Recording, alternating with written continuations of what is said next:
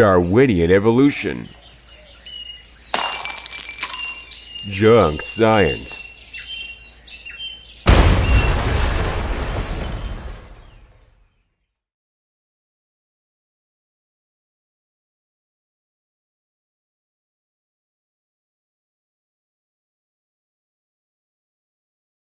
So what we're looking into is Darwinian evolution, or origin of the species.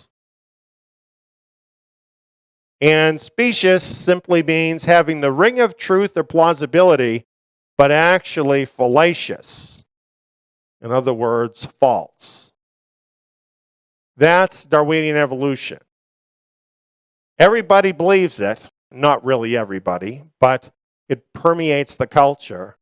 So people think it's true, but it really isn't. Well, as we look at this, we see that Charles Darwin wrote a book called Survival of the Fittest, and it was published in 1859. His theory, put forward in the book, he called natural selection. Sometimes it's called Survival of the Fittest.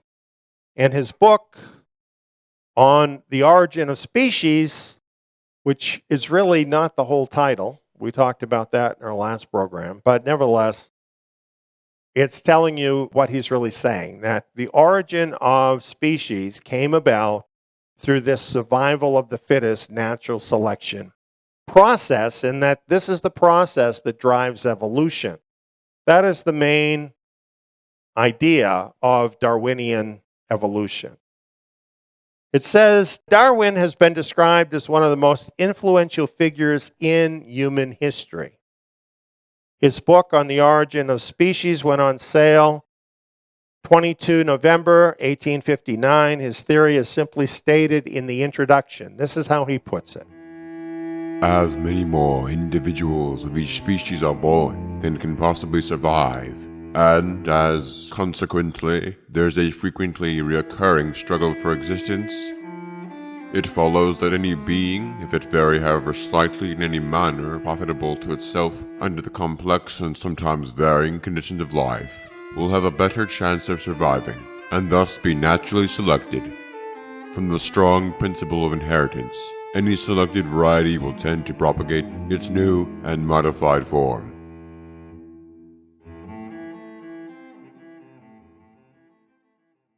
It doesn't sound that bad, does it? Actually, it was a radical teaching, because basically what it's saying is the thing that advances any species is competition and death. So instead of holding up life as the important thing, it's all about death.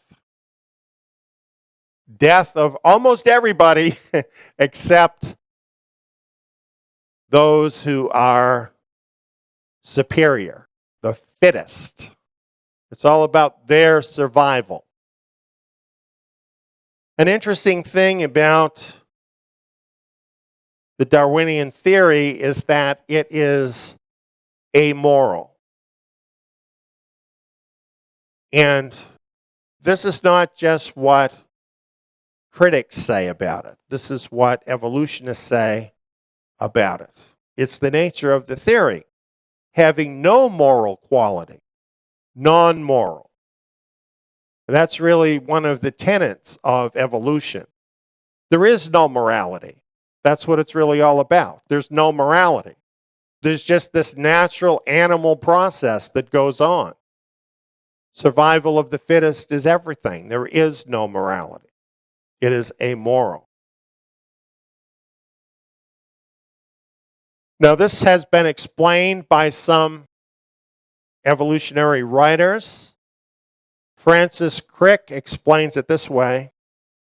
The astonishing hypothesis is that you, your joys, your sorrows, your memories, and your ambitions, your sense of personal identity and free will are in fact no more than the behavior of a vast assembly of nerve cells and their associated molecules. All of that you associate with being a person, being able to make choices, moral decisions. What this is telling you about that, all of that is an illusion and nothing more than a residue of animal instinct. You're just another kind of animal. That's all. And morality doesn't really exist. Michael Roos put it this way: there is no ultimate foundations for morality, just a biological illusion of objectivity. So, in other words, morals do not even exist according to the Darwinian thinking. Well, this has some implications. And we talked about discerning things according to spiritual principles. Well, if you're talking about origins, the place to look for those spiritual principles is in the book of Genesis. Let's compare what those principles tell us compared to what Darwinian evolution tells us. One of the first things you find in the book of Genesis is that an intelligent and loving creator, whom people call God, purposefully created the universe. Darwin says there is no God. Everything evolved through mindless, natural processes. That's how it got here. There's no purpose. It just happened all by chance. Well, here's another principle. The earth and everything on it was created for the use and blessing of man. This you find right in the first few chapters of Genesis. Darwinian evolution says the earth is here by chance with no direct connection to man's welfare. Well, here's another principle you find in Genesis. Man was created in the image of God. Darwin says man is an animal that evolved by natural selection.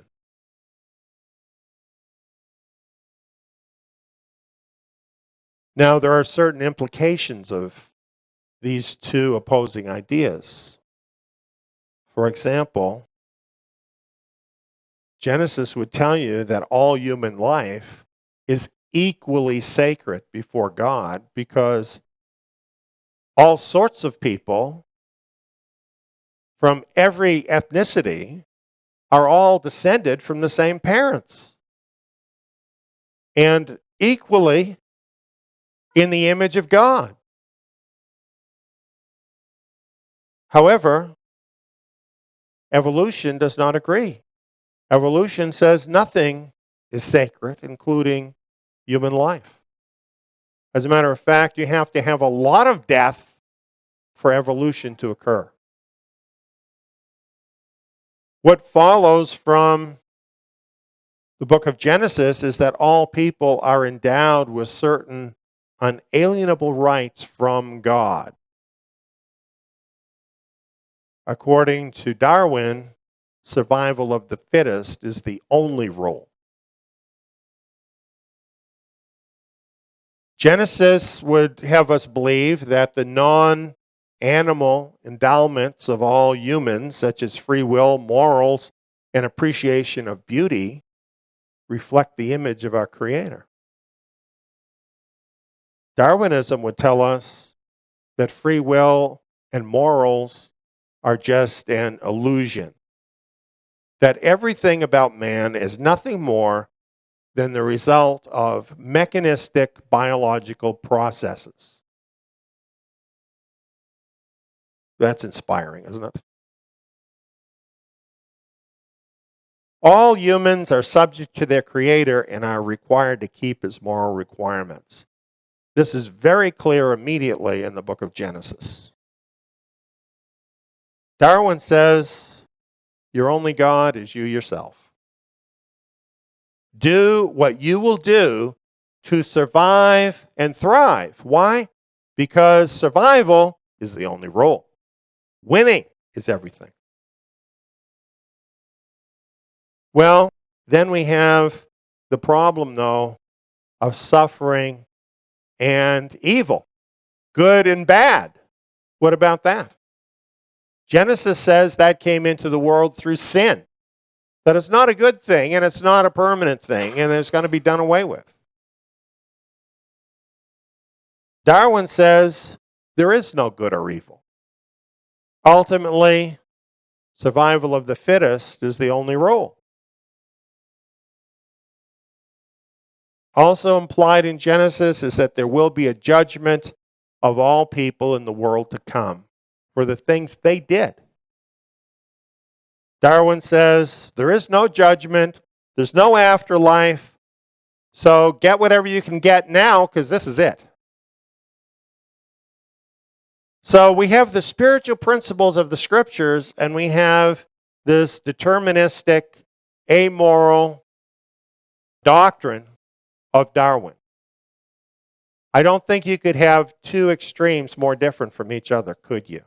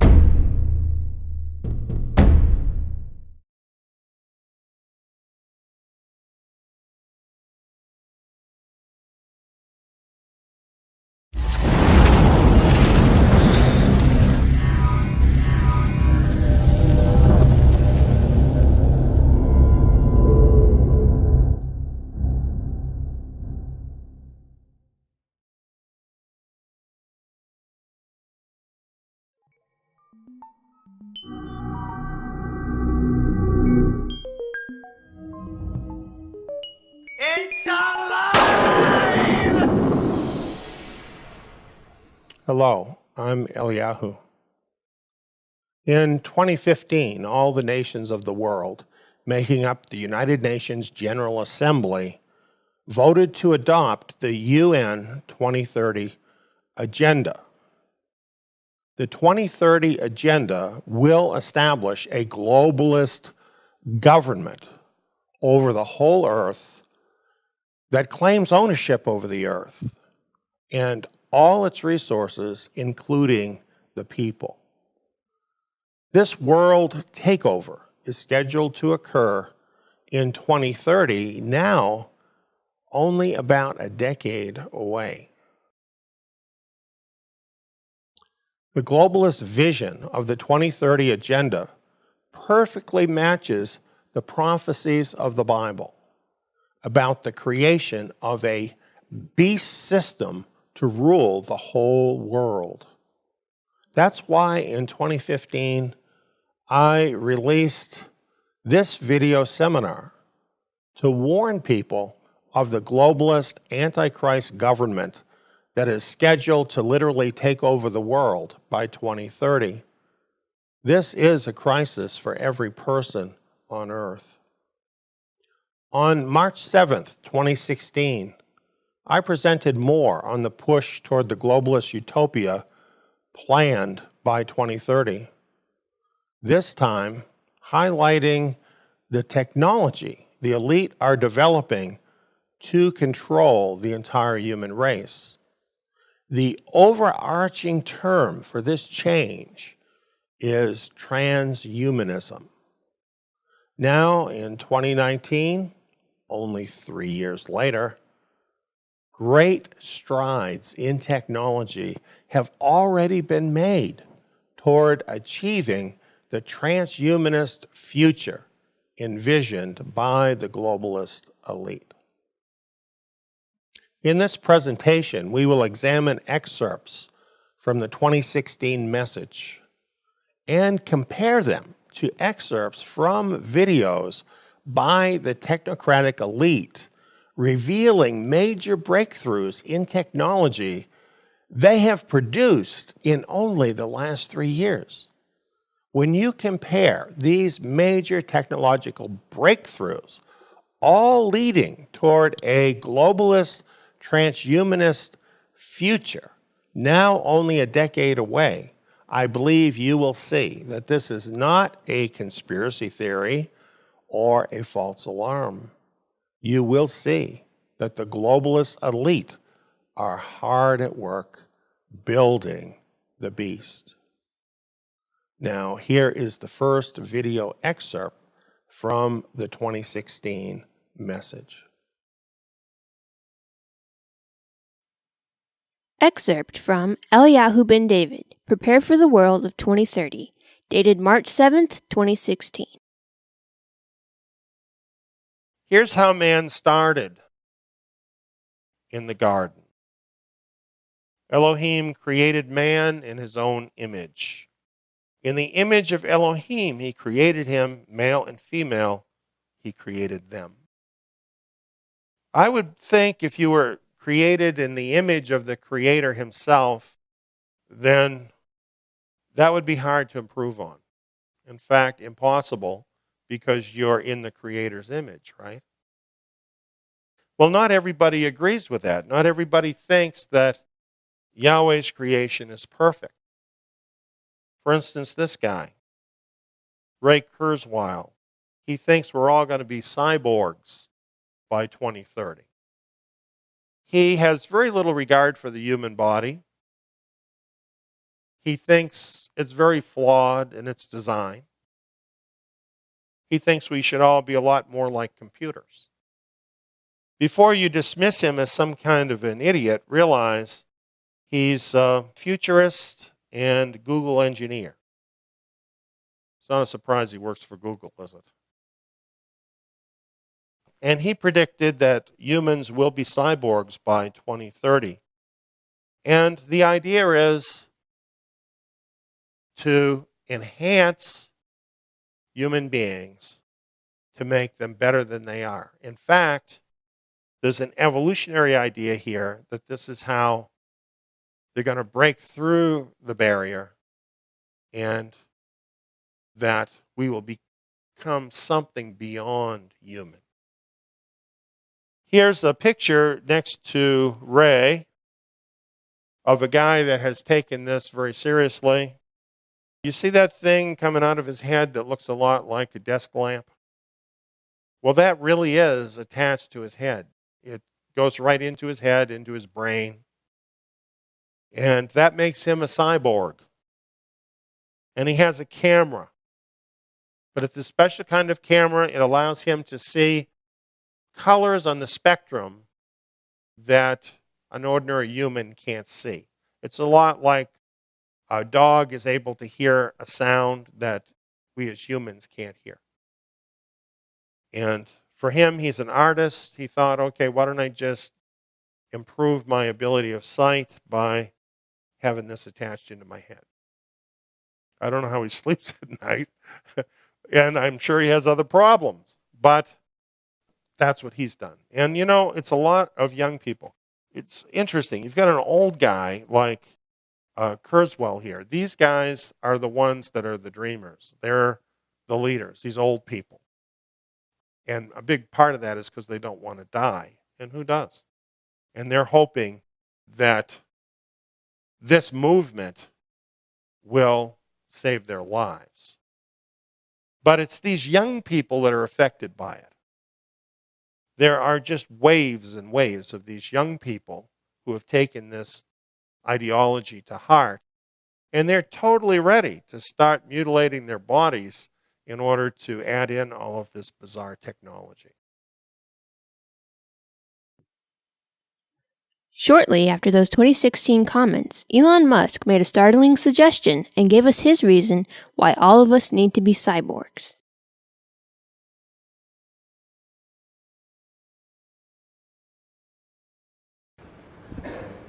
I think there's a lot of innovation happening in many different areas. The advancements in AI, I think, are quite quite astonishing. Okay, going back to the AI situation, this is quite important. If you assume any rate of advancement in AI, we will be left behind by a lot.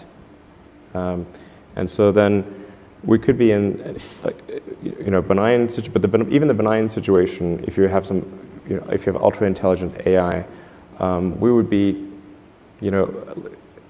so far below them in intelligence that it would be like, a pet, basically. Cat, that's what I was Like thinking. a pet. Like a cat. It'd be like a house cat. Yeah, it would be like the house cat. Right. It's not the end of the world, It's just Well, sort of pet. You've seen the movie, it could be. Yeah. It could be. The primitive forms of artificial intelligence we already have proved very useful. But I think the development of full artificial intelligence could spell the end of the human race. Once humans develop artificial intelligence, it would take off on its own and redesign itself at an ever-increasing rate. Humans, who are limited by slow biological evolution, couldn't compete and would be superseded. I mean, I don't love the idea of being a house cat. Okay. But that, So what's the solution?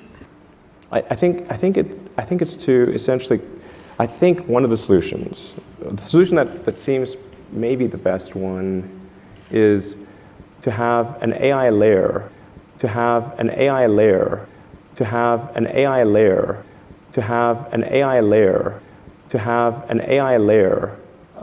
If you think of like you've got your limbic system, your cortex, and then a digital layer, sort of a third layer above the cortex, that could work well and symbiotically with you. I mean, just as your cortex works symbiotically with your limbic system, your sort of a third digital layer could work symbiotically with the rest. This is something that's surgically inserted or bred into the species, or what?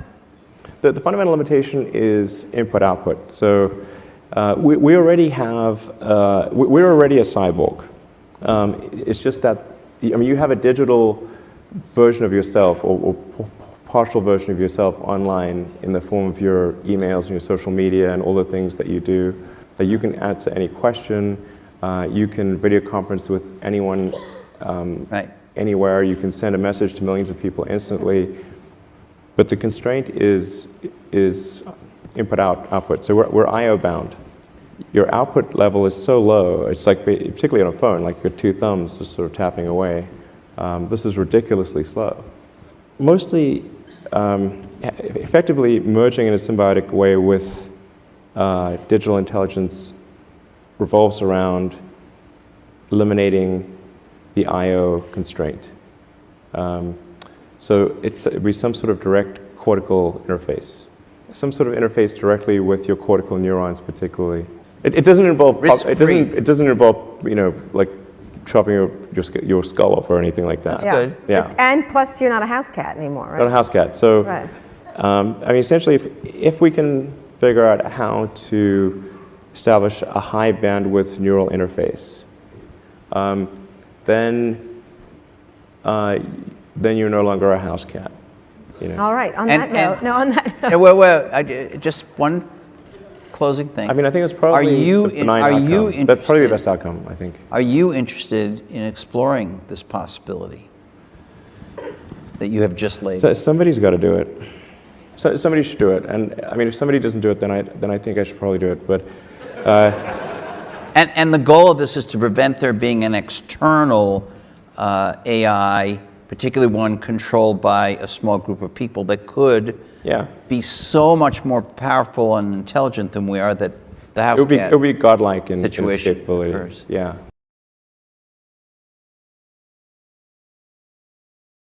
Now, fast forward from 2016 to July 2019.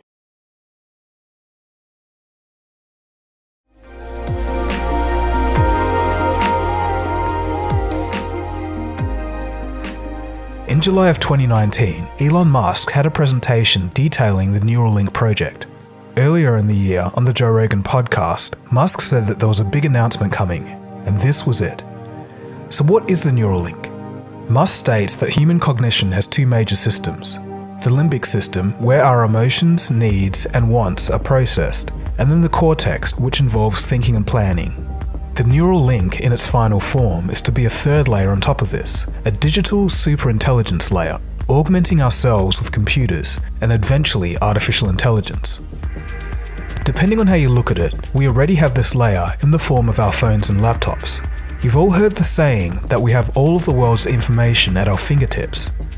The bottleneck in all of this is how we interface with that information. Fingers and speech are too slow and a very low bandwidth form of communication between us and our devices. A much faster way to get to this information would be directly. This is called the brain-machine interface, and the Neuralink is an effort to solve this problem. It's already been a massive multidisciplinary effort. It includes scientists, doctors, electrical engineers, surgeons, and more. So how does it work? So our brain consists of neurons firing all the time in response to electrical signals sent when we see, hear, move, talk, or think. Whenever a neuron fires from these electrical signals, a tiny electromagnetic field is present. Basically, Neuralink is going to tap into these tiny electric fields generated at synapse junctions in the brain. It's going to interpret this analog data as ones and zeros to be used in the digital world. The neuron pulses will be detected using tiny threads, about 1/10 the cross-section of a human hair, or about the size of a neuron. Each thread is to be installed with a robot, so it's not going to burst blood vessels or cause trauma. The needle for insertion is 24 microns in diameter, much smaller than the state-of-the-art in deep brain stimulation. Such surgeries had been done before for deep brain stimulation for Parkinson's sufferers, though these traditional methods have a 1 in 100 chance of causing a severe brain hemorrhage. A smaller footprint should make things much safer. The state-of-the-art for Parkinson's deep brain stimulation has around 10 electrodes. The Neuralink contains thousands of electrodes. These electrodes need to be less than 60 microns away to detect a firing neuron and serve as the interface that reads data from the brain and sends data to the brain. The processor for making all of this work is something called the N1 chip. The N1 chip reads analog brain signals, amplifies them, digitizes them, processes them, and then sends it out to a pod device behind the ear.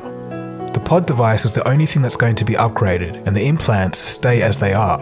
Remove the pod and everything shuts off. The N1 chip is 4 by 5 millimeters, low power, and has built-in hardware for processing brain signals. It can read 20,000 brain samples per second. So these are real raw signals coming from a neural link hooked up to a brain. What the scientists are looking for are spikes in voltage when a neuron fires. This is the fundamental element of communication within the brain. An algorithm can detect these spikes in real time, decode them, and make sense of the vast amounts of data coming in. The system can not only read data from the brain, but also write data. To do this, a signal is run through an electrode near a neuron, causing that neuron to fire. The information inputted into the brain doesn't have to be perfect because of neuroplasticity. This means the brain learns how to use the new information. The original plan for the Neuralink is to connect 4 N1 chips with thousands of electrodes coming from each chip. Signals will be sent via Bluetooth to the pod device behind the ear, and it will be controlled by a phone. The first goal is to get patients to be able to control a mobile device, a phone, mouse, or computer keyboard. The Neuralink will show up as a regular Bluetooth keyboard or mouse. The first application for the Neuralink is to tap into the primary motor cortex, the part of the brain that sends signals down to the spinal cord and onto the muscles to drive movement. It will start with simple things like a mouse and keyboard, but could also be used to read signals from all movement, even speech. And finally, it could be used to restore movement of someone's own body. The materials science team wants to use materials with properties that would make the brain not only accept the Neuralink, but think that it's part of itself. It's fairly controversial, but early tests on monkeys have been successful. We wish that we didn't have to work with animals, right? That we just wish that wasn't like a step in the process. And we try to be very careful and thoughtful about it and do it as efficiently as possible. Because we believe that the benefit to humanity is in the end, like the benefits outweigh the negatives. Yeah, I mean, but we have made monkey has been able to control the computer with its brain. Just, FYI. I didn't realize we were running that result today, but there it goes. Human patient trials are set to start by the end of 2020. The target patient will be a quadriplegic due to a spinal cord injury. The main hurdle so far has been FDA approval for implantable devices.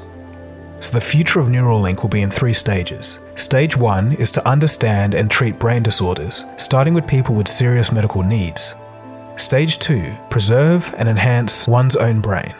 Stage 3, full brain-machine interfaces.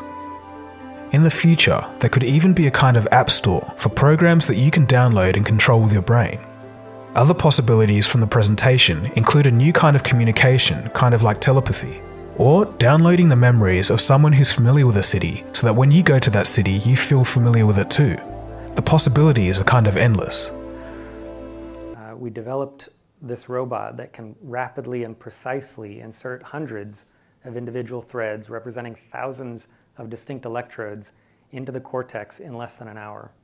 This tool allows a surgeon to aim between the blood vessels that cover the surface of the brain with micron scale precision. Here the robot is selecting individual electrode threads and placing them into the brain in the pre-planned location with remarkable accuracy and repeatability. When you think of traditional neurosurgery, you probably think of something very invasive. Traditional surgery on the brain isn't something that patients ever look forward to or are excited about, except in the most dire circumstances.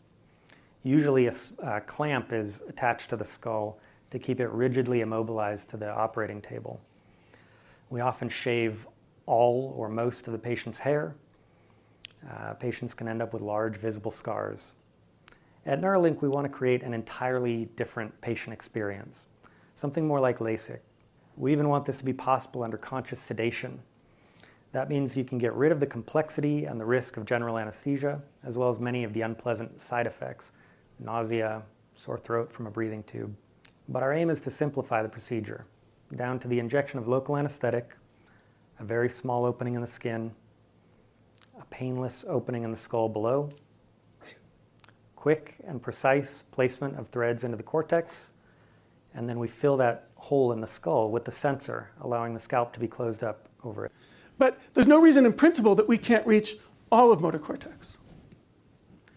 And that would give us access to any movement that a person thinks about, any movement at all. A person could imagine running or dancing or even kung fu, and we would be able to decode that signal. What Neuralink wants to do to get better access to that information, both to repair broken brain circuits and also to ultimately give us better access to better connections to the world, to each other, and to ourselves. Thank you.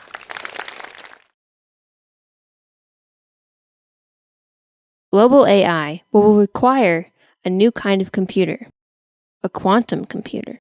Jordy Rose is the founder of D-Wave, makers of the world's first commercially available quantum computer. Here, he explains the connection between AI and quantum computing. Jordy, I don't understand much about quantum computing except that it's supposed to be the next big thing in power and in speed, and that you are the only company in the world now actually making one. These are really big deals. They come in at about $15 or $20 million a piece. Something like that. And have been bought by major American research and corporations. That's right, correct. All right, Jordy. Thank you. Bye, everybody. So quantum computing is a very technical subject, and I'm not going to talk a lot about the specific details, of which I'm glad. Sure you're glad. There are literally tens of thousands of some of the brightest people in the world today trying to build these machines and understand them. And I'm going to tell you why. In my last 15 years of working on this type of stuff, I found that scientists divide up into two categories of zealots about this field. The first half are people who are absolutely entranced by the physics of these things. This quote is from a respectable scientist, in fact, one of the founders of this field, that may look a little strange to you who don't follow theoretical physics, but there is a very clear prediction that our most successful theory of nature makes, and that is that there are an enormous number, mind-bogglingly large number, of parallel realities. But science has reached the point now where we can build machines that exploit those other worlds. And quantum computers are perhaps the most exciting of all of these that we have within, or almost within our grasp right now. So people from a physics background love this. There's another type of person who tends to come from the computer science side that's like, yeah, okay, that's all great. But there's a different thing going on here, which is just as exciting, if not more, and that these machines that supposedly can do this wild stuff, let's forget about how they work, if you could build one, could solve problems that you could never, ever solve with any computer of the sort that we built. If you took every single atom of silicon in the world and made the most sophisticated conventional Intel-style processor that you could build, there are problems we know of that I could write down on a sheet of paper that you could never, ever, ever solve with that thing, that you could with this kind of machine. So that's very exciting. So you may think, well, this is all fine and dandy, but aren't these things in the realm of theory and speculation kind of in the same regime as other futuristic things you may have heard of which may be allowed by the laws of physics but aren't here yet? That's not true. There are, in fact, many of these machines deployed now in openly available research centers following the model that was used to introduce supercomputers to the world. They're not terrifically powerful yet, but they're doing something completely different than what your computer does. And that thing is like flight. It gives these computers access to these new resources, maybe you could call them parallel universes, in order to do something that you couldn't otherwise do. And that's not the only one. In fact, the one I'm going to come back to and talk to in the context of the story that I'm wrapping this in was recently installed at NASA. And Google was the primary interested party that pulled this whole thing together. And this one is really exciting to me because what they're going to do is apply this machine to an area that I think is fundamentally important. It's a crux of our future as humans, and that's, can we build machines like us? So building machines like us might be possible. I certainly believe it is. I might be wrong. But what I do know is that the types of approaches that people are taking now to build intelligent machines benefit immensely from what this machine that we've built does best. So what this center is about is applying this beautiful new computational idea in the service of trying to make intelligent machines. Now, I can't think of anything personally any cooler than trying to use quantum computers to build intelligent machines, so this is very exciting to me. Steve Jurvetson has been a longtime friend and investor in the company, and for those of you who don't know him, he's a Silicon Valley investor who's probably the smartest VC that I know of, and certainly the one that's the most attuned to technological trends. He's on the board of SpaceX, Tesla, Synthetic Genomics, which is Craig Venter's company, is trying to build artificial life, and D-Wave, and that's it.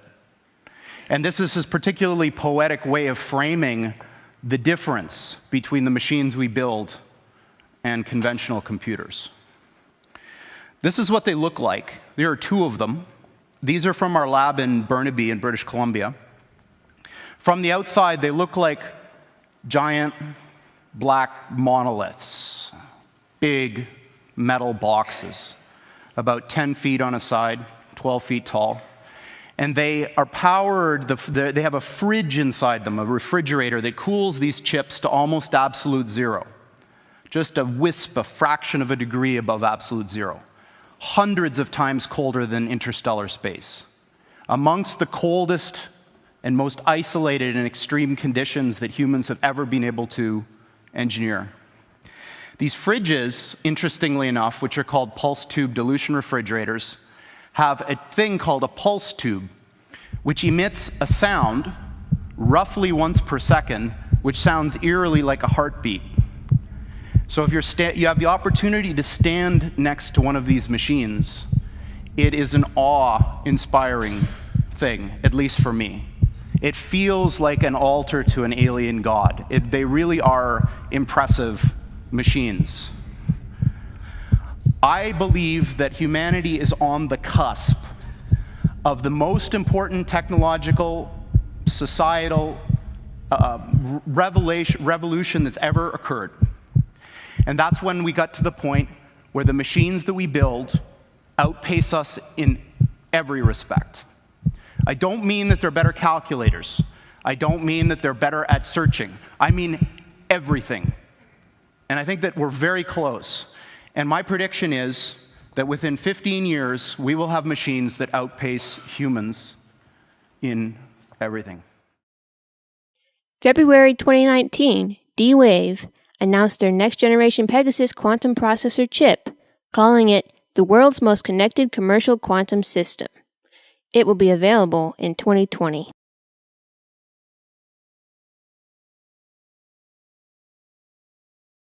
Now, another excerpt from Eliyahu Ben David, Prepare for the World of 2030, dated March 7, 2016.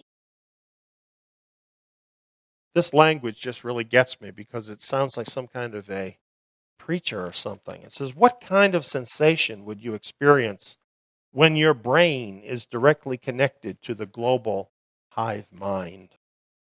Sublime amplification, cognitive ecstasy, and new horizons of perception, expanded consciousness, and the end of suffering from our human condition. We're rapidly approaching a pivotal moment in our history, as many scientists call singularity, transcendence, or omega point, when we may become so much more. And one version of it, singular planetary consciousness. So this is their idea, I think, of heaven. A singular planetary consciousness. Global hive mind? Surely that is not possible with over 3 billion people having no internet access. That problem is being solved by, you guessed it, 2030. On the 24th of May, SpaceX launched a Falcon 9 rocket filled with 60 satellites into space. This marked the beginning of their ambitious new project called Starlink, which aims to provide high-quality broadband internet to the most isolated parts of the planet, while also providing low-latency connectivity to already well-connected cities. SpaceX aimed to make their broadband as accessible as possible, claiming that anyone will be able to connect to their network if they buy the pizza box-sized antenna, which SpaceX is developing themselves. This launch of 60 satellites was just the first of many. SpaceX has 12,000 satellites planned for launch over the next decade, dramatically increasing the total amount of spacecraft around Earth's orbit. This will cost SpaceX billions of dollars, so they must have a good reason for doing so. Elon Musk is working to revolutionize the internet by building a global communication system that will blanket the world in Wi-Fi. He plans to send a mega constellation of nearly 12,000 satellites into outer space, which will orbit above Earth and provide internet connectivity to the surface below. You could be in a jungle in South America, and if you had just an internet link somehow, you'd have access to all of humanity's information. So it would actually effectively create a superorganism, effectively effectively create a superorganism. While satellite internet has been around for a while, the ones currently sitting in space are 22,000 miles high over the equator, and with a distance that long, it has meant connectivity for us Earthlings are unreliable and slow. And I thought the internet would be something that would dramatically affect the future of humanity. It would be like acquiring a nervous system, like acquiring a nervous system, like acquiring a nervous system. And whereas previously communication would have to occur almost by osmosis. And if Musk manages to meet his goal, the new initiative could give the world internet speeds that are around 40 times faster than what we're experiencing now, and it won't matter whether you're in the middle of a city or deep in the Amazon jungle. But with all this potential for a faster way for the world to communicate, it's perhaps no wonder that the competition from rival companies is heating up. SpaceX has so far managed to keep Starlink's technology from its research and development to serious mass production under wraps. But the Federal Communications Commission, or the FCC, has also approved requests from the likes of OneWeb, Telesat and Amazon to establish big satellite internet constellations of their own. Just about half the world has limited to no communications at all. And OneWeb is designed, it's a big project, but OneWeb is designed to bring internet access right to the places in the most rural of environments. High-speed internet access, 50 megabits per second, 30 milliseconds latency. So it's identical to a cable modem without being constrained to having to live in the city. It's not known yet just how much it will cost people to use the Starlink network. But Musk has previously said it's likely to be a relatively cheap way for 3 billion people who don't already have internet access to get online. The global elite are pulling out all the stops to make all of this happen in time for the 2030 agenda. But why? What do they have to gain from making all humanity into a global hive mind? No, this alien's not rocketing through space. It will be born right here on Earth, a sentient AI that will emerge in a research lab at Google or Facebook or a top university. How do I know it will emerge? I know because I have billions of neurons in my head. And I know that research labs are spending billions of dollars creating artificial brains composed of billions of artificial neurons. Mother Nature has already proven that this approach works. It will happen. An alien will arrive, and it will be smarter than us. And when that happens, it'll be our next big evolutionary pressure point, one that again requires us to get smarter, much smarter, or lose our position as the top intelligence in our environment. I know there are those who say we just need to be careful, and we can prevent this alien from ever hatching in a lab. There are others who say we just need to put controls in place to be sure that this alien is helpful and friendly, eager to do our bidding. But honestly, we humans have a pretty bad track record for containing dangerous technologies. So what do we do? Personally, I've been worried about this problem for 25 years, ever since I took my very first course on artificial neural networks back in grad school. And for a long time, I didn't think there was a solution. It turns out the answer goes all the way back to the birds and the bees, and fish and ants. All of these creatures have evolved methods of amplifying their intelligence by thinking together in systems. It's why birds flock, and fish school, and bees swarm. They're smarter together than alone. No, I'm not talking about crowdsourcing like we humans do by taking votes and polls and surveys. I'm talking about forming systems, real-time systems, with feedback loops so deeply interconnected that a new intelligence forms, an emergent intelligence with its own personality and intellect. I'm talking about forming a hive mind, which is why I asked myself a big question. Why can't we humans amplify our intelligence now? If birds and bees and fish can form a brain of brains, why can't people do it? That's what I wanted to know. So a few years ago, I founded a unique artificial intelligence company called Unanimous AI. We build hive minds. So let me show you what we've been up to. This is a natural swarm. And over the last few years, we've been modeling how swarms like this amplify the intelligence of groups. And we've been using those models to create the algorithms and interfaces to allow humans to form similar swarms online. This is a human swarm. It's about 100 people all working together to move that glass puck. Each of the little magnets you see is controlled by a person logged in from somewhere around the world. By moving their magnets, they're varying their opinions in real time, pushing and pulling on the system in much the same way that honeybees do by waggle dancing. So how can a swarm like this answer questions? Let me give you some examples. Last year, CBS Interactive challenged us to predict the Kentucky Derby. And not just the winner, the first 4 horses in order. In horse racing, that's called the superfecta, and last year it went off at 540 to 1 odds. Now, we didn't know anything about horse racing. We had never done anything like this before, but we were game, so we formed a swarm of 20 horse racing enthusiasts. Not experts, just enthusiasts, and we had them think together as a system to predict the winners of the race. So here's a swarm predicting the first place finisher, Nyquist. We did the same thing for second place, third place, fourth place, and then the reporter wrote a story and published the results. She even went to the Kentucky Derby, placed a bet on the superfecta, and tweeted out her ticket, which put some pressure on us. So how did we do? We nailed it. And anybody who had placed a $20 bet, thank you.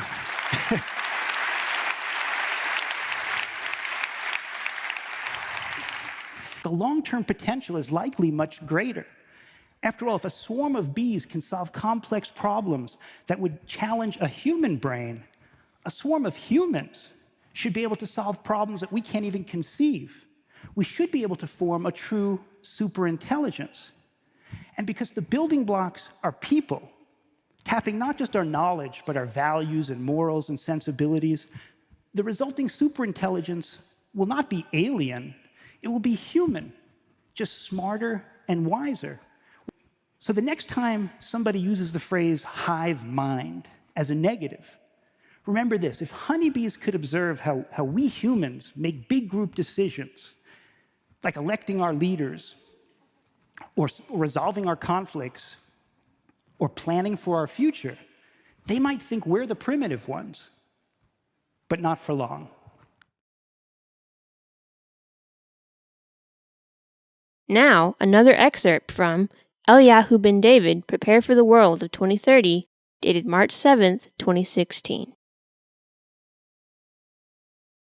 This reminds me of Revelation 14:11. They have no rest day and night, those who worship the beast in his image, and whoever receives the mark of his name. We've talked about the mark as being involved with the commercial system in the one world government. And indeed it is, the scriptures tell us that. But what if it's more than that? What if receiving the mark is actually an irreversible entry point into the singularity? In other words, you receive the mark so that you can become one of them. And then your mind becomes part of the global hive mind of the beast. We're rapidly approaching that pivotal moment, it tells us.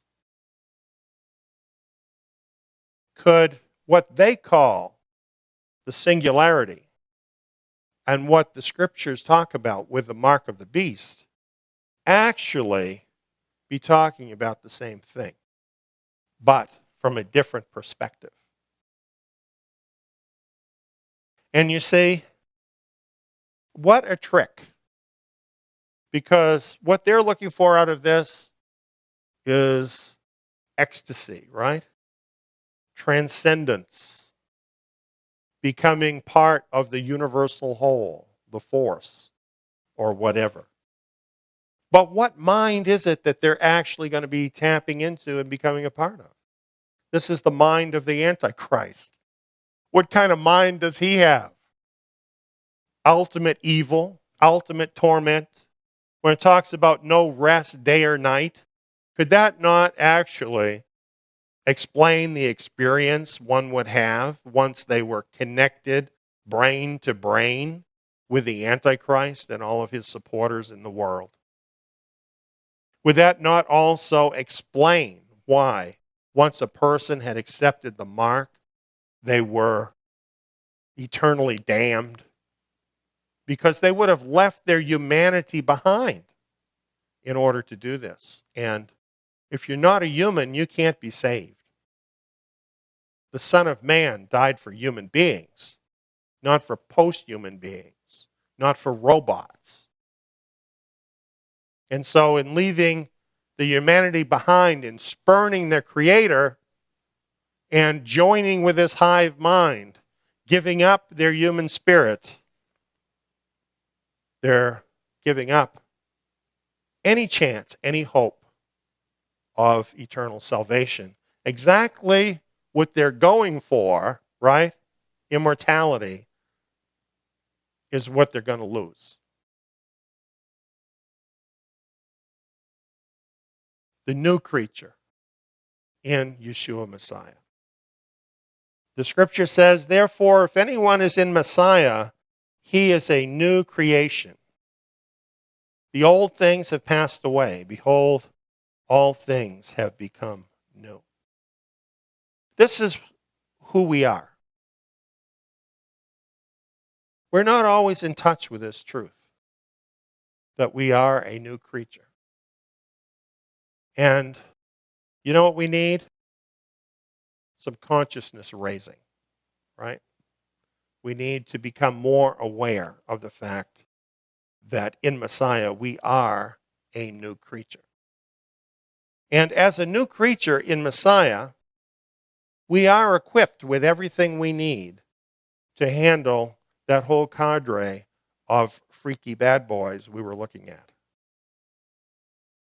It says here in Revelation, the beast and his hordes will war against the Lamb, and the Lamb will overcome them, for he is Lord of lords and King of kings.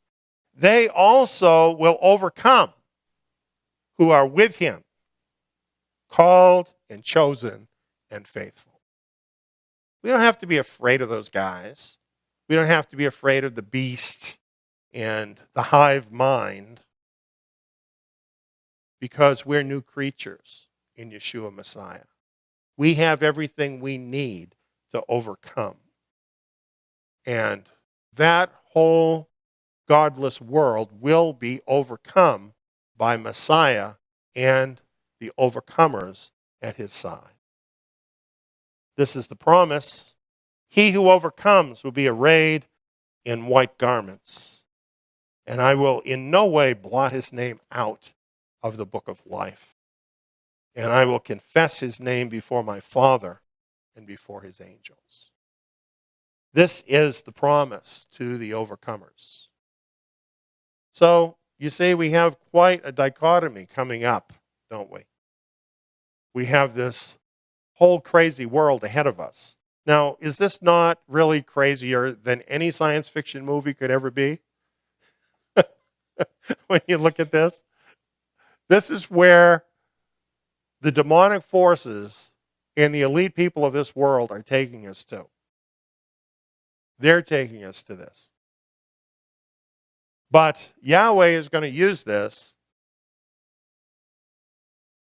to glorify himself, to exercise justice against evil, and to save the righteous. And to save the earth from these people.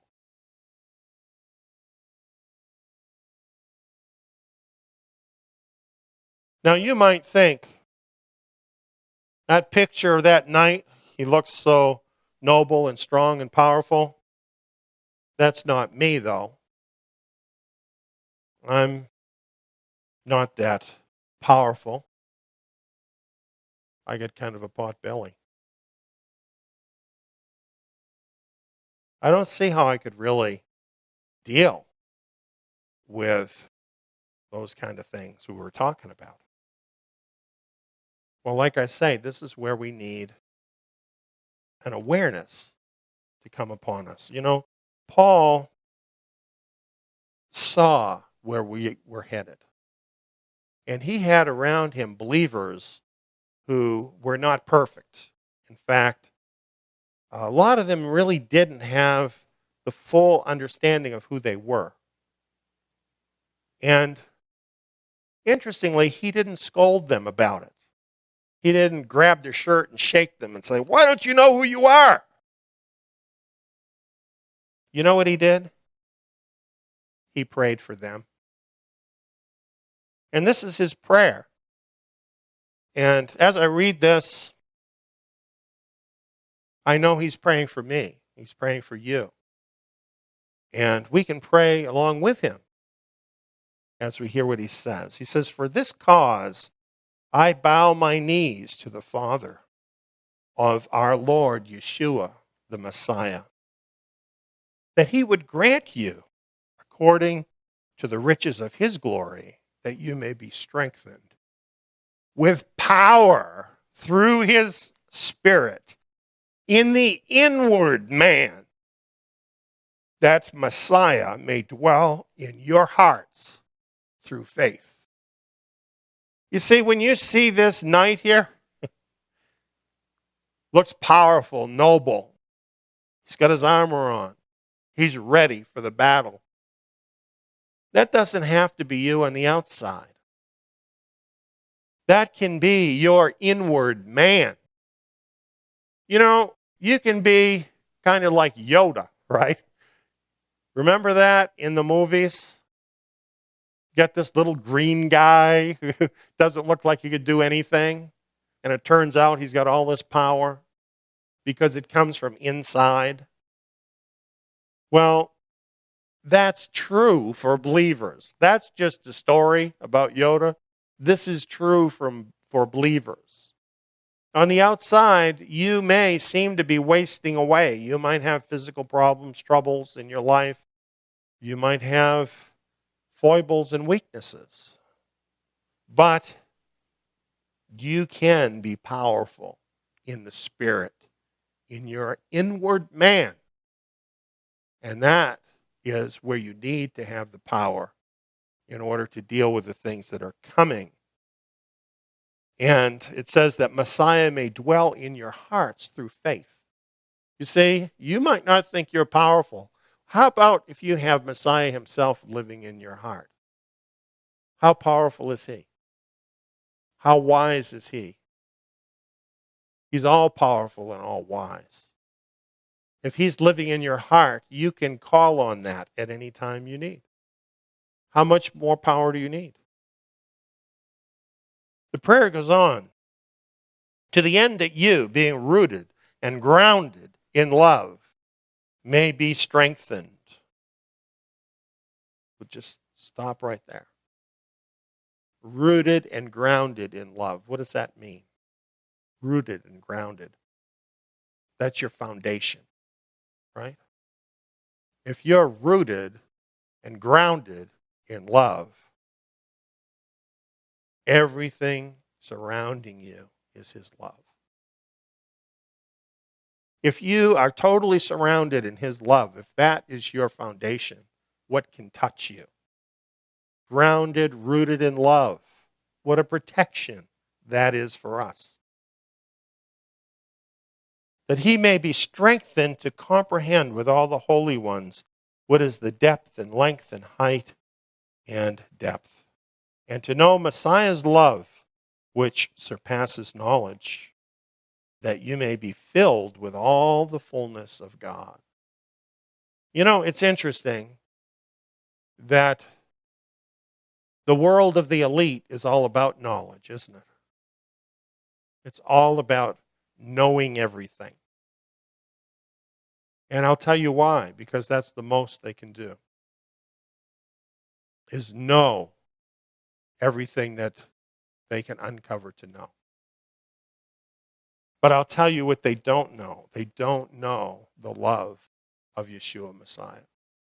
Because you can't know that as data, right? To know the love of Messiah, this is a love that surpasses knowledge. It's on a whole higher plane than knowledge. No post-human is ever going to know anything about the love of Messiah.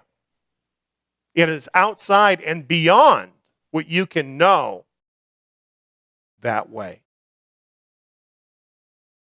You can have that right now. You can walk in that. You can live in that love right now because you've got that love. All you need to do is trust it, right? Trust Him.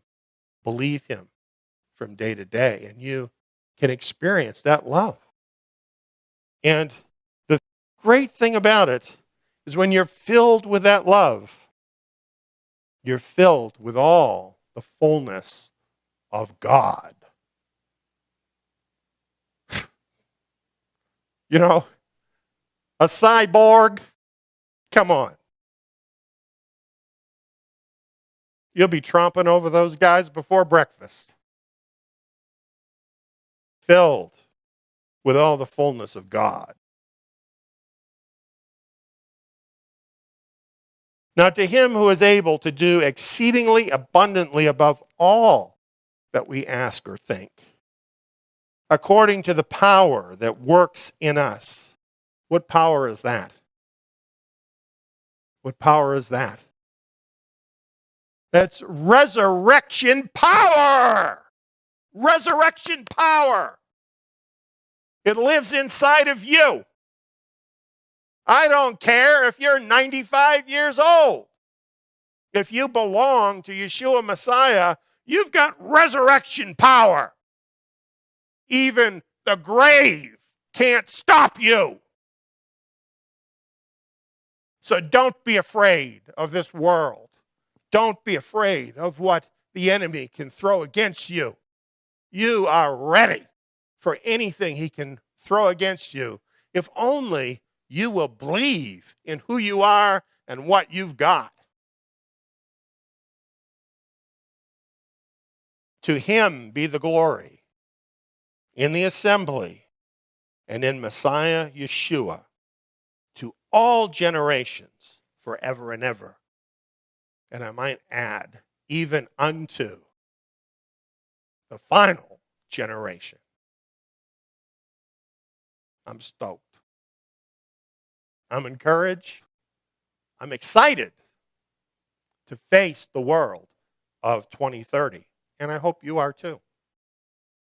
Hello, this is Judah. Eliyahu, my dad, and I worked on this presentation together. The day after the excerpt from March 7th, 2016 message you just heard, the speaker died. That next day, the speaker, Eliyahu ben David, suffered a widowmaker heart attack and died on the table in the hospital under the care of a state-of-the-art cardiac team. Eliyahu's blood was literally congealing in his veins. The lead doctor of the cardiac team later said it was beyond his expertise and the latest technology to revive Eliyahu, saying he could not take credit for the amazing recovery from death. Eliyahu says that's where the resurrection life within him kicked in, bringing him back to life again. He says this proves everything he had said the day before about the power of the new creation and resurrection life in Messiah that you have just heard. 1 week later, Eliyahu was recorded on video explaining his amazing experience. You can find the video report at tsiyon.org, tsiyon.org.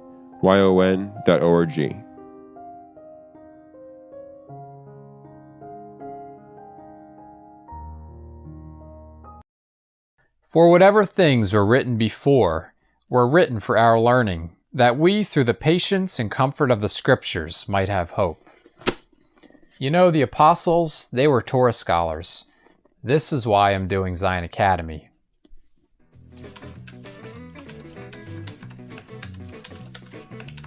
The lessons include 2-hour audio programs and quiz modules. All the lessons in the Torah can be applied to us today. Not to mention, they open up the renewed covenant scriptures in a whole new level, much like the apostles had understanding of the Torah. Plus, I can do the courses in my own time, at my own pace with no prerequisites, and at a very low cost. I can do them here. Or here. Tsiyon Academy students are provided with study materials, the Tsiyon Messianic Scriptures, in-depth verse-by-verse programs, and quizzes with your final grade and a certificate at the end of the course. Tsiyon Academy also offers assignments for students who would like to opt in to take part in the Tsiyon Tabernacle live Shabbat meetings. Become immersed in the Torah, Find out how you can become a Tsiyon Academy student at tsiyon.org.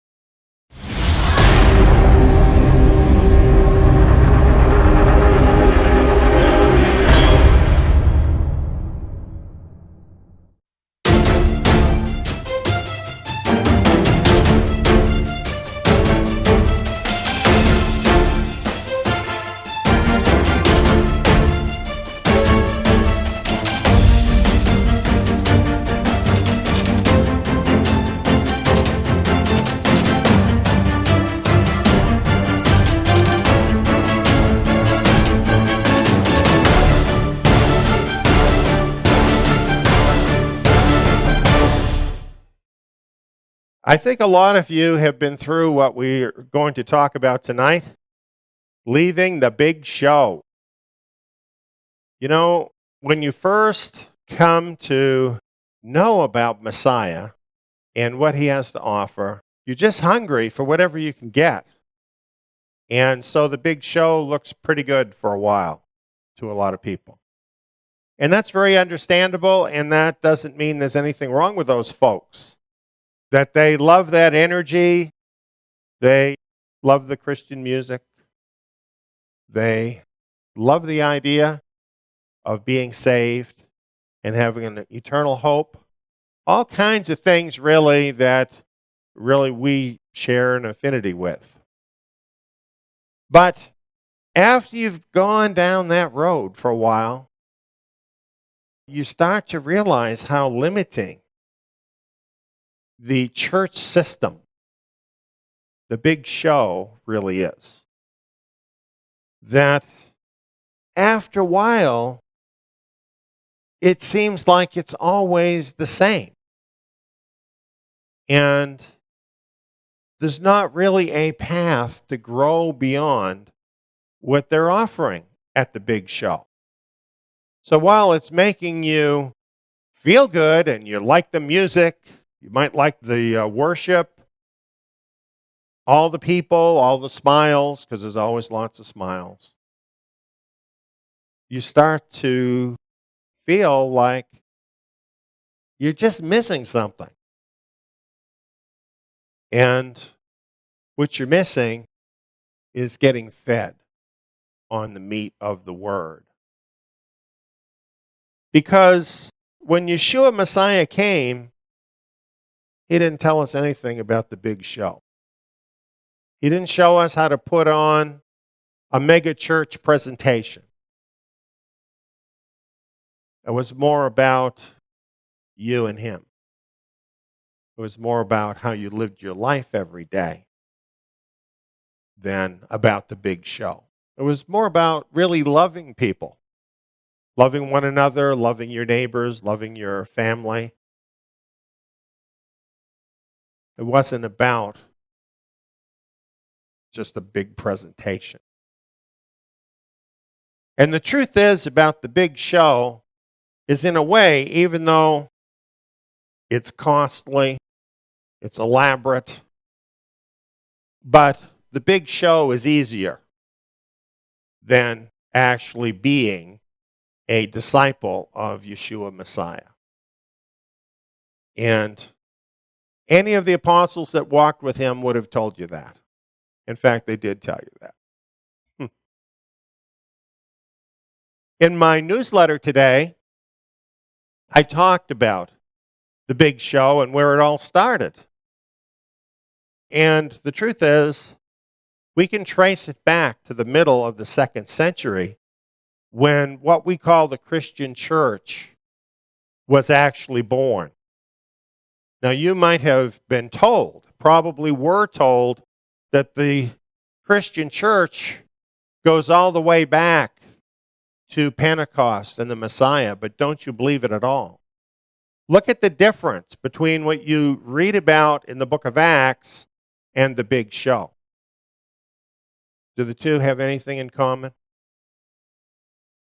This didn't originate with Messiah. It originated in the next century when some Gentiles who were deep into Greek and Roman philosophy thought that there was something they could take out of this message and put it together with the philosophies they had and make something really big out of it.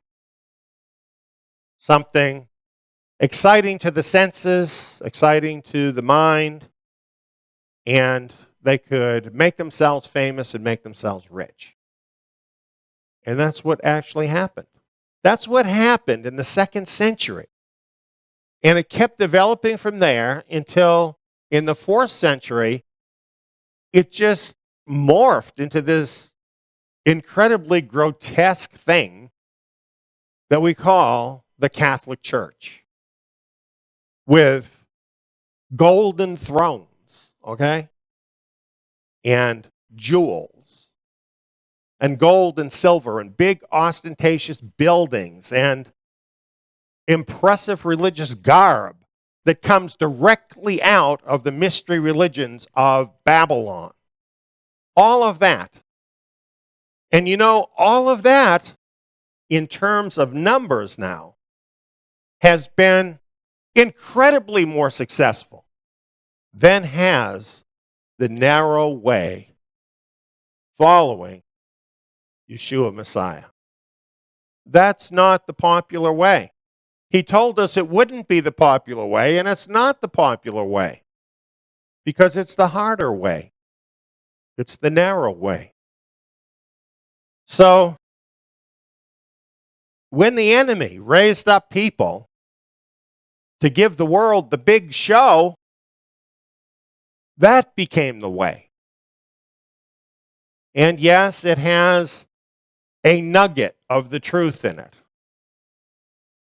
It refers back to the scriptures. It refers to salvation in Messiah. There's a lot of things in it that are in common with the truth of Scripture. But the problem is there's a lot of things in it that are directly out of paganism, or if not paganism, then out of this desire of the flesh to satisfy the emotions and the mind while really not feeding the spirit. So, this is why I call it the big show. Because you got the big show, but you have very little reality. And we really could come down through time, and I could point out through history people who had the same experience that so many of us have had, where we were part of that religious system, and after a while it just didn't feel right, it didn't feel fulfilling, and we left the big show. And we were in the wilderness, and we were finding our way until we found something that was more authentic. Maybe whatever you found was not totally authentic, but it was better than what you had. And you kept going, looking for the truth, seeking after the fullness of what Messiah has to offer.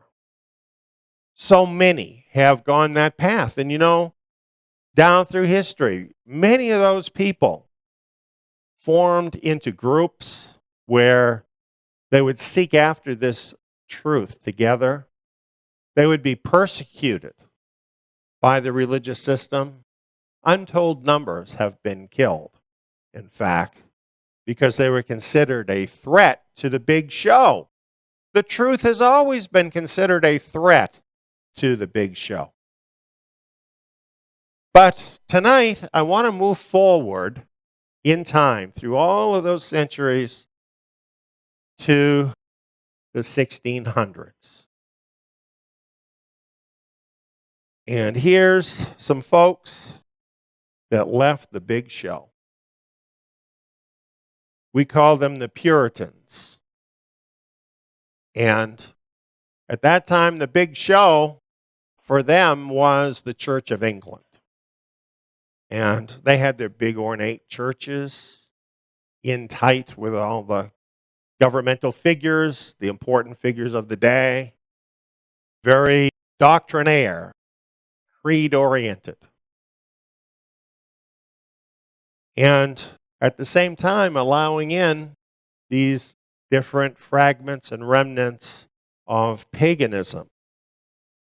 Well, there were some people within that system having now the Word of God itself in their own language. They delved deeply into that Word, and they found so much that was different than the church. So much. And they realized, for example, they needed to keep the commandments in the Scriptures. They saw that for themselves when they read the Word. And they strove to apply that in their life, to keep those commandments in their life, the best that they could understand at the time. And they withdrew from the big church. It wasn't feeding them. It was doing a lot of things that they could see in Scripture were not correct. And so they would gather together in small groups to study the Scriptures. And the Spirit of God would be there, and it changed them. And it changed their lives. And it made them feel like they personally wanted to be disciples of the Son of God. But they were chased down, they were stifled, they were persecuted, and all they wanted was a place where they could worship in peace and serve Messiah in peace. So that's how eventually they ended up on the Mayflower, headed for the New World that was across the ocean. 1620. The Mayflower landed in Plymouth, today Plymouth, Massachusetts. And they thought they were essentially establishing a new Israel. In fact, they saw themselves as Israelites, and why wouldn't they? They were keeping the covenant. At the same time, of course, that they followed Israel's Messiah. They had left the big show. Now, if you think about this and the enormity of what these believers did, it's truly an impressive thing. Because, you know, it's not like buying an airplane ticket and going from airport to airport or something, what they did. They went to an unknown wilderness, ready to carve out a new life there from the ground up. An amazing thing, amazing courage of these men and women, and amazing faith. And truly, this must have a place in the plan of Yahweh, what they did. And they had a strong sense of that. And they had a strong sense that they were representing His name. Well, they weren't the only ones that came to the New World. There were some of the other kind of people that came too after a while. And nevertheless, there was a preponderance of people of faith that came to settle the New World, and a lot of them were these Puritans. And I have to tell you, I identify closely with these people because I went through the same process they went through. I came out of false religion. I wanted to follow after Messiah. I was willing to take the persecution of others in order for that to happen, and I still am, because He is worth all of that and I'm still seeking after his kingdom. And that's what they were doing. So I identify closely with them, but I also know about that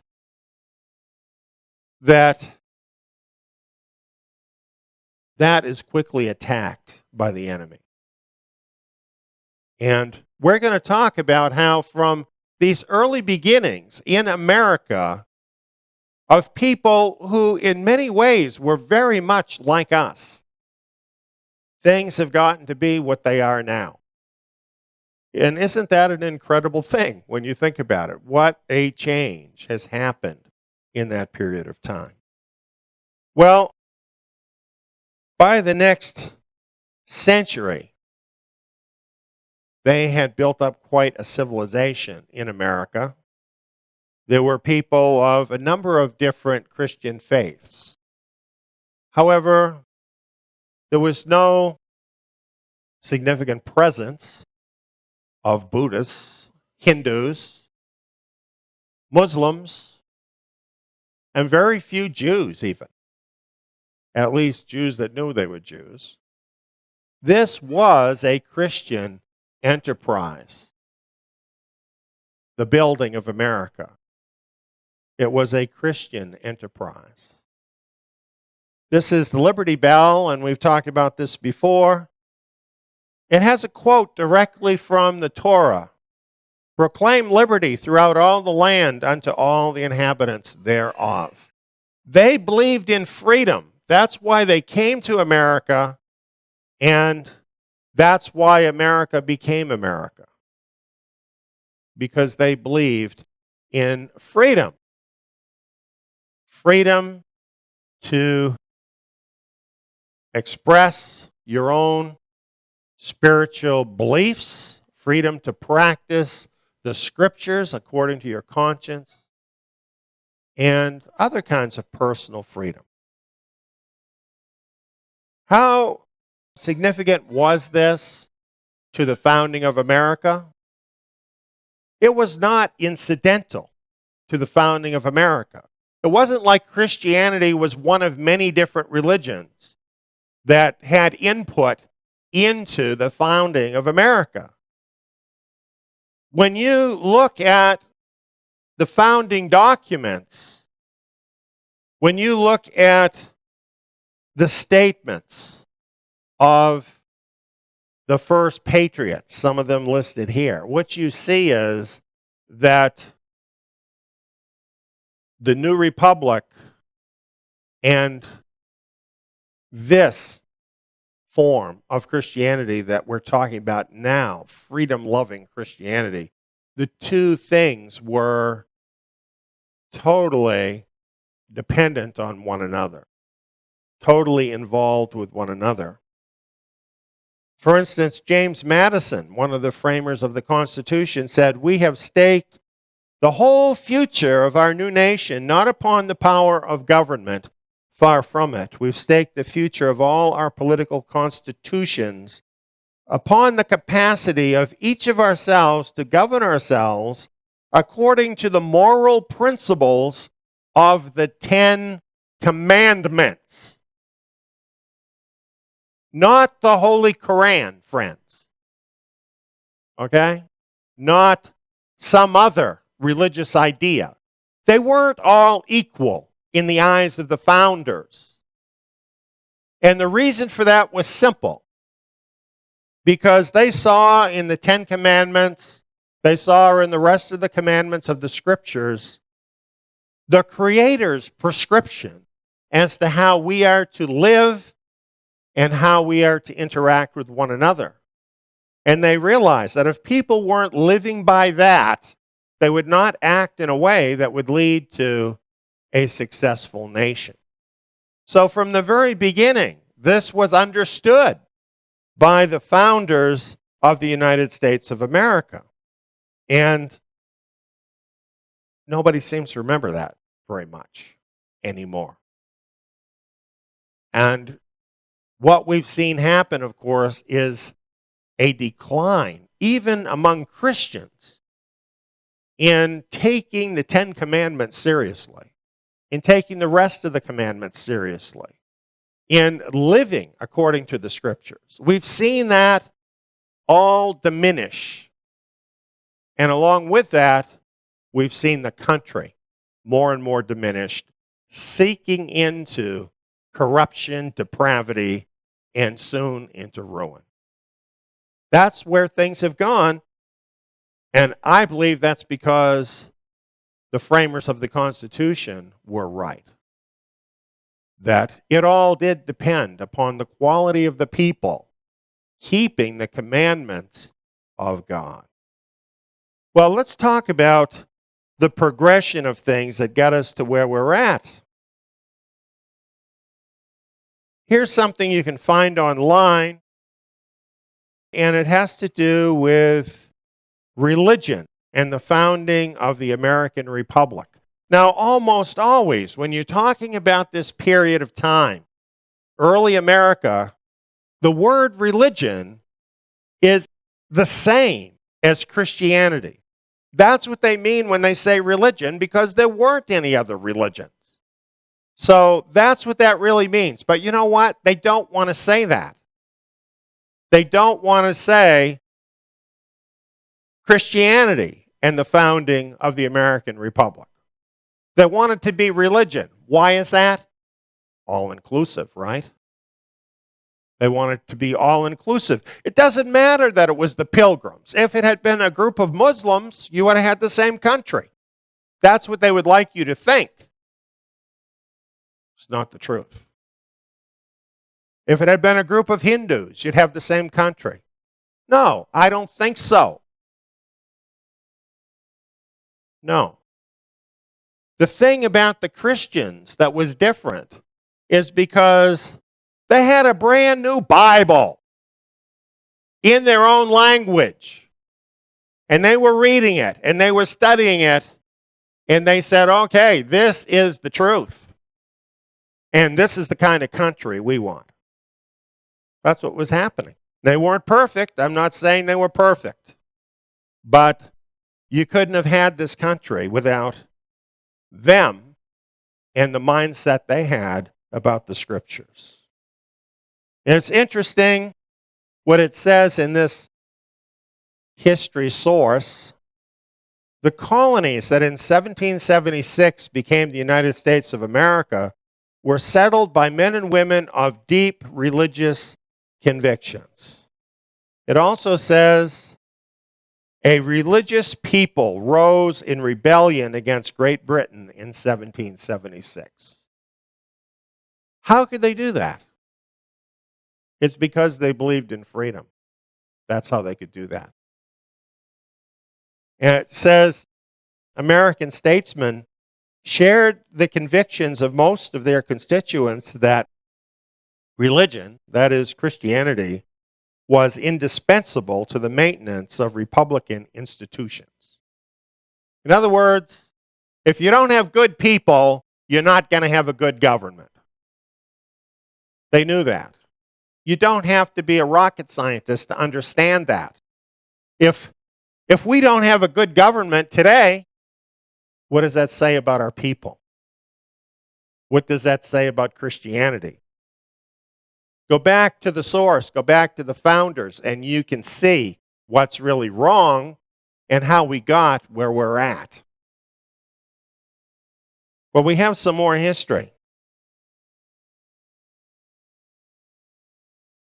This is now after the 1700s, going into the 1800s. During this period, religion was already like an ever-present thing in the 1700s, okay? They say that in the 1800s, it was in the ascension. It was a rising vitality in the country. And it's because one of the reasons was there was what's called the Great Awakening. And this was a huge movement of the Holy Spirit throughout America, throughout all of the Christian countries of Europe, where people were getting saved and people were coming to the Son of God, and it was really literally changing the world. As a matter of fact, this is what actually put the end to slavery, was the Great Awakening.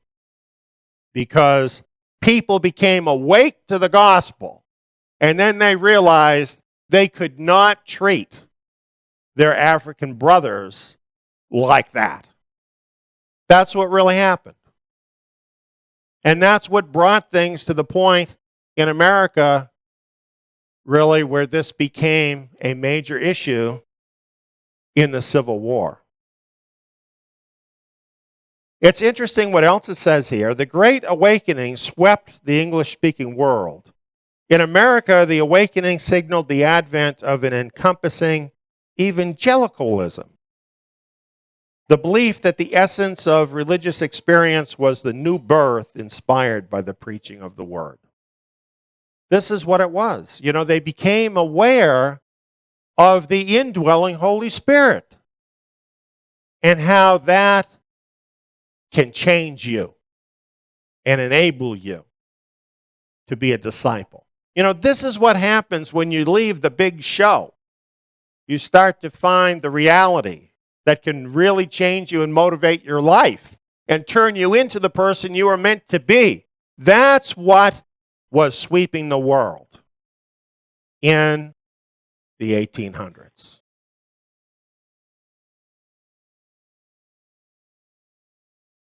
Well, it goes on and says the revolution strengthened millennialist strains in American theology.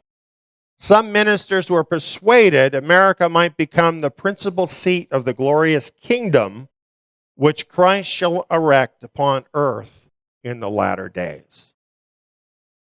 So here's, I believe, where they went wrong. Because they were seeing America as Yahweh's special nation, where the kingdom would come into the world. But that's not what his word says. This is why they had to think of themselves as the new Israel. Because Yahweh has a covenant with a nation, the nation of Israel, through which he will bring the kingdom into the world. So they really put their marbles on the wrong number. And that just was never going to come up. That's the truth of it. And that has thrown off a lot of believers. There's a lot of people who do believe in the coming kingdom of Messiah who think that's directly connected with America. And I believe there's a lot of Americans that will be a part of that. But they're individual people. It's not the country. Unfortunately, the country is one of the 70. It's among the 70 nations that rejected Yahweh.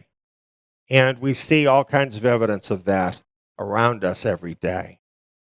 But at that particular time, when there were so many believers in America, and they had vanquished the British in what seemed to them a miraculous victory, they really felt as if they were God's special nation, one nation under God. And you can understand that feeling, even though that has proved not to be true. This article also says the religion of the Republic was evangelicalism, which between 1800 and the Civil War was the grand absorbing theme of American religious life. Now, I bet a lot of the folks out there don't even know that. We hear today a lot about evangelicalism. Churches say we're an evangelical church. A lot of times we don't even know what that means. Well, this is where it started in the 1800s with this Great Awakening, and there was this outreach to evangelize people to come and be believers. That's what evangelicalism is about. It says here that this emerged as a kind of national church or national religion. And that's exactly true.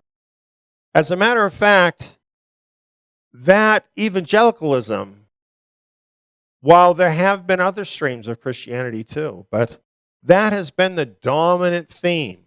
That has been the dominant stream of Christianity, basically from that time well into the 20th century and even into the 21st century. But we're seeing that all coming to an end very quickly today. We're seeing evangelicalism losing its authority and losing its influence. We're going to talk more about that. And as it has declined, so has the moral compass of America declined. It says American patriots subscribed to the views of the founders that Christian religion was a necessary spring for Republican government. And the reason they thought that is Republican government is about the people ruling the government. If you don't have people that are equipped to rule the government, then what kind of government you're going to have? See, it just makes sense. And what they're really saying is that to have an effective government, you have to have people who are righteous. And the scriptures give us the standard of righteousness. They tell us how to live. So unless people are living like that, then you can't have anything but a corrupt government. They saw that back then, at the beginning of the country. That was known. That was the overriding opinion of pretty much everybody back then. 1861, Abraham Lincoln was inaugurated as president. And in his inauguration speech, he said what basically everybody agreed with. He said that the ultimate justice of the people would prevail, for there was no better or equal hope in the world. They believed America was the great hope of the world.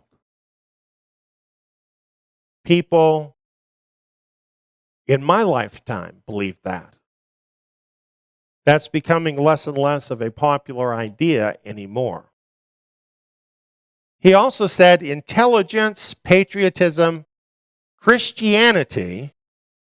Now, this is the president mentioning Christianity and a firm reliance on him who has never yet forsaken this favored land are still competent to adjust in the best way all our present difficulty. He wasn't afraid of bringing Christianity into solving their political problems. What's wrong with him? Didn't he know about the separation of church and state? Or do you think maybe the separation of church and state as we perceive it today did not exist then? Don't you think that's more likely, considering what he said? The whole point he's saying is that God, in other words, would support America, whose Christian virtues would bring solutions to America's problems. They were depending on good Christians to solve the problems. Well, what actually happened? It wasn't but a month later, and the Civil War broke out. And the truth is, all the good Christians on both sides were unable to solve these problems peaceably between one another. And there was just a tremendous breach in the country. Even today, people argue about it. Some people say this was all about slavery. Other people say, no, it wasn't. It was all about states' rights. And it depends on the historian that you read as to what the truth is. But what we do know about it is that an amazing number of people died in our country, brother against brother, people of the same Christian faith killing other people of the same Christian faith by the thousands. And this left a deep scar in America. The Civil War and its aftermath left the American church deeply divided and poorly prepared for the rise of its greatest modern challenge. What I'm saying is, the Civil War broke that sense of brotherhood that had existed prior to the Civil War among evangelical Christianity across the country. And the Civil War, bringing death into so many families, destruction to so many, brought with it bitterness, anger, pain, political struggle, injustice, and incredible changes. Some of those changes were good, but the entire experience was really quite soul-wrenching for the country and for the Christian church in America. And so the focus of the Christian church in America during these times was really not on the kingdom, not so much on the scriptures. It was all about dealing with all of this misery from the Civil War.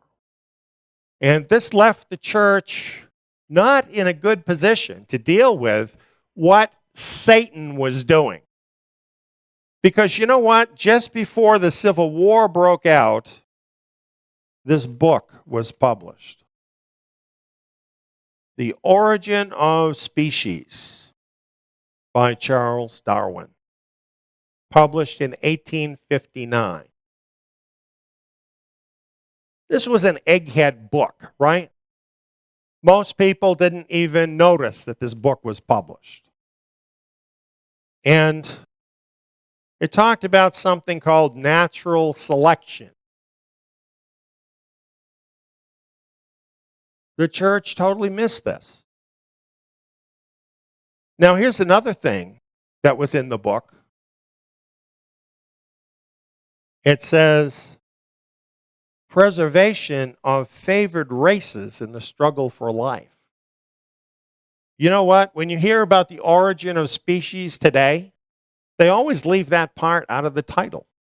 Why do you think? Because it's a racist book. It's a racist book. And evolution is a racist doctrine. And this was published just before the Civil War for a reason. Because it was published to justify calling one race better than another race on so-called scientific grounds. You'll never hear anybody tell you that evolution had anything to do with the Civil War or with upholding slavery. Look at the title. Read the book. That's what it's really about. We use it in a different way now. It's just an excuse for us now to put away our Creator and to think of ourselves as animals that basically arose according to some natural process with no input from a creator. The injection of this idea of evolution into the American stream of thought was a major thing that got missed. What had been established was a republic based on the idea that human beings are created in the image of God with unalienable rights and a right to freedom, and that all men are created equal with these God-endowed rights. And now, this idea was put forward, evolution, based on something called survival of the fittest. And this is nothing more than the law of the jungle. The strongest dominate. This is the law of nature that they're putting forward. And they have a right to dominate because you'd have to assume might makes right. So whoever is dominating, they must be better. They must be smarter. They must be stronger. That's the idea of evolution. All of the elite believe this. They think they are in their elite position with all their money, all their power, because somehow they are better. And they deserve to be in that position. And there is no better excuse in the world for despotism and tyranny than evolution. And that's where it absolutely has to end up. But you see, along with these principles, evolutionists also believe that humanity is basically good. So as we evolve, we're going to get better. And we're not going to become despots and tyrants. How dumb is that? When you look at the flow of history, that somehow we're going to hit this magic tipping point when everybody's going to be nice. Don't depend on that. And indeed, what has happened as this has taken hold and belief in the Bible has been declining. In my lifetime, I saw this. Bible reading, prayer, barred from the schoolroom. Abortions of unborn babies. Made legal, the law of the land, and even paid for by the government. And since that happened, over 50 million unborn babies have been mercilessly murdered in America. That is a heap of blood guilt in this country. So it's not surprising the 10 Commandments have been removed from the courtrooms. Personally, I'm glad if they're going to act like that. I'd rather not have the 10 Commandments there, because that's not what they're going by. And then, of course, we're seeing this incredible slide into perversions of every kind.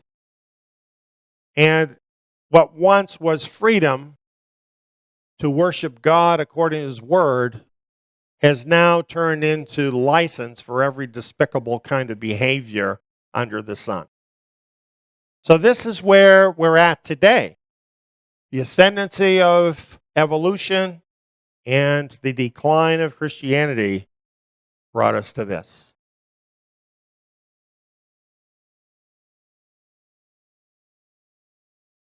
There's a website called Church Leaders that had a very interesting article, and I have condensed some of it.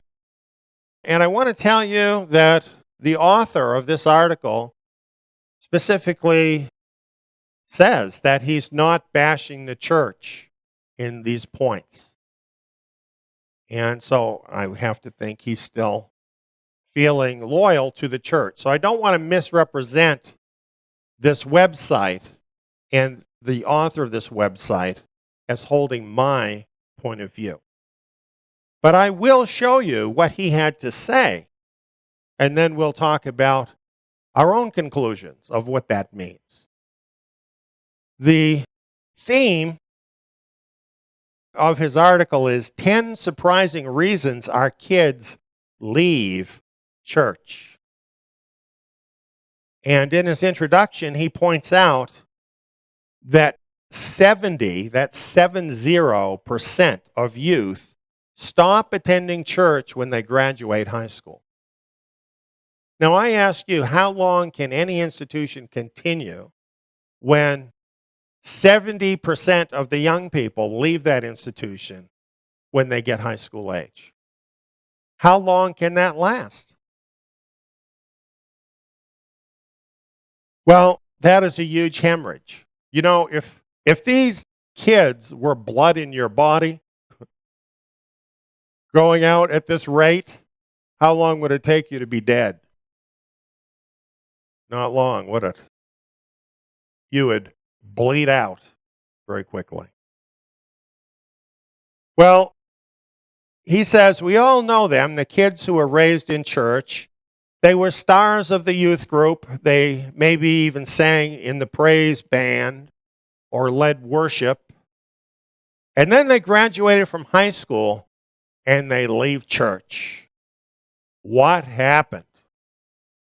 That's how a lot of church people feel, a lot of the older ones. They always see this happening with the young people. They might even be involved with the church, but then they get high school age and they're gone. And you look at any church crowd and you look for the faces of the young people. You're not going to find them, or many of them. So this is a big concern that is being raised here. So what are these 10 surprising reasons that he gives? Well, realize he got these answers by actually going to some of these kids and asking them why they left. He did his own survey of these kids to come up with these answers. And this is kind of presented like a top 10 list, okay? So we're going to start with number 10 and move towards number 1. Number 10, the church is relevant. Now, a lot of times people would think the church is not relevant. But he's saying, no, the church is relevant. And he explains that we've taken a historic 2,000-year-old faith, dressed it in jeans, and tried to sell it as cool to our kids. What we're packaging is a cheap knockoff of the world we're called to evangelize. What can you say? This is a church leader saying this. And this is what the kids are seeing. You know, all of that stuff of giving them the rock music and all the latest fashions and keeping up with the times, all of that, they think that's going to help them retain the young people, and it's actually turning off the young people. Number 9, they never attended church to begin with. From a Noah's Ark themed nursery to pizza parties and rock concerts, many evangelical youth have been coddled in a not quite church but not quite world hothouse. So they never experienced church in the sense of what the scriptures say the assembly of believers should be. Instead, what they got is a steady stream of entertainment. You know, recently I got an advertisement at my home from one of the churches in the area. And they wanted to attract me and my family to their church. They don't know who I am. I read through that. I couldn't even find a mention of the Son of God. It was all about all their different kinds of programs, all their entertainment. And that's what was supposed to attract me to their church. And I think that's quite typical of what is going on. Number 8, they get smart. The agnostics and atheists treat our youth as intelligent, which is to say, for the most part, Christians don't treat them as intelligent. And so they're attracted to what the agnostics and atheists are saying. Now, I would just like to speak to this for a minute, and I would like to tell you that The agnostics and atheists don't have something better to give these kids than what you can find in the Word of God. But since most of these churches don't even teach the kids the Word of God, they've got nothing with which to fight that.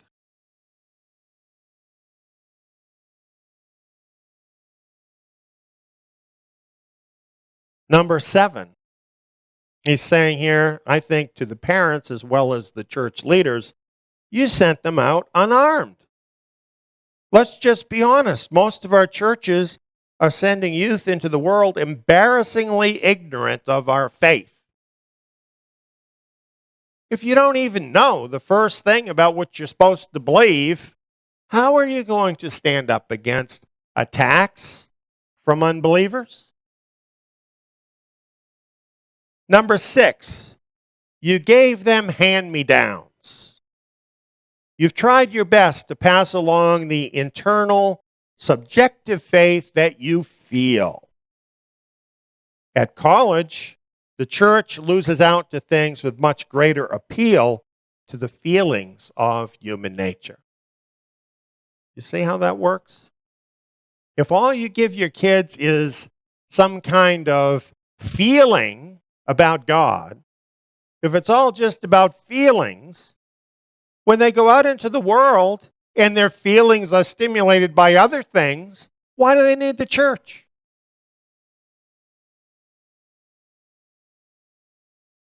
Community. Have you noticed this word is everywhere in the church?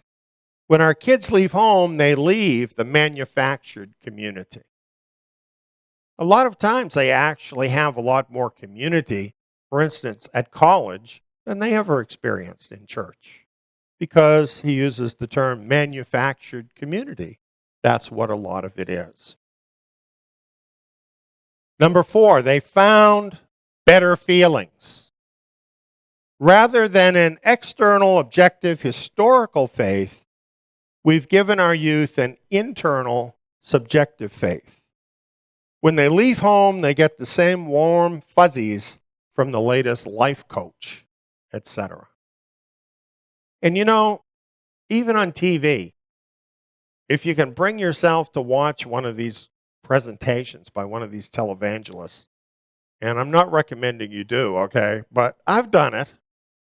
And then what you get is something like Tony Robbins or somebody like that. It's the same sort of positive thinking kind of message.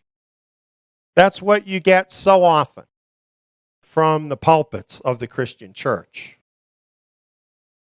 Well, you know, you don't need the church to have that. Go to a Tony Robbins event.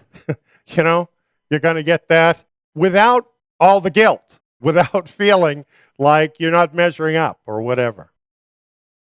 Number 3, they got tired of pretending. In the best life now, every day of Friday world of evangelicals, there's little room for depression, struggle, or doubt. So they trumpet the message, the church is full of hypocrites. Yes, in a lot of churches, you're not really allowed to have a negative thought. You're not allowed to have a frown on your face. Everybody's supposed to be smiling all the time. You're supposed to be happy all the time. And you know what? A lot of young people come to the conclusion that's not authentic. That's not real human beings. You know, if you hit your thumb with a hammer, chances are you might say a few words you otherwise wouldn't say. That happens. That's part of life in this world. And young people, they see how very often Christianity appears on its outer veneer, but they have seen what it really is, and they see a big gap between the two. Number 2, this was interesting. It says they know the truth. But it's not talking about the same truth I'm talking about, okay? It says the truth they know is this. They can't do it. They know it. All that be nice moralism they've been taught boils down to do, don't do. And you know, that's very interesting. because the Christian church makes a big deal out of you don't have to keep the law. But you know what they do? They invent their own law. They have all their own do's and don'ts. Many times they have their own dress code. Doesn't come out of the scriptures, it came out of somebody's head, right? They have their own standards. Constant do's and don'ts. And so even though they talk about grace, from the standpoint of the kids, it's all do's and don'ts until it makes them feel like, you know what, I just can't do that. That's what he's saying. And he goes on here, they either think that they're good people since they don't do any of the stuff that the denomination teaches against. I'm okay. I don't need the church. I'm doing all the stuff.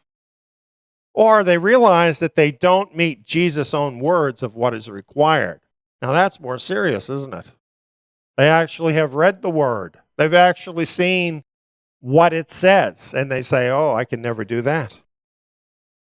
He says there's no rest in this law, only a treadmill of works they know they're not able to meet. I think that's a big one. I think that's a very big one. And now we get to number one. They don't need it. If church is simply a place to learn life application principles to achieve a better life in community, you don't need a crucified Jesus for that. As we jettisoned the gospel, our students were never hit with the full impact of the law. Their sin before God and their desperate need for the atoning work of Christ. That is relevant, that is authentic, and that is something the world cannot offer. Our kids leave because we have failed to deliver to them the faith delivered once for all to the saints. Now, I would respectfully say, if the writer here actually believes what he's saying, that we have failed to deliver to our children and therefore to others as well, the faith delivered once for all to the saints, then is he not actually saying our church is in apostasy? What's he still doing there? Right? What is he still doing there? He should be doing what all these kids are doing. He should get out. Not to abandon Messiah, but to separate himself from something that's not the authentic gospel. Isn't that true? And look at what he's saying. The big problem of the church is they never taught the law. What? Can you believe that? How many times have you heard Christians, especially Christian leaders and pastors, say, we're not under the law? They say that all the time. It's their major mantra, right? Here is a pastor that's saying, hey, we didn't teach them the law. So they don't know they're sinners.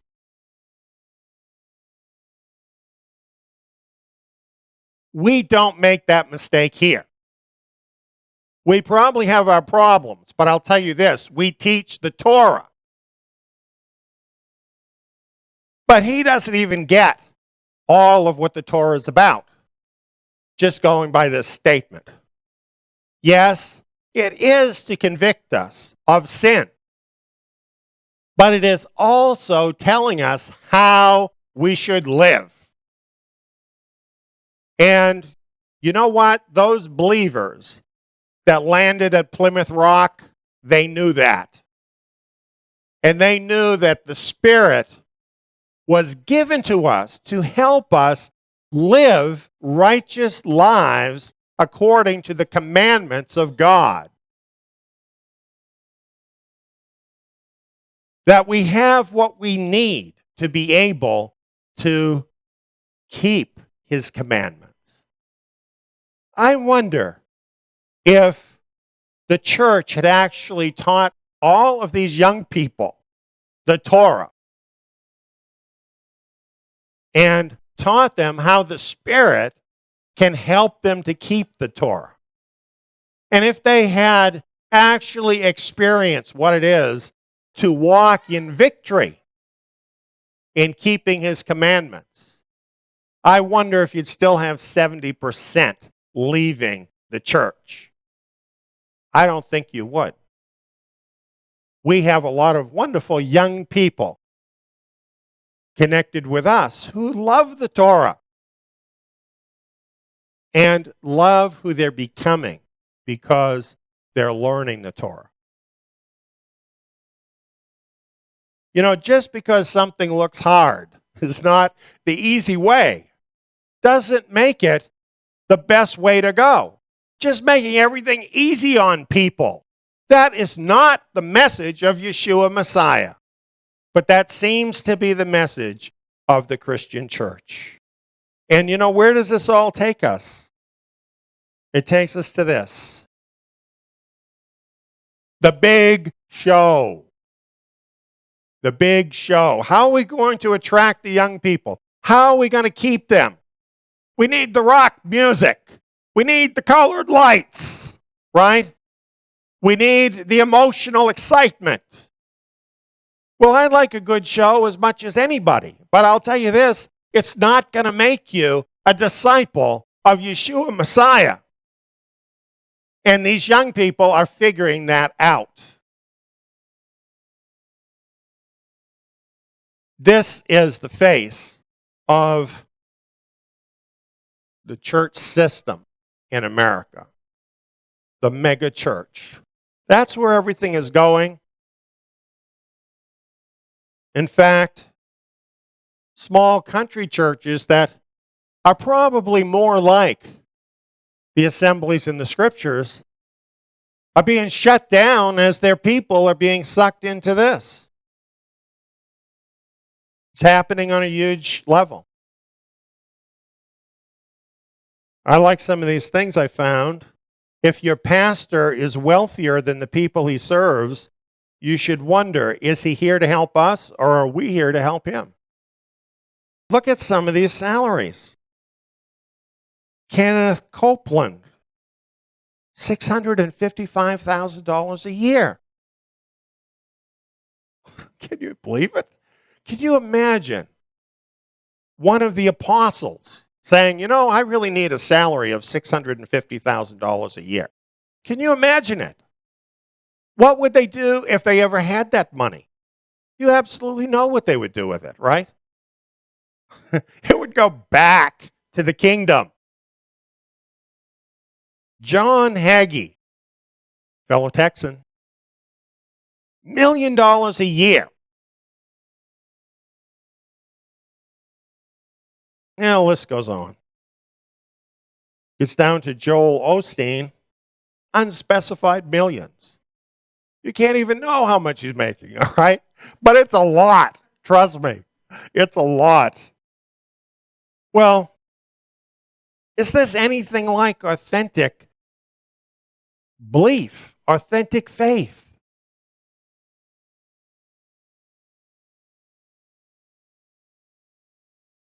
The young people know this. You know, some of them, they're drawn in for a while. But you know what? They can get the same vibes from going to a rock concert. In fact, they think it's a lot more fun. So why do they need this? And then what they would point out to you, what about all these guys and many more? All the church leader scandals. Why is it that there's so many of these mega church leaders and televangelists that end up doing unspeakable things that they preached against? And what effect is that having on the credibility of the message? And then we have this. You know what? As society changes, the churches can't get in line fast enough with the way the world is changing. And it's amazing, if they use the scriptures at all, how they twist the scriptures to try and accommodate what the world is doing. And this is what you find out there. So many churches who are just following after the world. Well, my thought again is, why do you need these churches? You know, if that's the life you want to live, why do you have to have one of these churches? Just go to a gay pride parade or something, right? You don't need that if that's what you're after. So, when we look at the state of the church today in America, and probably a lot of other places, because America is kind of a leader in the world. What does this tell us about God? Does this really tell us who He is? Is this His fault that this is what's happening? Well, when we look to the Word, we have the answer. In Deuteronomy, which happens to be part of that law that the church seems to miss quite a bit, it says, "The rock, His work is perfect, for all His ways are just. A God of faithfulness and without injustice, righteous and upright is He." You see, He doesn't change. His word doesn't change. He's not responsible for all of this. The next verse tells us where to find the blame. It says, "They have acted corruptly toward Him. They are not His children because of their own defect. They are a perverse and crooked generation." Now, when the scriptures say a perverse and crooked generation, we have to ask the question, according to what standard? And when you see that this is coming directly from the law, it means they are a perverse and crooked generation. In other words, they have veered off, they have crooked off from that true way of His commandments.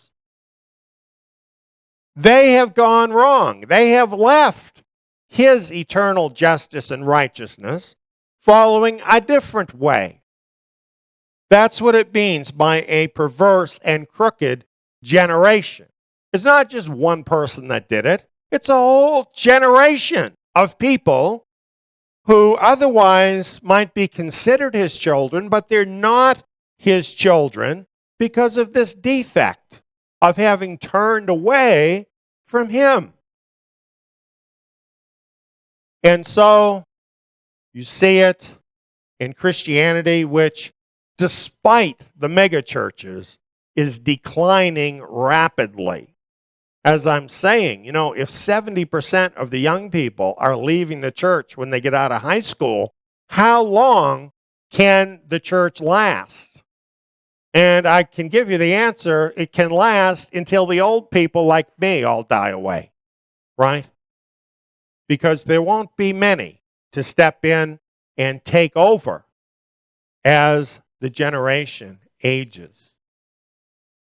And even now, the real relevance in society of the Christian church has fallen so low that, in fact, it's a joke. Society thinks of it as a joke. That's the truth of it. Whereas once, it was held in high esteem. That's where things really are. And it's going to move from being a joke to being held in absolute hatred and disdain, as it is by many people already. That's where it's all going. And as that happens, believe me, it'll only speed up how quickly people are leaving a sinking ship. That's the truth of it. Well, if this is all true about the Christian church, you might wonder, what must I do so that I will not share in the judgment of the apostate church? Because surely you know, if this church is misrepresenting God, there has to be judgment, right? So, if you're a part of it, you have to think that some of that could come your way. Well, in fact, in the first century, that's exactly what was going on then. But then it was the Jewish religious system that had become apostate. That's what had happened. And when Peter presented the truth and the facts to many of the people from that system that were gathered together, they responded. Here's that information. Now, when they heard this, they were cut to the heart and said to Peter and the rest of the emissaries, "Brothers, what shall we do?" They saw their sin. They saw they were connected with something that was sinful before God. They wanted to know what to do. I think that's a real good question for right now with the Christian church, isn't it? What shall we do? Peter said to them, repent. Now, the word repent literally means turn around.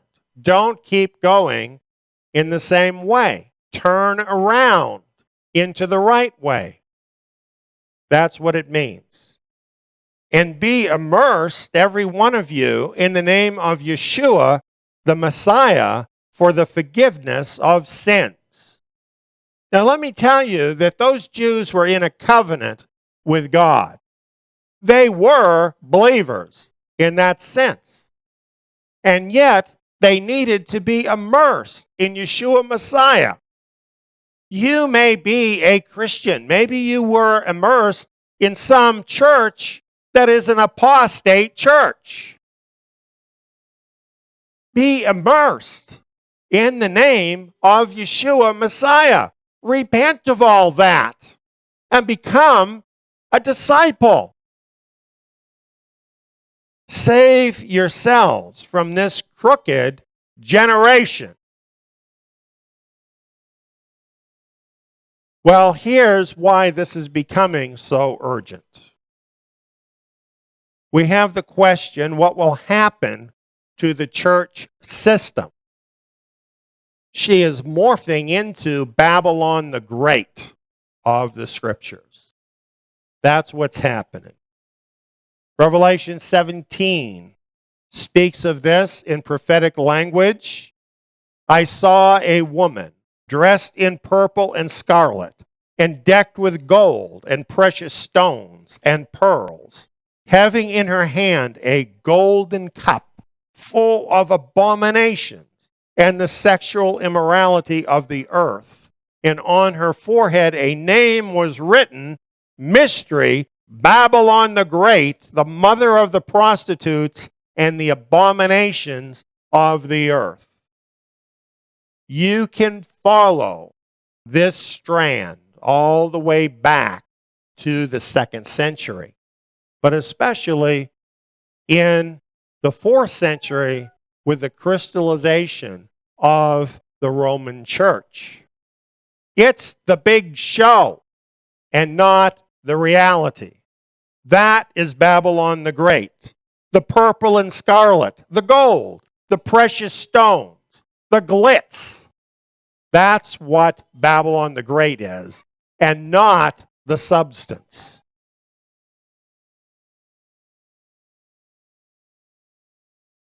The scripture says, fallen is Babylon the Great, and she's become a habitation of demons, a prison of every unclean spirit. That's what you find there, friends. Demons and unclean spirits. For all the nations have drunk of the wine of the wrath of her sexual immorality, The kings of the earth committed sexual immorality with her, and the merchants of the earth grew rich from the abundance of her luxury. That is the Christian church and all of the daughter churches. It goes on here with a call, a serious call when we consider the days, when we realize that we are deep into the last days. The corruption of the church, the apostasy of the church, as well as what we see in the corruption of the world around us, and so many of the signs, all show that we are drawing closer, closer, closer to the end of this age. So that this call must be louder and clearer. Come out of her, my people, that you have no participation in her sins, and that you don't receive of her plagues. If you studied the Torah, you would know there is such a thing as responsibility, community responsibility. That if you are part of a community that you are giving your energies to, that does evil in the sight of God, that you share in that responsibility. That is a fundamental principle of Scripture. And that is why the Word tells us, come out of her, my people. It's saying my people because there are still many who are his people that are in Babylon. And friends, you need to get out of there. You need to leave the big show. You need to get on with being a disciple of Yeshua Messiah. That's what this is telling us. For her sins have reached to the sky, and God has remembered her iniquities. Therefore, in one day, her plagues will come. Death, mourning, and famine, and she will be utterly burned with fire. For the Lord God who has judged her is strong. Now, the Christian church is living in a fantasy. They believe that despite all of the sins of the Christian church from its beginning to this day, that somehow they are special. And they will not have to pay the price for that. And that instead, they're going to be raptured away to heaven. They are going to dodge the bullet. And let me tell you something that is absolutely a fairy tale and a fantasy. It's not going to happen. What I tell you by the Word of God, what is going to happen is that the Christian church is going to completely morph into this evil organization, Babylon the Great, which is going to fully crystallize during the Great Tribulation period for the wicked thing that it is. Because it started out with a wicked spirit, rebellious against God, and that is going to come to its absolute completion during the tribulation period. It will be clearly seen by all, and that is when Babylon will be destroyed in one day. Totally come to an end in one day. When that day comes, don't be anywhere near it.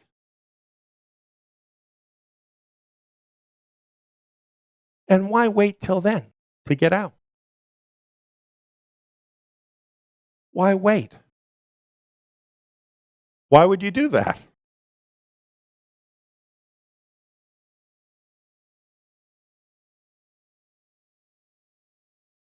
When you leave the big show, friends, you're leaving Babylon. Come out of Babylon. Now you might be wondering, when I leave Babylon, where am I going to go? Because, people get pretty dependent on the big show. Everybody, well, a lot of folks like being spoon-fed, right? They can't really think about being out there on their own. How are they going to handle that? So they ask the question, where will I go? The answer is join the remnant. The scriptures tell us about a righteous remnant that will arise, that will come out of the apostasy in the last days. And it's happening right now. The book of Revelation tells us who they are. Revelation 14:12. Here is the patience of the holy ones. Who are the holy ones, the set apart ones, the remnant? Those who keep the commandments of God and the faith of Yeshua. Keep the commandments, keep the faith, the two things. And that they're not contradictory, that they go together. That's how it is for the remnant. That's who the remnant are. That is who needs to come out of Babylon to gather together with others of the remnant in real community to keep the commandments of God and the faith of Yeshua. So, it's really pretty simple. And I know that some of this might challenge some of the things you were taught in the church system. But they're not going to teach you things that have to do with their own destruction. They don't believe that, right? They can't even accept that that could happen. And the truth is, it has to happen because God does not change. They'll tell you in a heartbeat that God judged the nation of Israel because they were unfaithful to him. Why doesn't that apply to the church? Right? And if he did that with Israel, why isn't it sure that he's going to do that with the church? Isn't that absolutely certain? Do you have to be a rocket scientist to understand that?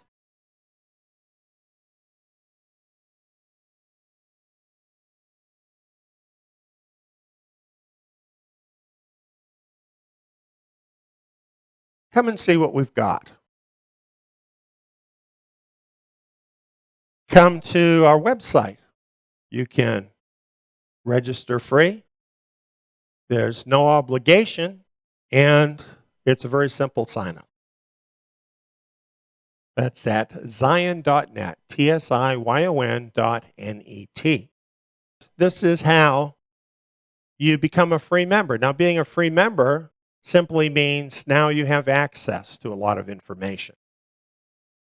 And once you get in there, we have a free seminar there for you about the book of Daniel. And if you watch that seminar, you're going to find out all about what's going on. You're going to watch that seminar and you're going to say, oh, well, that's why that's happening. And a lot that seems really crazy to you right now that's happening in the world around you is going to become very clear very quickly. You're going to find a lot of information that is going to help you grow as a follower of Yeshua Messiah. And of course, you're going to be able to decide whether or not this is the place for you, whether this is really meeting your needs, whether there's something authentic here, something more substantial for your faith as a believer than the big show. So just come, give it a try, and see if it doesn't help you along the way. I get a little animated about these things because you know what? I'm really feeling the urgency of all of this. I just have to tell you the truth. I'm very concerned about a lot of the believers, the ones that the book of Revelation calls my people, his people, that are still trapped in the Babylon system. And I know that the sooner that you separate yourself from that and get on the road, the narrow road, the better off things are going to be for you. The better things are going to work for you. And I so want that for you. So if you can hear me, come and give this a chance and join us. Leaving the big show.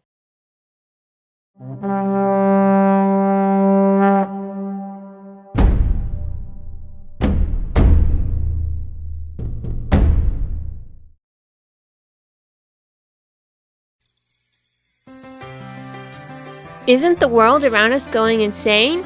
Do you want to return to sanity and establish order in your life? Return to the sturdy foundation that Yahweh established in the beginning. Torah is the foundation. It is Yah's standard of righteousness that He established in the beginning. In the Torah, the first 5 books of Moses, we are introduced to our Creator. We learn who He is and what His name is and what it means. His moral standard, His ways as a person, how He interacts with His people, and what He wants from us.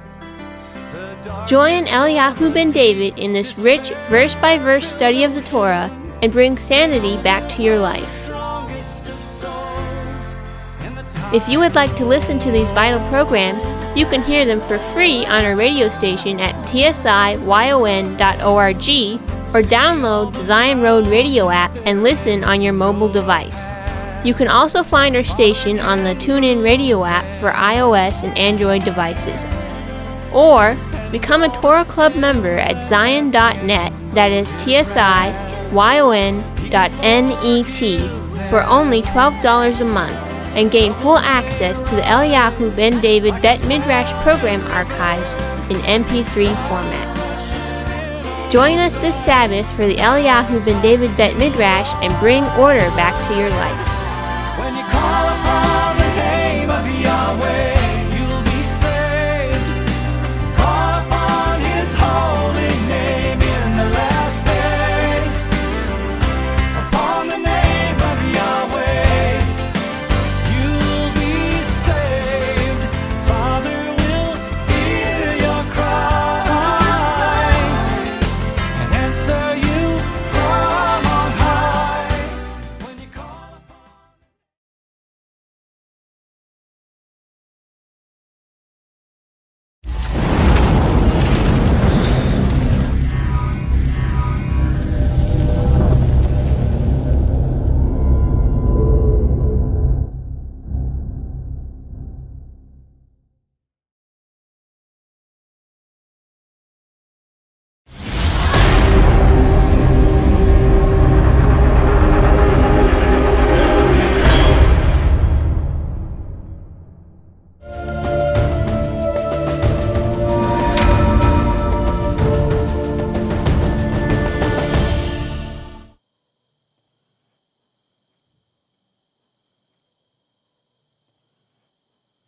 Tonight we're going to talk about something that I think is very fitting on Sukkot, because Sukkot is a picture, in fact, of Yahweh's plan. The 8 days of Sukkot, like so many things in Yahweh's timing, point to His ages and His plan. And these things have been going on since the beginning of the world. He has had control of history and time, and He shows Himself to be the one who dwells in eternity, who is in total and complete control of His creation. You know, when you're down here on the earth, for a lot of people, it doesn't seem like that, because it seems like there's a lot of chaos. But the chaos that we see, that we experience, it's not too much for Him to handle, and many times He actually turns that to use in His plan. So we have a lot of trust in Him and in what He is doing and where everything is going to end up, where, as this last day of Sukkot pictures, will end up in the New Jerusalem with our Father and His Son Yeshua to dwell eternally with them. So let's look now at this question of the ages of the world. To many people, if you talk about the ages of the world, they might think about something kind of like this chart that more or less depicts what scientists say are the ages of the world. They go back millions and millions of years, and this is what people think today about the ages of the world. And this has been sold to us to such an extent that pretty much everybody believes this, that man has been on the earth millions of years, and that the ages of man are millions of years old. As a matter of fact, a scientist, Michael Walker, who specializes in what is called the quaternary period, that's an age set by scientists that is called the age of humans. And they claim that it's 2.6 million years old. And this Michael Walker said dating is absolutely crucial. It underpins everything. So they talk about the importance of dating these ages. And then he says the great breakthrough in quaternary archaeology was radiocarbon dating, Walker says. So just think about looking at a wall of rock. How are you going to figure out how old that is? Was anybody around when that rock was put there, other than the Creator? So how are you going to know how old that is? Let's say you find an artifact, perhaps a fossil. How are you going to know how old that is? Well, they invented a system called radiocarbon dating, and not to get technical about it, but it measures the half-life of radiation, radiocarbon radiation. So when you hear about things like that, that sounds like scientific. It goes over the heads of most of us, and we just assume that the scientists know what they're doing, and they must be right about these great ages of man. If radiometric dating is so crucial to dating the ages of man, then surely it has been validated as accurate. Wouldn't you assume that? Especially when you watch all these TV programs, school textbooks, and so forth that set out dates as if they know exactly what they're talking about. Well, the truth is, radiocarbon dating has not been validated as accurate. And in fact, the truth is rather shocking. We have a little video for you now. Can the idea of millions of years of evolution be scientifically validated? Can we really prove this idea of deep time using the same observational science we use for making medicine and putting people on the moon? Validation is the process of confirming what is believed to be true by what can be observed to be true. Has this ever been done for radiometric dating, the process that gives us the very idea of long ages? Actually, long ages and radiometric dating hasn't stood up to the validation test. Radiometric dating has never been validated against the absolute known ages of rocks. Let us explain. Consider Mount St. Helens. This volcano erupted in the 1980s, giving scientists the opportunity to date the rocks that were formed from the eruption. The results? 5 different ages, all between 350,000 and 2.8 million years old, for rocks that we know were less than 30 years old. This discrepancy happens all the time in radiometric dating studies. In fact, there has never been a radiometric dating analysis that simply produces ages that validate to the known ages of rocks. And if radiometric dating doesn't work for rocks of known ages, why do we trust it for rocks of unknown ages? So the next time you hear millions of years ago this happened or that, just ask, how do you know that for sure? And if radiometric dating is the answer given, just ask, are you aware of a study where the radiometric age of a rock agreed with the known age of the rock? And you'll find the answer will undoubtedly be no. The genealogies in Genesis lead us straight back to Adam, just about 6,000 years ago. Have you ever noticed how hard the world pushes the idea of millions of years? Books, movies, museums, schools, it's everywhere. But does any of this even matter? Well, consider this. Many people will only consider the Bible's message if they believe the Bible to be credible, both historically and scientifically. And if people don't believe the Bible got it right on the first page, who's going to trust the rest? So, because it takes faith to believe in either the Bible or the world's view of this distant past, is it a better choice to trust God or a fallible man? Well, that's very brief, but it shows you the facts that if they use this method to date rocks whose age is known, such as from Mount St. Helens, that are 30 years old, they end up getting millions of years. So what does this tell you about that dating system? It's giving them a lot more time than is actually going by. It's not actually reliable. So we're not talking about that kind of method when we're talking about the ages of the world. We're talking about the ages of the world as found in the Bible. And we're talking about a field known as Bible chronology, or timing by the use of the Bible.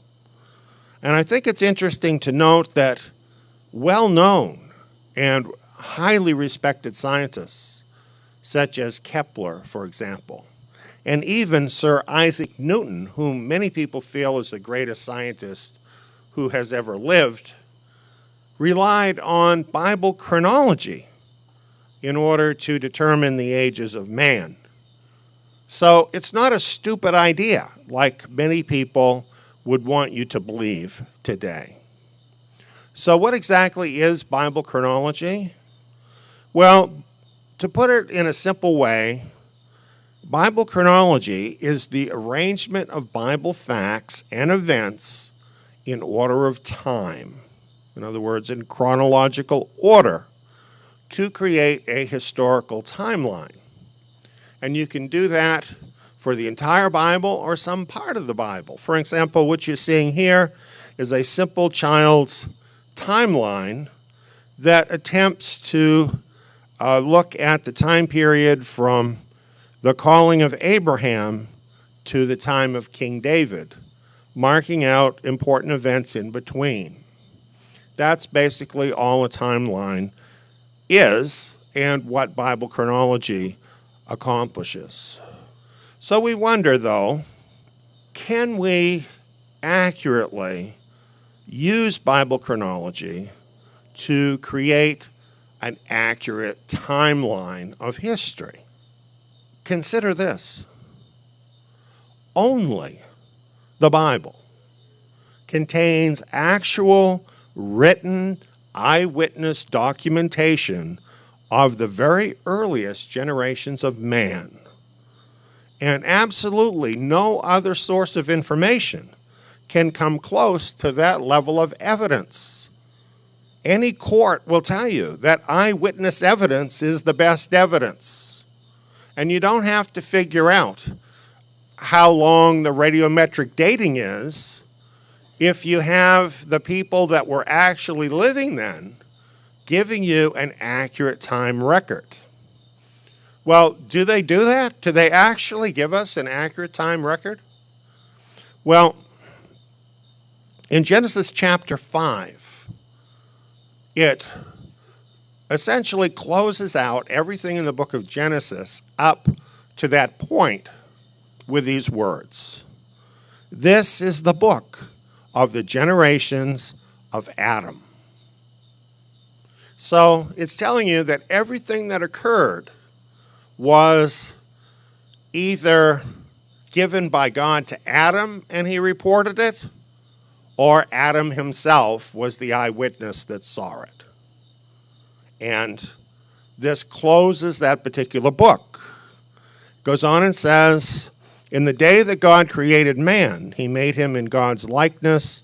He created them male and female and blessed them and called their name Adam in the day when they were created. Now, the other books all tell you about the person being born. This one tells you about Adam being created as his beginning. And then it says, Adam lived 130 years and became the father of a son in his own likeness after his own image, and named him Seth.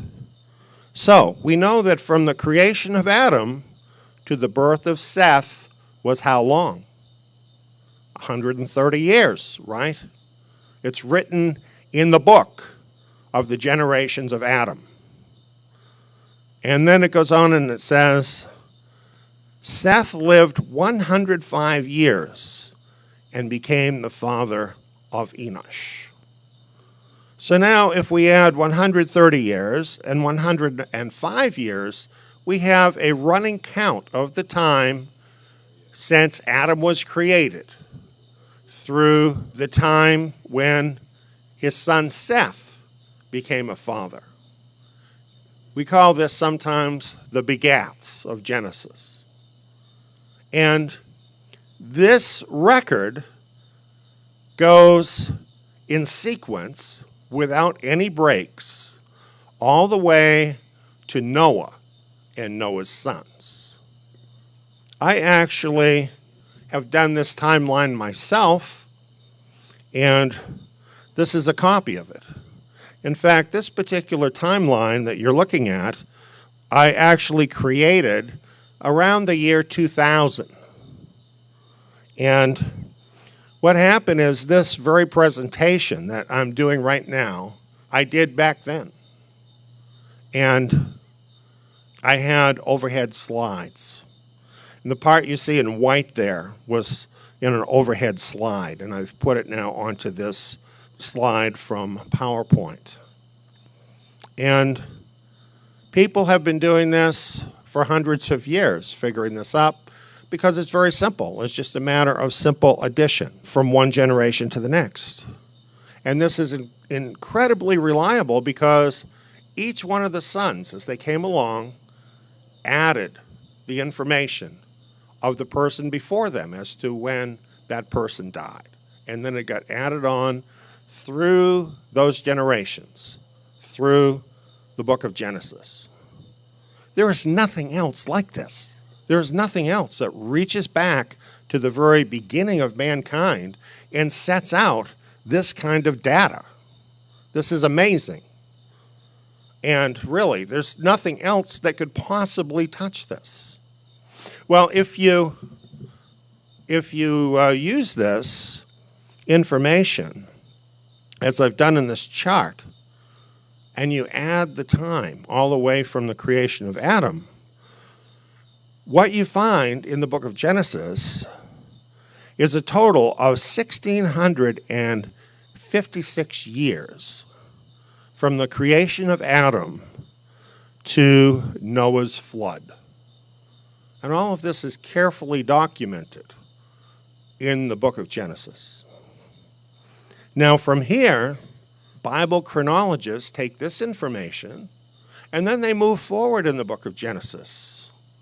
And this information continues, and it tells us about Abraham. It tells us about the patriarchs. It tells us about the nation of Israel.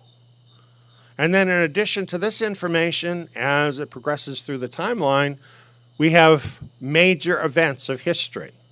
Many of them are documented even from other sources, so that all of this information can be put together to make a reliable timeline all the way back to the creation of man, an unbroken timeline. Is that not an incredible thing? Our Father in heaven wanted us to have that. Why would you give that up for some kind of a very, very iffy, dubious system like radiocarbon dating, when you have all of this actually set out by the people who actually lived, and it's been preserved for us in the scriptures? I think that's just an amazing thing. Well, intelligent, God-fearing, Bible-believing people for literally thousands of years have believed in this information. And it's been the mainstream belief among believers for thousands of years, and they've been tracking this information. For us in the modern world, the best known chronology is that of James Ussher. And he wrote this book around 1650. He was born in the 1500s. And it's called today the Annals of the World. And he carefully sets out all of this information as I've been explaining it to you, but then goes forward. He sets out all the chronological information from Chronicles and Kings about the time of the kings. All the reigns of the kings are there in a very similar way as what I was showing you in the book of Genesis, going down through time, setting out this timeline. And through his chronology, he figured that Adam was created in 4004 BC. He even gives it a date of October 23rd. And his chronology is the earliest systematic chronology and the most celebrated attempt at Bible chronology in the English language. But of course, he borrowed from earlier writers. At this time in history, those who were well educated all spoke Latin and Greek, and he brought forward information from those sources into his book. Ussher's chronology is incorporated into the margins of many King James Version Bibles, has been for hundreds of years and continues to be today.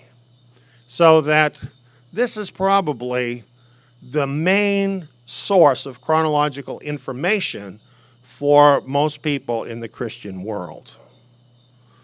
So what we see that Ussher did is by linking biblically specific Bible eras, the begats of Genesis, and other historical information, it was possible for him to produce an unbroken chronology of Bible history, which then overlaps with regular history so that you have an unbroken history from the time of Adam.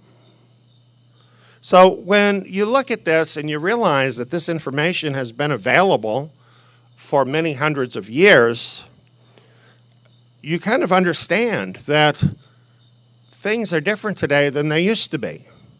Because this is a man by the name of Hugh Latimer, who, by the way, not only was a Bible scholar in Latin and Greek, but he also was a martyr who gave his life for his faith.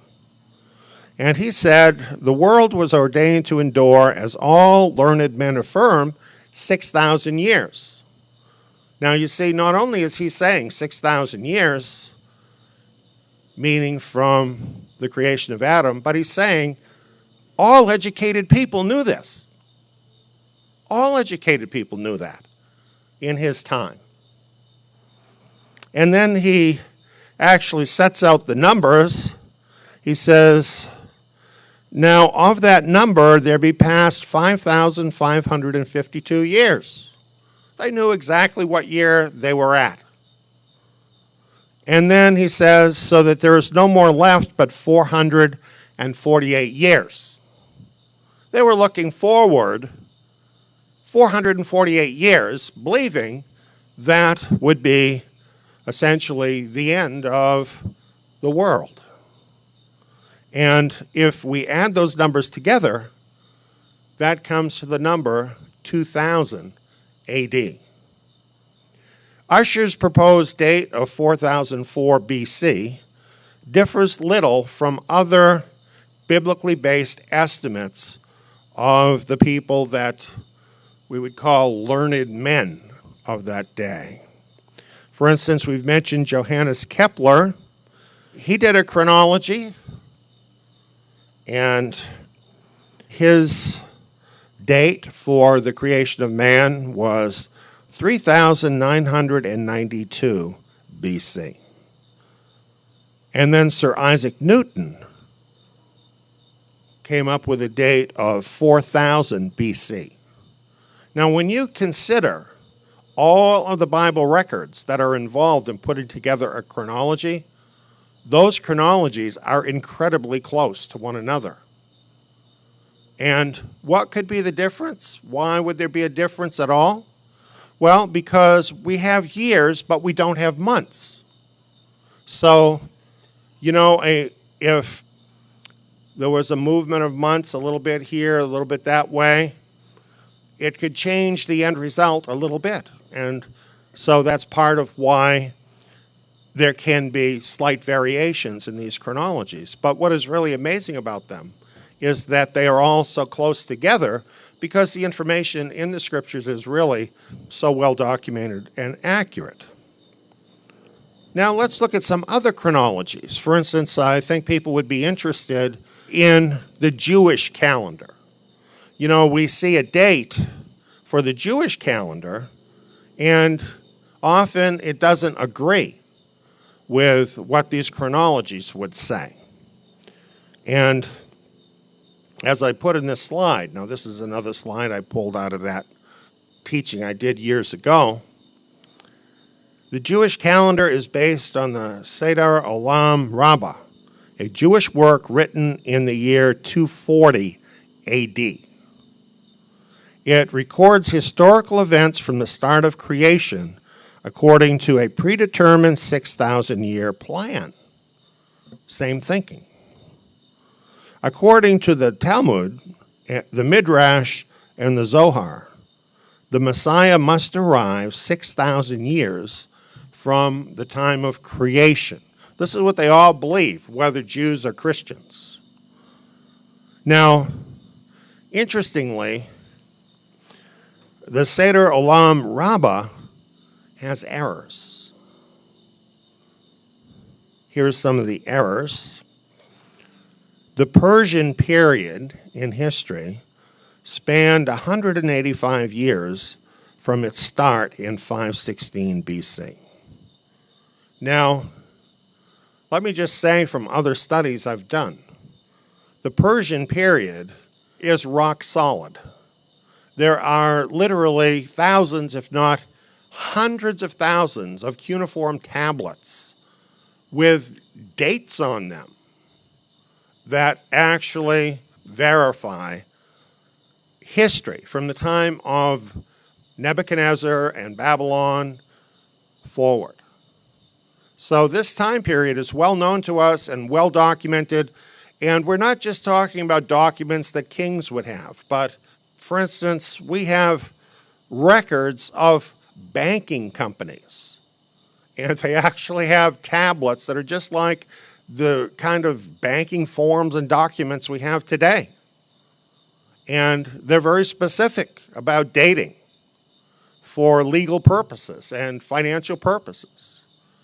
So if anyone should tell you, in order to defend the Jewish calendar, that, oh, well, our history is wrong, well, it's impossible that it could be wrong. Here's the truth about the Persian period and the Jewish calendar.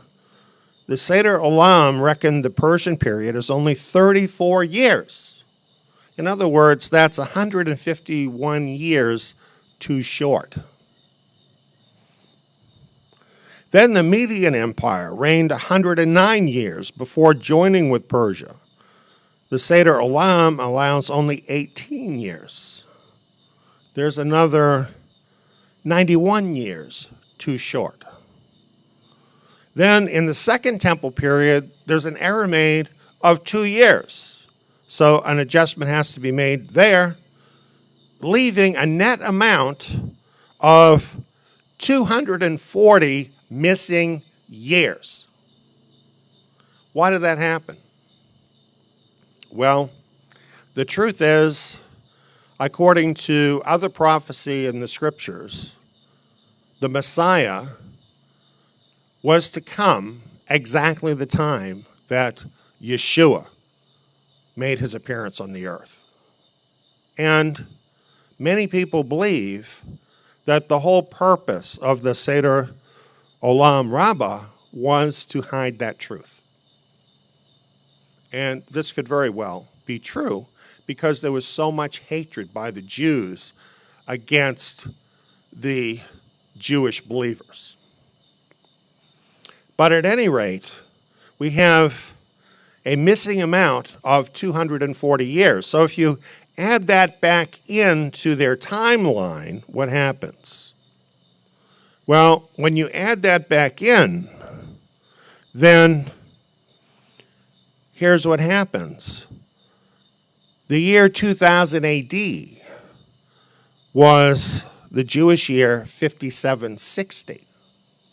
You add 240 to that, and then the actual Jewish year becomes 6000 AM, or Anno Monday, or Year of the World. So actually, once you correct the Jewish dating from known historical sources, okay, then it agrees perfectly, extremely close, with the dating of other people such as Ussher, such as Sir Isaac Newton. Now, if you get into this,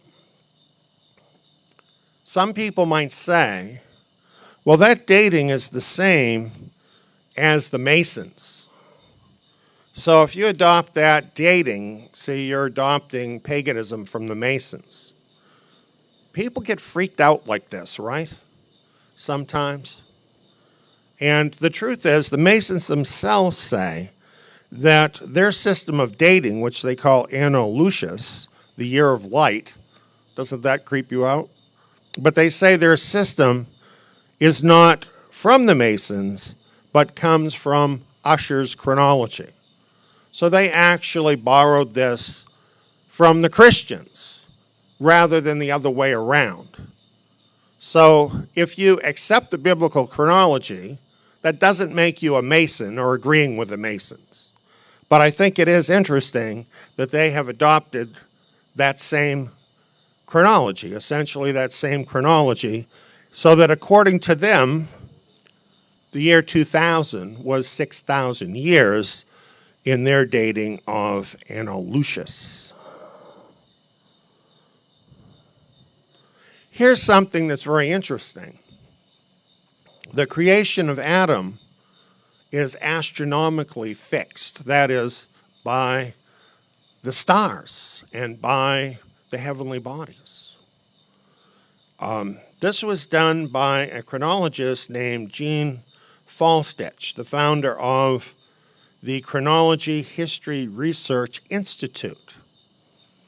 And many of the incidents in the Bible give astronomical information, telling what's happening in the heavens and so on. And Falstich said this: astronomical dating is an exact science in which we can, with the aid of computers, examine biblical events in light of astronomical occurrences. We can take the chronological data given by Noah in Genesis during the flood, and with computers, convert this date into a meaningful calendar. We also note that Noah was on the ark for one solar year of 365 days. The Noah flood events synchronized perfectly with the solstices and equinoxes. So, have you ever read what Noah said about the flood? It reads like something you might call a captain's log. And it logs the events that happened during the period of the flood. And it gives information that gives you a full picture of what happened. And this makes it possible to use astronomical information to date the flood. He goes on and he says, with today's astronomical computer technology, we're able to accurately determine that the flood occurred in 2345 BC and that the first flood rain started to fall on May 14th, 2345. Well, if we take that date for the flood of 2345 BC and we add the remaining years to bring us to 6,000 years, then we will end up at 2000 AD. And the creation of man would be 4001 BC. Because remember, we have the begots, and we can figure them right down to the time of Noah's flood. So we have all of that information astronomically fixed. We're talking about real science here. And this agrees so very closely with what Usher was able to do without the aid of a computer or astronomy, a difference of just 3 years. Isn't that astounding? Now let's talk about these different methods and the differences in them. The astronomical chronology designated 4001 BC as the year of man's creation. And these different calendars, while coming to pretty close to that same dating, nevertheless have some differences. For instance, the reconciled Jewish calendar begins with Tishri in the fall, so it's offset 6 months from the astronomical dating. The Masonic calendar of the York and American Rites actually begins with January. So again, it's some months off from the others. And then finally, the Torah calendar, which is the calendar that we use here at Tsiyon, comes to exactly the same timing, begins with 4001, comes to the year 6000 in the year 2000, begins in the month of Aviv, in the spring, because this is what the Torah designates as the beginning of the year. But all of these are keyed to 4001 as the time of Adam's creation. So as of this particular talk that I'm giving right now, which is in Sukkot of 2018, the Torah year is 6018. Well, we notice what Latimer said, that all learned men knew that the world was ordained to last only 6,000 years. And we've seen that the biblical data, historical data, and astronomical data all point to the year 4001 as the date for man's creation. Yet, the world did not end in 2000 AD. You know, in the 90s, a lot of people were getting very excited as it got closer to the year 2000 because they were really thinking that the rapture would happen then or the kingdom would happen then. And it was a real downer for a lot of people.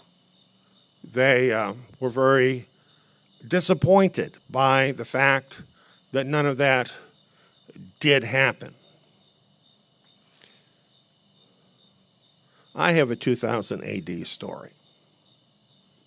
In the Torah year that began in 1980 AD, which was basically 20 years until the end of 6,000 years of the ages of the world, I was called into an end-time ministry.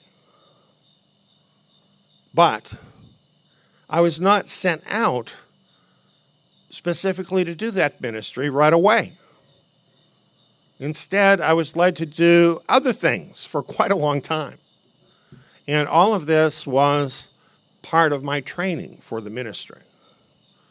But as it drew closer to the year 2000, I was starting to get very concerned because I knew that Yahweh had an end-time ministry for me, and yet he had not yet sent me into that specific ministry.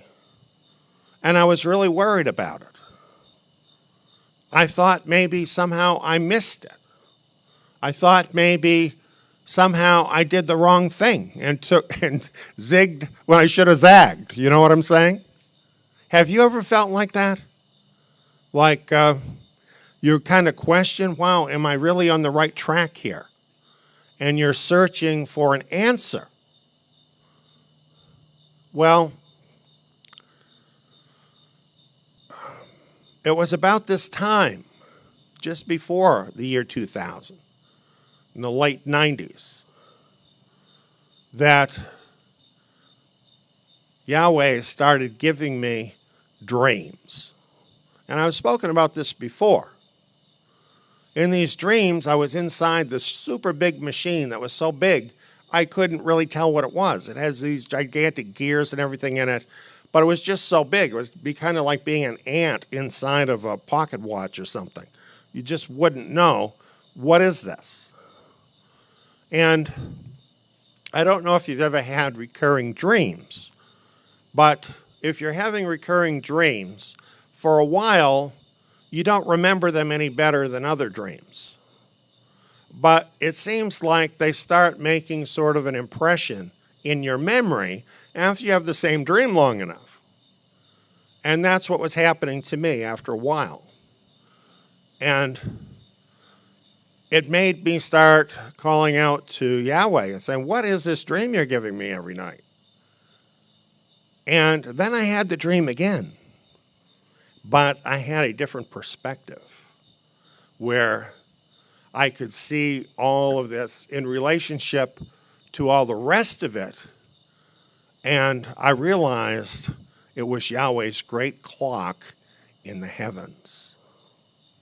Because, you know, when he set everything into the heavens, the sun and moon and all the stars, he said he did it for us to keep track of time, his time.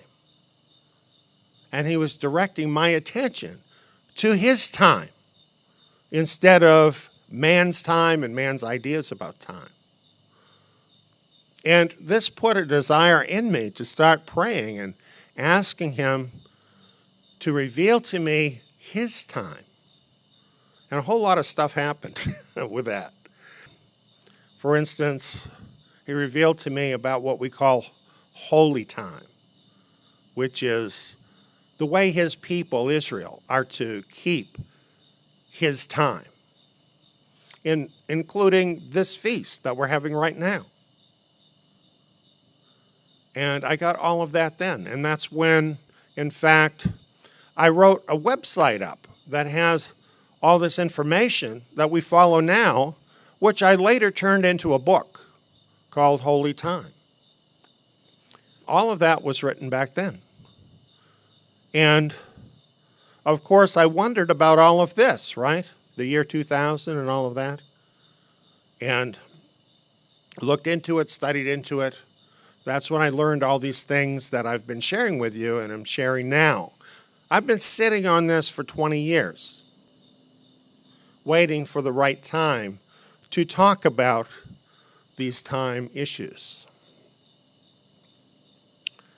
So it actually was this issue of 6,000 years of the ages of the world about to come to an end in the year 2000 that spurred me to begin looking into all of these issues much deeper. And Yahweh honored that by giving me understanding of these matters. And so here's what I wondered. 2000 AD, what went wrong? All the chronologies seemed to be accurate. It all seemed to be right. And yet, the year 2000 came and went. And what was expected didn't happen. Let me explain what I learned in the simplest way that I can share it. Essentially, the math was right, but the expectations were wrong. They expected the wrong thing to happen in the year 2000 because they were mixing up apples with oranges. And if you know the cliche, you know you can't do that. They accurately calculated the years of the world since the creation of Adam. However, it's not that measurement of time that will determine when the Messiah comes and when the age ends. That's where they went wrong. Actually, what they weren't seeing is what I shared with you in my last presentation on this subject, that the seventh creative day, when Yahweh rested, was not just one day long. There is no record there, as I showed you, of Yahweh closing out that day like he did the other six. And in fact, we have scriptures thousands of years after Adam where it's specifically telling us that that seventh day had not yet ended. And even telling us that we can enter into that seventh day on which he rested. So in other words, that seventh day is thousands of years long. And that is the timeline that Yahweh is going by, not the timeline from the creation of Adam. So in the scriptures, as I've explained, Bible chronology shows you the timeline of the years of the world from the creation of Adam. But it doesn't specifically give you a starting point for the seventh day. Adam was created in the sixth day.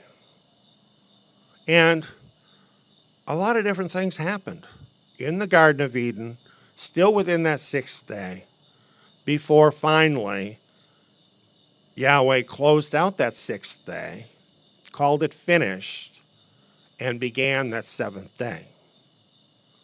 So what was happening with this chronology is that all of the people, okay, all of them, James Ussher, Sir Isaac Newton, all of the Christians, all of the Jews who figured the time, none of them made that distinction, not one of them. And what they were doing, didn't realize it, is confusing apples with oranges. Very simple kind of mistake, an accounting error, if you will. So even though their math was right, their conclusions were incorrect, because these two time periods, though very close to one another in historical time, nevertheless are not exactly the same length. So what we have is all of the chronologies track the years since man was created, while none of them track the years of the seventh day. And that's what Yahweh is using to track time. So it's just like with everything else having to do with holy time. You know, you got to get off of man's time and get onto his time. That's all what it's about. This is just another aspect of holy time. That's what this is about.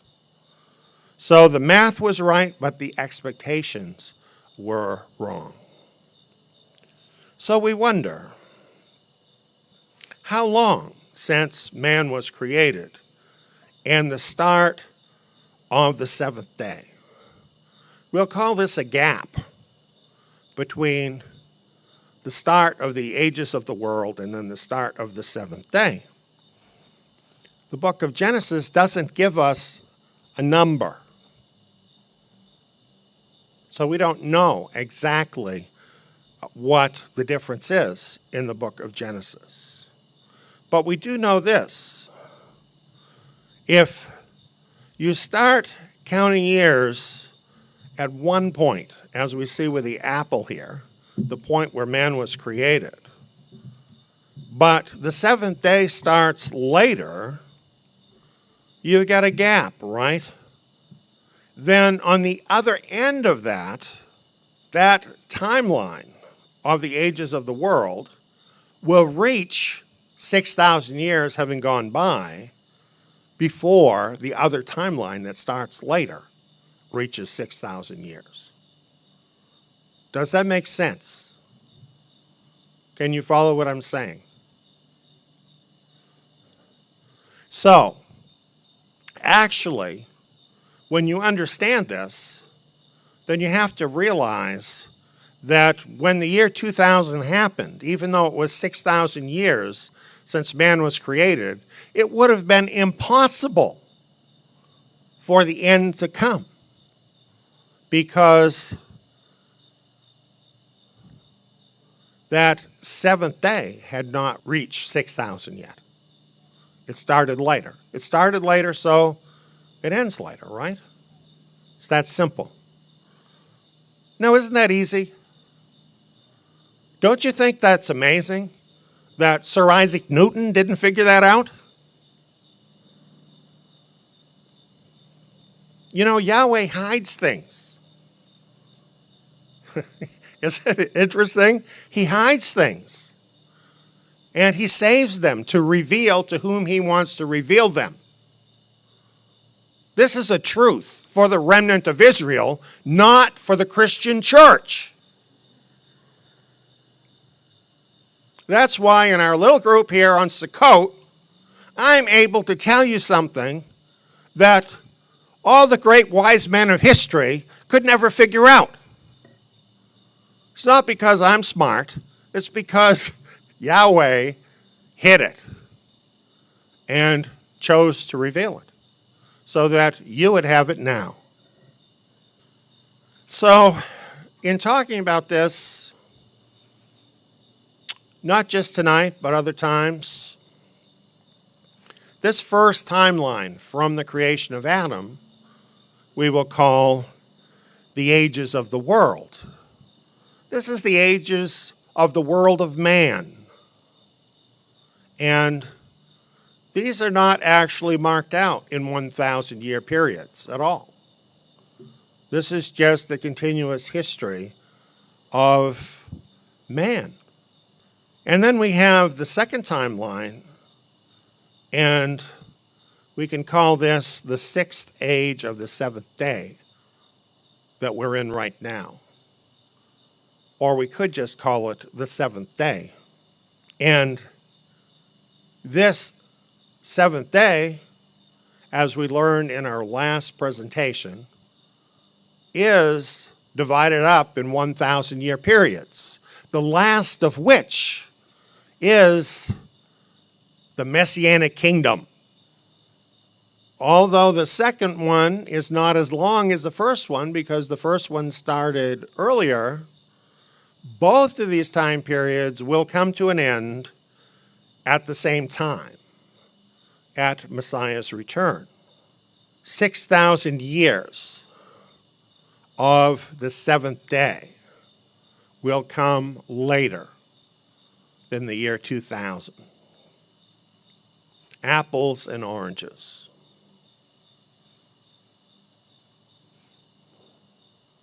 So that very simply is the logic. When we factor in all of the knowledge that Yahweh has given us about these issues, we find this logical error that all the chronologists have made, that they've all missed. And what does it show us? It shows us that Yahweh is always right. If something seems wrong to us from the scriptures, it's a human mistake. It's not his mistake. He did it all right. We just don't always understand everything. This is what happens. It happens to us too, doesn't it? I mean, in our walk as believers, have we not had to give up many things along the way that we thought were right, that we thought were of the Bible? We get more information, and then we realize, oh, well, this is different than I thought it was. I have more clarity on this now. This is what the truth is. This is a normal thing to happen with believers. So this is not meant in any way as a condemnation of those men who worked very hard to try and understand what the scriptures were saying and came tremendously close, didn't they, to what the truth is. But not exactly. And so we came to the year 2000, and many people were disappointed. Some people lost their faith over that. And that was totally unnecessary, because there is a reason, there is an answer. They just didn't know what it was then. Why didn't, I tried to show this to people on one occasion back then, and absolutely nobody was able to enter into it. And I'm sure the reason was Yahweh was closing their minds. He had hidden it. And I realized this is not for now. This is for later. And it has proved to be for later. So as we look at this, realizing that the ages of the world reached 6,000 years in 2000 AD, but the sixth age of the seventh day continued on, we see that there is a gap there, and we might wonder, can this gap be known? Is it possible for us to understand that length of time? Well, I'm going to talk about some of that in a presentation called The Last Age of the World.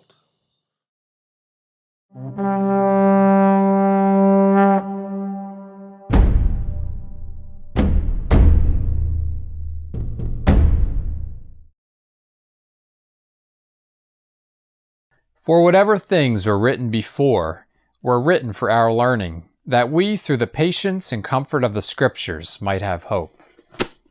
You know, the apostles, they were Torah scholars. This is why I'm doing Tsiyon Academy.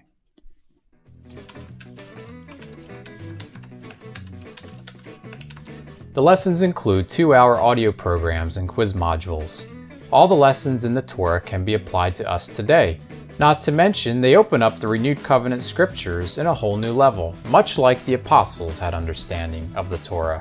Plus, I can do the courses in my own time, at my own pace, with no prerequisites, and at a very low cost. I can do them here.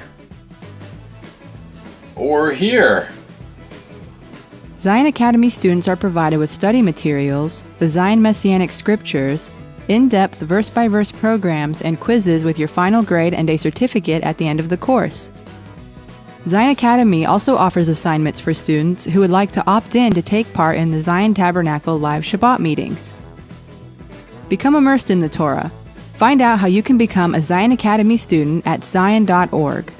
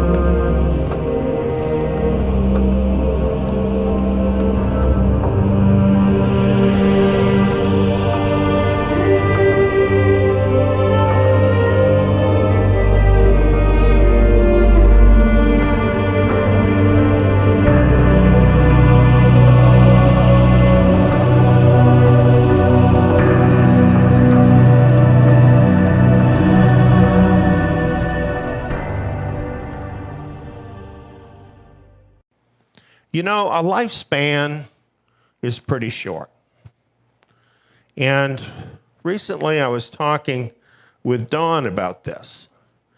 And I was talking about how things were in the world when I was a kid. We were really amazed when the first satellite went up into space. It was called Sputnik. And everybody was worried because the Russians had gotten ahead of America. And today, how many satellites are sent up every day? Do you know? It's not even news, is it? There's so many blanketing the sky. The world has changed so much. And one thing that I see in the world is people have a very, very poor understanding of history. And because they don't really understand much about history, and I'm talking even people who should be educated people, right? But this isn't what they're teaching people today. And so they have a very poor understanding of history. I've been a student of history all my life from the standpoint of the scriptures. And what I've learned from history is that things go in cycles. And these cycles continue through history. And we are living in a certain cycle today that is really a cycle of catastrophe. This is detailed for us in what is called the Olivet Sermon. This sermon was given by Yeshua Messiah just shortly before his death to tell his disciples then and now about the things that would be coming. This message is very important to us because, as you will see as we go through this, this unquestionably applies to our time. So this is from Mark chapter 13, but you will find Matthew's version of this in Matthew 24, which is somewhat more extensive, and Luke's version of this in Luke chapter 21. And having all three of these Gospels is very important because from comparing them, we learn certain things we wouldn't know if we didn't have all of them. And you'll get an example of that tonight. So think about cycles in history, ages in history, and think about how those ages come to an end. That's really what we're talking about tonight. That's what Messiah was talking about. Now, as we go through this, I'm not going to go into each part of the sign that Messiah laid out. What we want to talk about tonight is more having to do with the big picture. I want you to understand something about the ages that Yeshua is dealing with here. I want you to get a picture over literally thousands of years. If you can see time that way, you'll have some inkling of how Messiah actually sees time. He is not locked into our short little lifespan. So he is able to tell us about the big picture. And that's what we really need to look at here. Here's how all this came up. It says here in Mark 13, 1 and 2, as he went out of the temple, one of his disciples said to him, "Rabbi, see what kind of stones and what kind of buildings." Now, we've been talking about what was happening this last time that Yeshua went to the temple. Remember, he went there to judge it and to judge the power structure that was represented there. And he did judge them as worthy of destruction. And he told them that. So all of that had just happened now. And he's coming out of the temple. And you know what's happening? His disciples are looking at the buildings and are very impressed with the buildings. Now, somehow it seems to me they didn't fully get what Messiah had been saying because they're impressed with the buildings. Do you understand what I'm saying to you? The buildings were impressive, okay? But Yeshua was not impressed with the buildings. He said to them, "Do you see these great buildings? There will not be left here one stone on another which will not be thrown down." With those words, he foretold the end of what is referred to as the Second Temple Jewish era or age.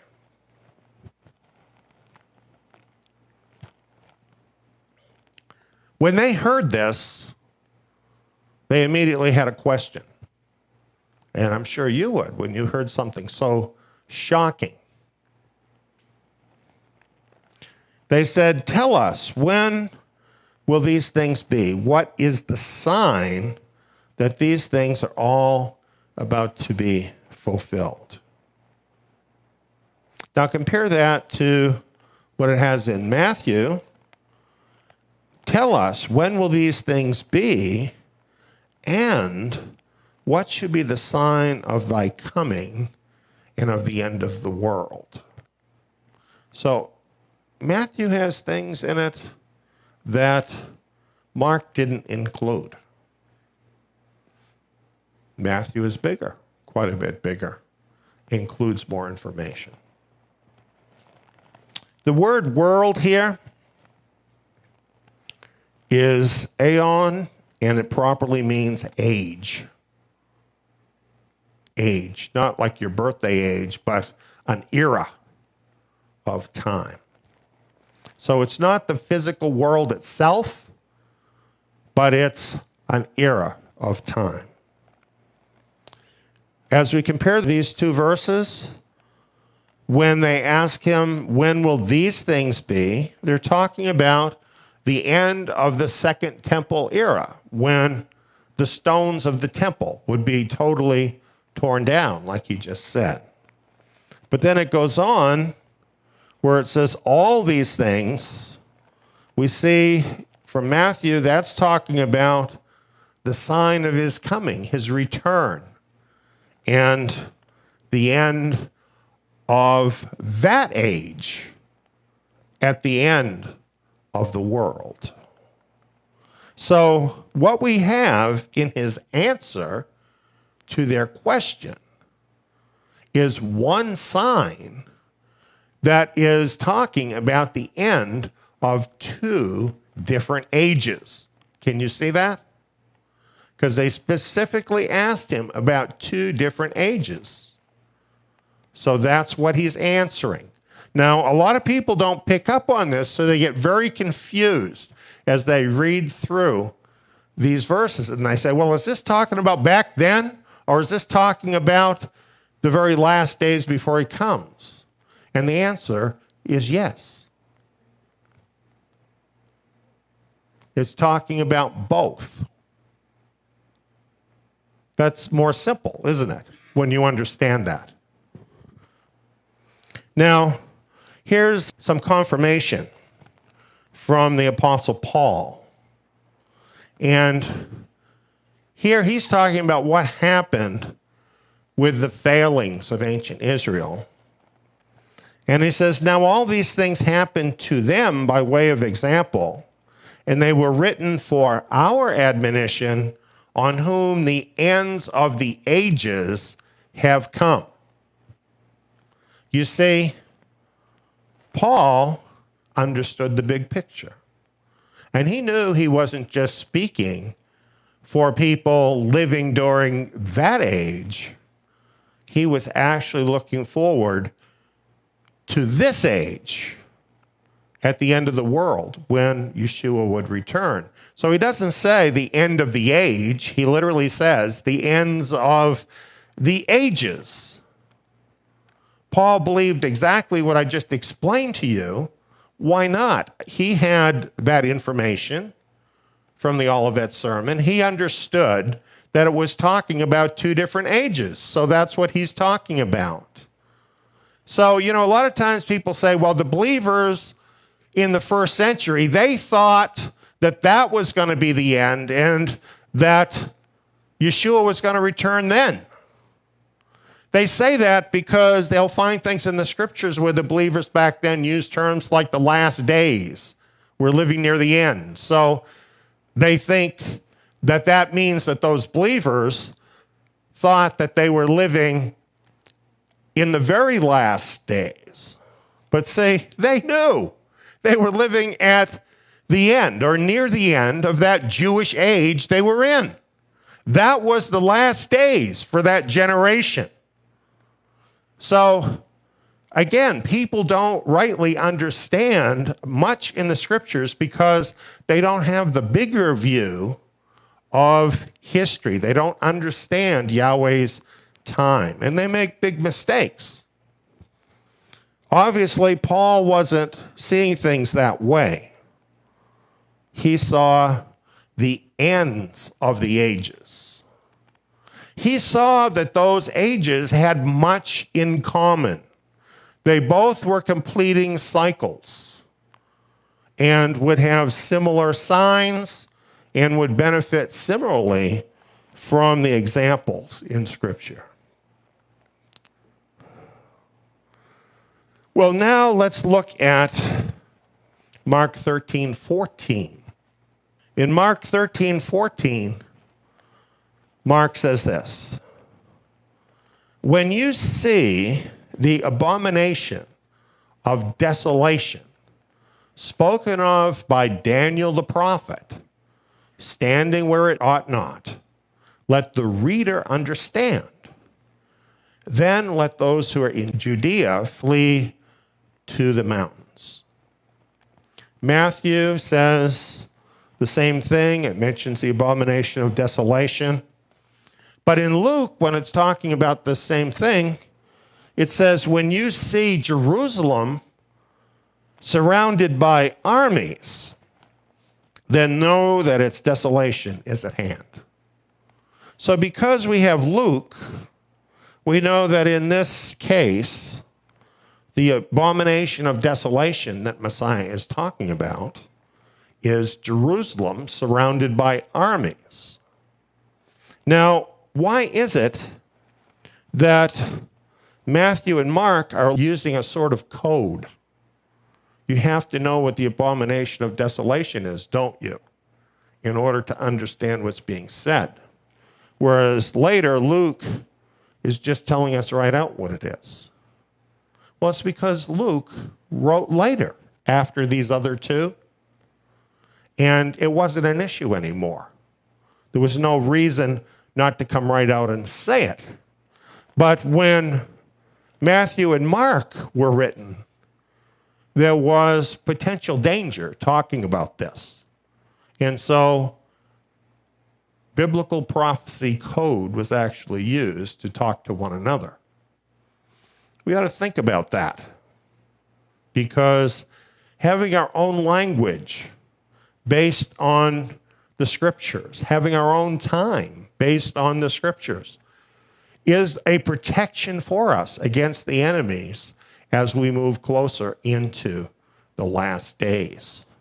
And realize everything in these verses tell us the whole world is going to hate you. Get used to that idea. It's going to get a lot worse than it is right now, and you're going to have to worry about what you say in front of people. And it might be a good time to start practicing some of that.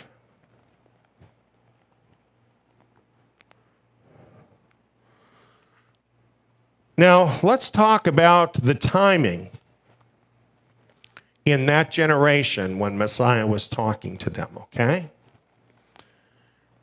In Mark 13:30, Messiah says, most certainly I say to you, this generation will not pass away until all these things happen. Now, as this applies to that era they were in. When he says this generation, what generation is he talking about? Well, isn't he talking about his own generation? And people who are contemporaneous with him? Let's take a look at Messiah's generation. Messiah was born in the fall of 2 BC. Now we have a radio program along with diagrams and charts and so on that totally prove this beyond a doubt. If you want that information, just let us know and we'll give that to you. So the next year in 1 BC, Messiah turns 1 year old. There is no 0 year. So after 1 BC, you are immediately in 1 AD. And Messiah is still 1 year old. And he doesn't turn 2 until the fall of 1 AD. So that means for most of the year, 1 AD, he's still 1. You follow me? So when it turns 2 AD, how old is he? He's 2, right? When he's 3, he turns 3 in the fall of 2 AD.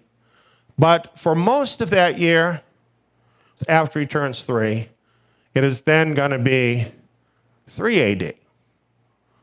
As of January, right? The Roman time we're talking about. So, down through history, whatever year of our Lord this is, tracks at the beginning of that year with Messiah's birth age. So it's very simple to track the years since Messiah was born. Right now when I'm talking to you, it's 2018. It's not the fall yet. So how old would Messiah be as a man if he was still here? 2018 years old, right? Doesn't that make it easy to figure the time? That means that at age 70, it would be 70 AD. Now, here's another chart that I made up that has some of the important events that happened during that 70-year period, starting with Messiah's birth and ending with the destruction of the city of Jerusalem with its temple.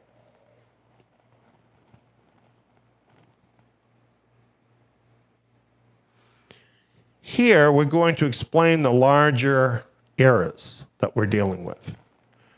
Now, I'm going to start with the previous Jewish era so that you can kind of see how this works. In the previous Jewish era, that era resulted in the building of the first temple by Solomon. But during that Jewish era, it had already begun before the temple was built, okay? Now, what happened was the people turned badly away and against Yahweh.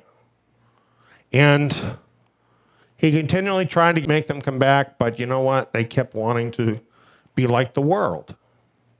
They kept wanting to go after other gods and do all the things against the commandments. And they became such a stench that Yahweh's own temple and city became offensive to him because it was tearing down his name. And he told them that would have to be destroyed in order to protect his own great name. So, in 587 BC, he sent the Babylonians to destroy Jerusalem. This is secular history as well as biblical history. And some Jews had already been deported by the Babylonians, but now this whole process was finished, and all but a few stragglers, considered totally unimportant, were deported off of the land and exiled in Babylon. That was an end of that Jewish era. Is that easy to tell? The end of Jerusalem, the end of the temple, the people no longer on the land. That was the end of that Jewish era. Interestingly, the scriptures prophesy that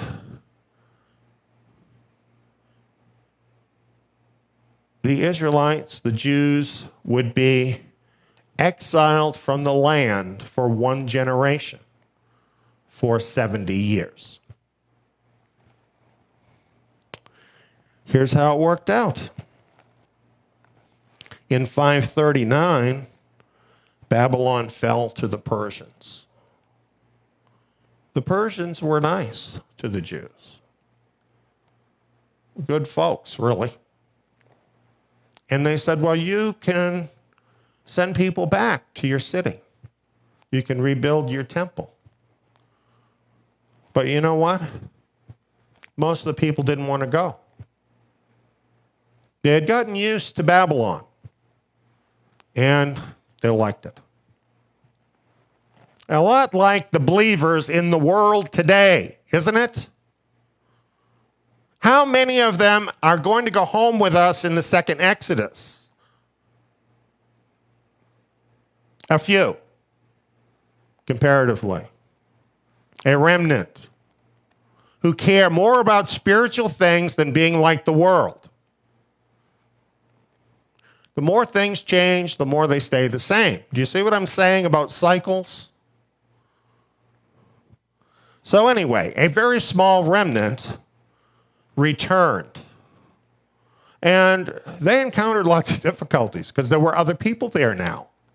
You don't just leave for 70 years and not have anybody else move in, right? So they had lots of difficulties trying to regain their place. And eventually they were able to rebuild their temple, which at that time really marked a new beginning of the Jews in Jerusalem. That's what they had been working for. Finally, they accomplished that in 516 BC, after one generation of 70 years. Well, in 516 BC then, it was the beginning of a new Jewish era. And the temple in Jerusalem, and the Jews now having control of that, is what marked the beginning of that era. Are you following me? Jerusalem. That's what we're talking about.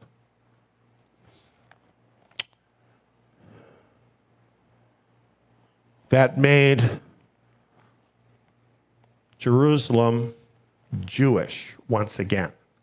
Jerusalem is Yahweh's time clock. 516 BC. They get to 2 BC. That's a long time later, isn't it? Hundreds of years. There's prophecies telling about the time. We're not getting into all those tonight. But the people were dull. Most of them didn't get what's happening. It took people from the east who weren't even from Jerusalem to know and understand what was going on when Messiah was born in 2 BC. Magi from a distant land in the east saw the signs in the sky and came to Jerusalem seeking the Messiah.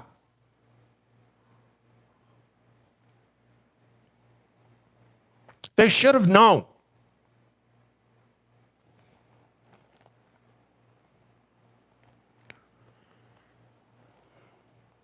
That era continued.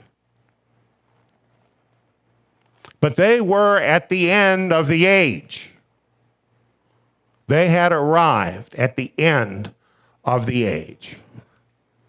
They didn't act like it.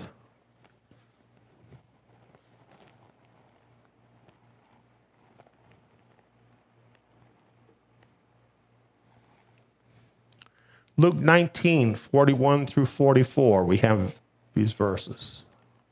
Speaking of Messiah, it says, he wept over Jerusalem, saying, if you, even you, had known today the things which belong to your peace, but now they're hidden from your eyes. For the days will come on you, when your enemies will throw up a barricade against you, surround you, hem you in on every side, and will dash you and your children within you to the ground. They will not leave in you one stone on another, because you didn't know the time of your visitation. Think about that. They were being visited from heaven by the Son of God, and they did not know the time of their visitation. And because of that, look what would happen to them. Destruction was going to fall upon them. It is a sin not to know the prophetic time when you should know it.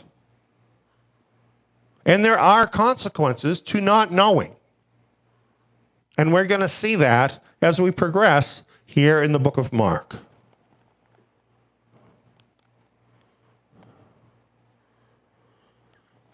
The time of Messiah's visitation, his generation did not pass away until his words had been fulfilled. He said this, most certainly I say to you, this generation will not pass away until all these things happen.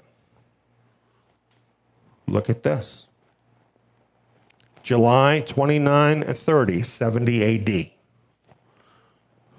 Tish B'Av, the 9th day of the 5th month. The temple was destroyed, followed by the destruction of Jerusalem. This is exactly the same day on the Hebrew calendar that the earlier temple had been destroyed by Babylon. Is that a coincidence? I think not. This occurred within the 70th year of Messiah's generation. Just 2.5 months later, the date flipped,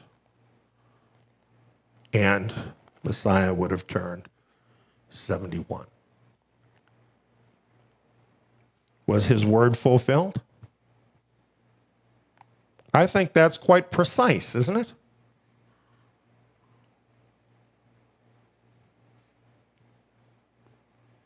That's the end of that Jewish age.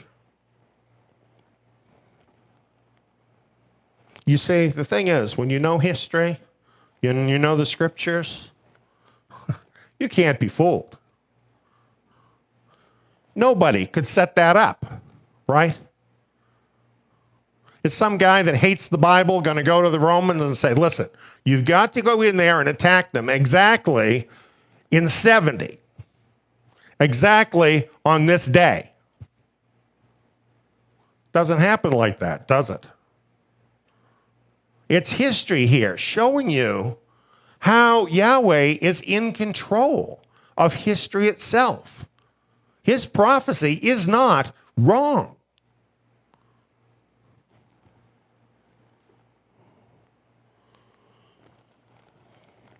Mark 13:14, when you see the abomination of desolation spoken of by Daniel the prophet standing where it ought not, then he says, let the reader understand, then let those who are in Judea flee to the mountains. You see, when destruction fell on Jerusalem, everybody who was caught in there was in trouble. Over 1 million people. According to one estimate, 3 million people were killed by the Romans. And many more were taken into captivity. And quite a lot of people, died of famine during the siege. And some pretty awful things happened in there. It's a horrible story. It's absolutely a horrible story. And it's all laid out in horrible detail by Flavius Josephus in his War of the Jews. So, Yeshua was giving them a warning, telling them what to look for before that fell on that land. So he tells them, when you see the abomination of desolation spoken of by Daniel the prophet, let the reader understand.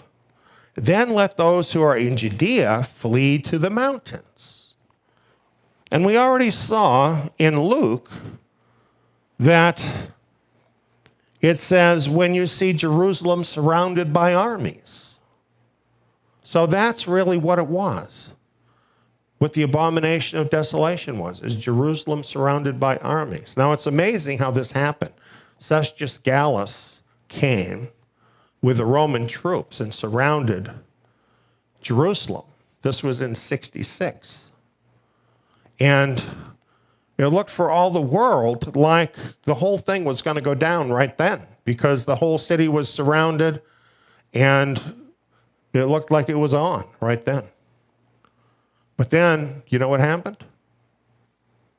Josephus says, for no good reason in the world, Cestius Gallus and his troops just left. They just picked up and left. And the believers said to themselves, well, that's amazing. And you know what they did? They said, wow, that's the sign. Let's pick up our stuff and get out of here. Isn't that amazing? That's history. That's history telling you that God is in control of history. That's history telling you that you must believe Bible prophecy to save your own life. Are you following what I'm saying?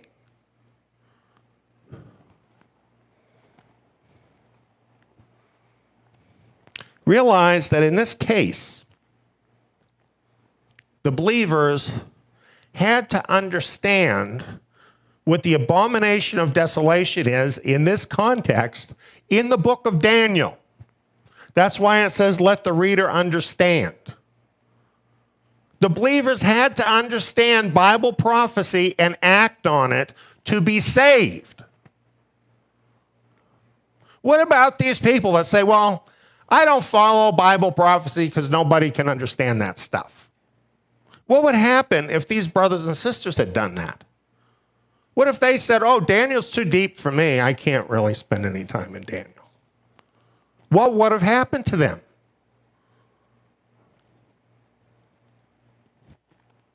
Yeshua gave them a clear sign. When they saw it, they needed to act on it if they were going to survive.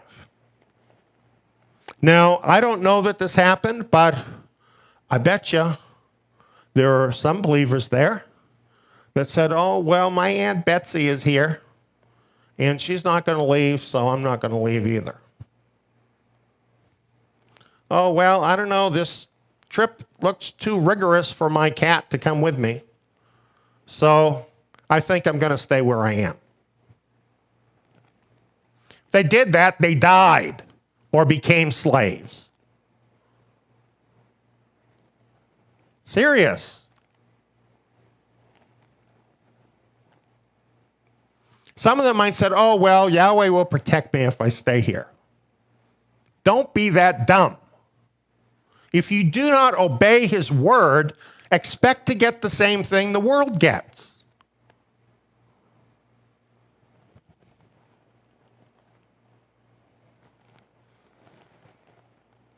Here's proof from history as to what happened. This is from a church historian from the 4th century. So he's writing it from a Gentile Christian perspective. He says, the people, Nazarenes, of the church in Jerusalem were commanded by an oracle given by revelation before the war to those in the city who were worthy of it to depart and dwell in one of the cities of Perea, which they called Pella. To it, those who believed in Christ traveled from Jerusalem, so that when holy men had altogether deserted the royal capital of the Jews and the whole land of Judea, the judgment of God at length overtook those who had committed such outrages against Christ and his apostles and totally destroyed that generation of impious men. Don't you think this is remarkable? Don't you think this is like one of the most important things that ever happened in history? Messiah came. He told them that that generation would see this end of Jerusalem. He gave the sign to his followers, and here we have a historical account that they listened to what he said, they acted on it when they saw the sign, and they were saved, and the rest of Judea suffered this heavy end. Neon lights, right?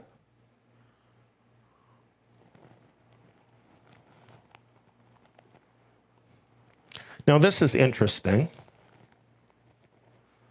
After that had happened, okay, in the next century, so we're talking maybe 60 or 70 years later, the Gentile church broke off from those Nazarene believers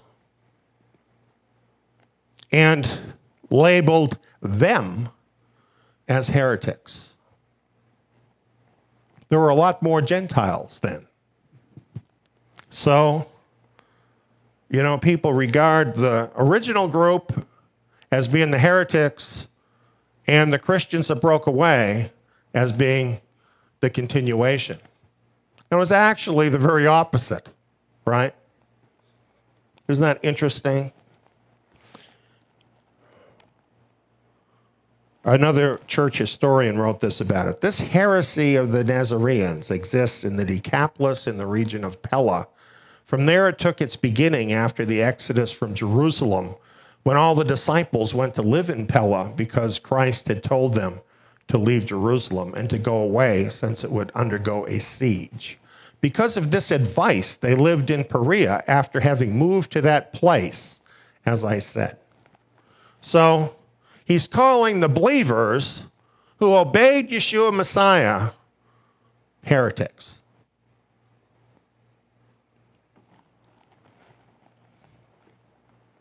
So who are the real heretics?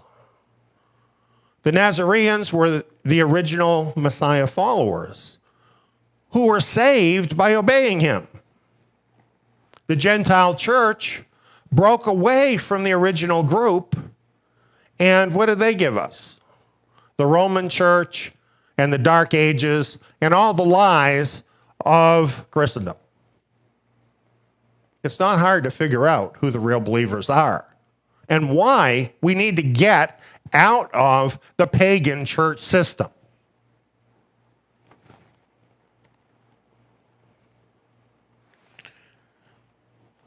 Well, that gives you the picture, I think, pretty well of that Jewish age.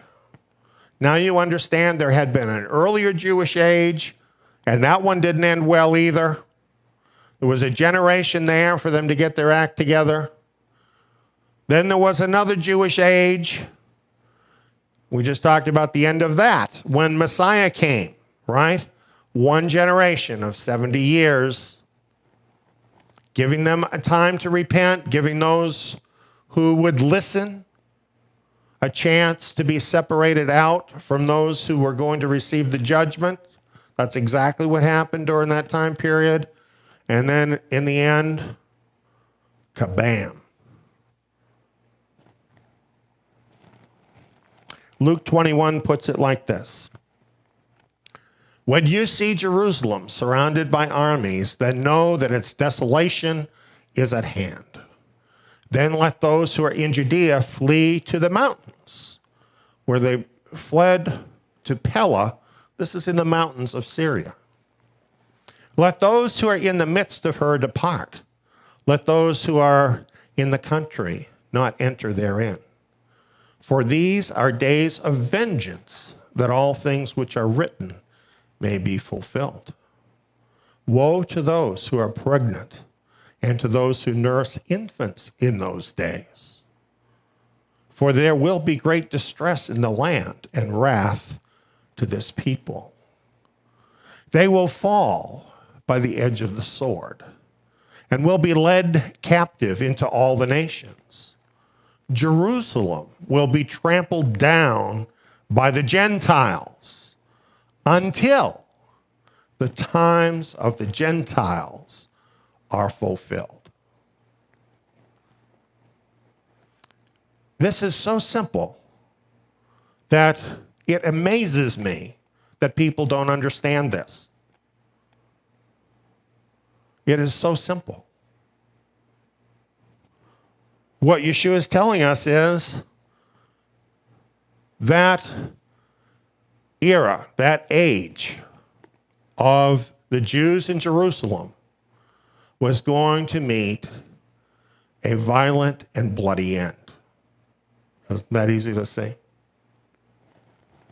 And then they were going to be led captive into all the nations. Did that prediction come true? And then it says, Jerusalem will be trampled down by the Gentiles. Did that happen? Was there now a new age, an era, where Jerusalem was trampled down by the Gentiles? Did that happen? And was that age ever at a point where it was fulfilled? In other words, that Gentile age was at an end, which implies then a new Jewish age, doesn't it? Doesn't it?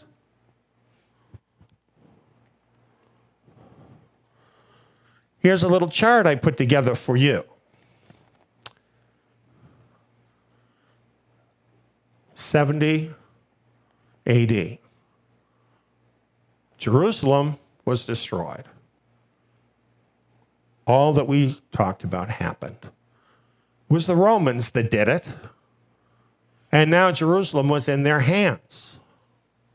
And it is true that later, in the 2nd century, there were some Jews that tried to mount opposition to try and get Jerusalem back again. But that failed. Later, the Byzantines, Christians, had a period of time where they ruled over Jerusalem. Later, there were Muslim conquests, and this kind of different Muslims did this. And then, of course, there were their Christian crusaders that took back Jerusalem, or I shouldn't say take it back because they never had it, who took Jerusalem. The Mamelukes and Ottomans, Muslims, took Jerusalem. And in 1917, the British took it at the end or near the end of World War I. And finally, in 1948 to 1967, it was under the control of the country of Jordan. Do you see why it uses the language, the times of the Gentiles? Because there were different times here, a lot of different Gentiles. The scriptures are very specific in the word choice.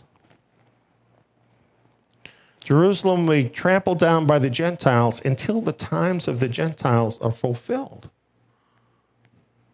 Well, what would you expect to happen when the times of the Gentiles are fulfilled? Knowing the history, wouldn't that mean you have a Jewish Jerusalem again? Times of the Gentiles are over. You have a Jewish Jerusalem again. What we're talking about is the liberation of Jerusalem. June 7th, 1967.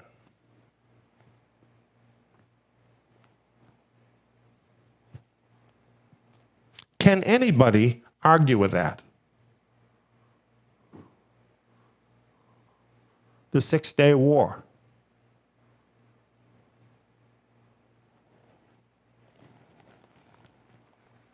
I was a young man when this happened. It was one of the most amazing things anybody had ever seen. It was all over the news. And it truly was incredible. The Jews were once again in control of Jerusalem, and they still are. Jerusalem will be trampled down by the Gentiles until the times of the Gentiles are fulfilled. So what does this mark? Does it not mark a new Jewish era in Jerusalem?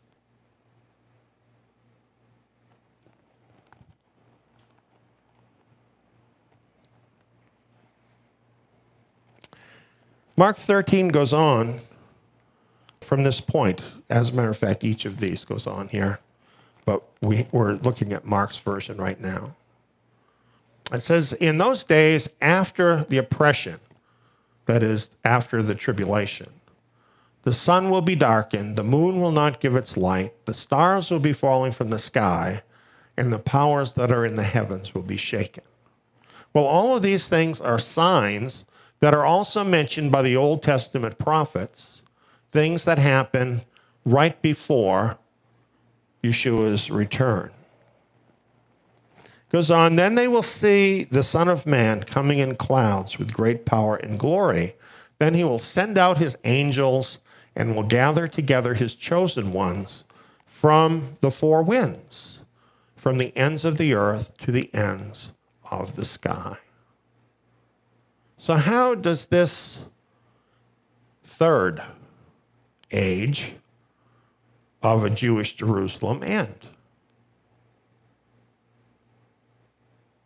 It ends with the return of Yeshua Messiah. That's how it ends. It goes on and it tells us some more here to help us understand about the time. Now, what you're looking at is a picture of an early fig.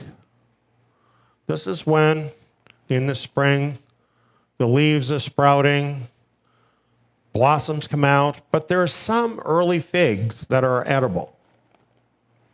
Now, from the fig tree, learn this parable. When the branch has now become tender and puts forth its leaves, you know that the summer is near. Even so, you also, when you see these things coming to pass, know that it is near at the doors.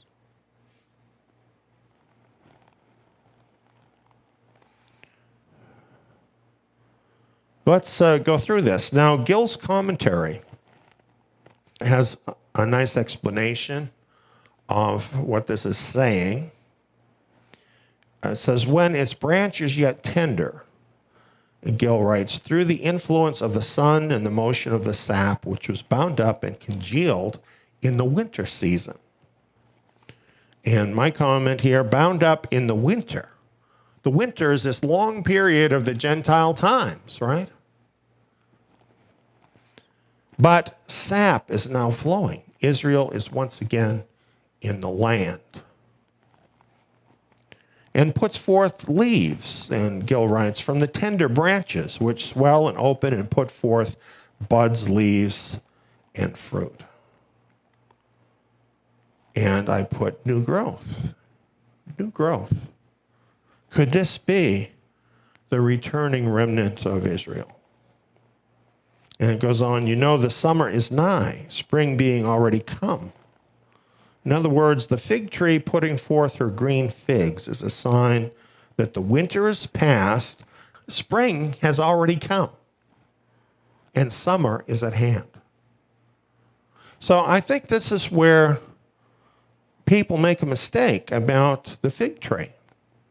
A lot of times they say, well, the fig tree is Israel, and the beginning of the generation has to be then when Israel became a nation.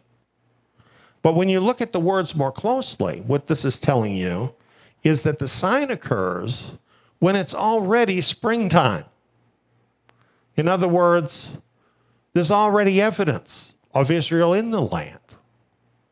So it's later than the very beginning. And a couple Sabbaths ago, I brought up this slide, which was from our presentation in Matthew about figs. And it's not exactly correct to say, well, figs picture Israel. They don't just picture Israel. They picture rotten Israel and righteous Israel, right? And according to Jeremiah, the good figs are the figs that are the first ripe figs. The spring figs, the ones, by coincidence, that Messiah is talking about in his parable. The first ripe figs we have seen picture the righteous remnant of Israel. So, this portion of Scripture is not exactly talking about what people think it's talking about. It's really talking about the remnant springing up. And this is a late sign. It happens relatively late in the process. It's happening now, and we're pretty late in the process. It's spring. And when this fully happens, when it's finished, summer is near. It's at the doors, it says. In other words, we're there.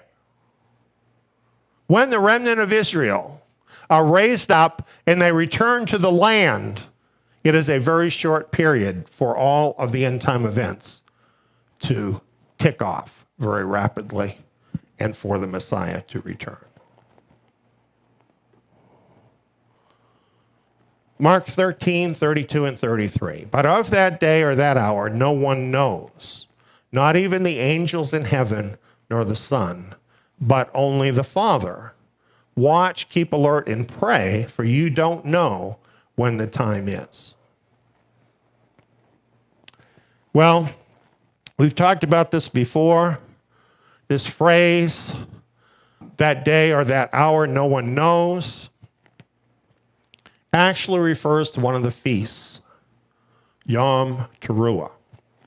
We can never know exactly what day it's going to be because it falls at the end of the dark of the moon. And that period can be 2 days or it can be 3 days. So the only way you can know when it comes is by watching. This is all about watching here.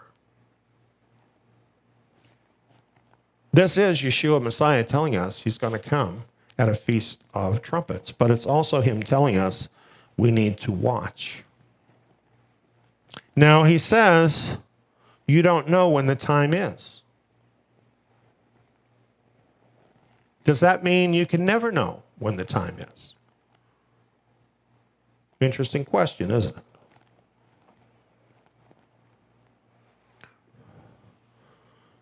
Mark 13, 35 through 37. Watch, therefore. You don't know when the Lord of the house is coming, whether at evening or at midnight or when the rooster crows, or in the morning, lest coming suddenly he might find you sleeping. What I tell you, I tell all, watch. He said, no one knows the day or the hour. And here, as an example, he gives us hours of a single day. He doesn't use a metaphor of months or years. He's using a metaphor of hours in a single day. What do you think we're going to be doing when we get to that Yom Teruah? I don't know about you, but I'm not going to be sleeping. I'm going to be watching.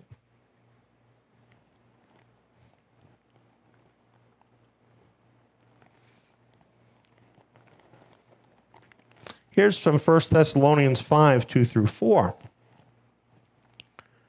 For you yourselves know well that the day of the Lord comes like a thief in the night. We heard that from Peter, didn't we? A verse from Peter that was read tonight.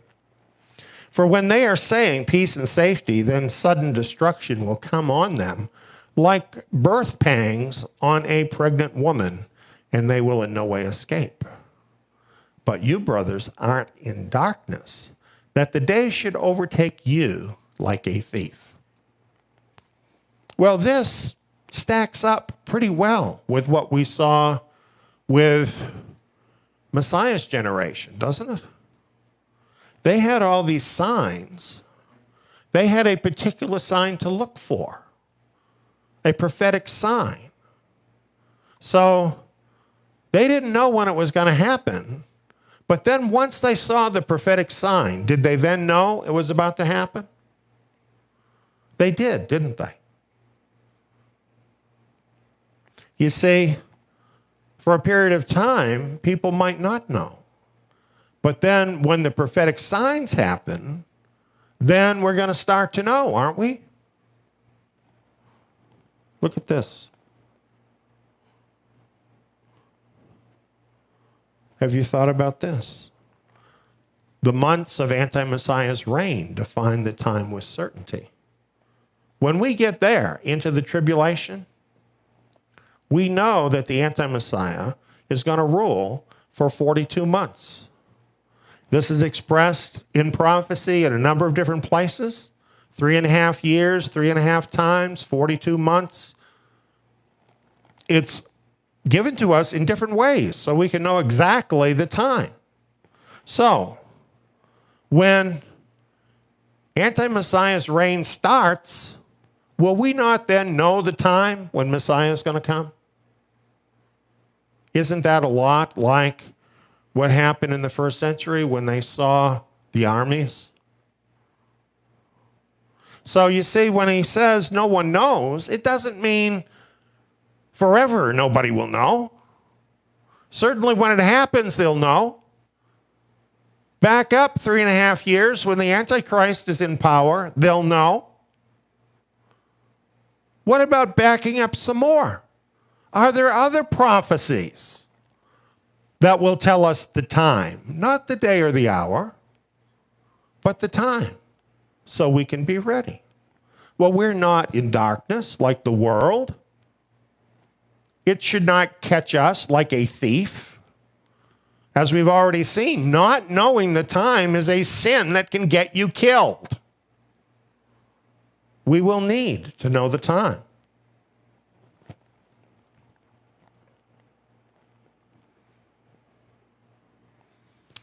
The final generation. That's the generation we're in that started in 1967.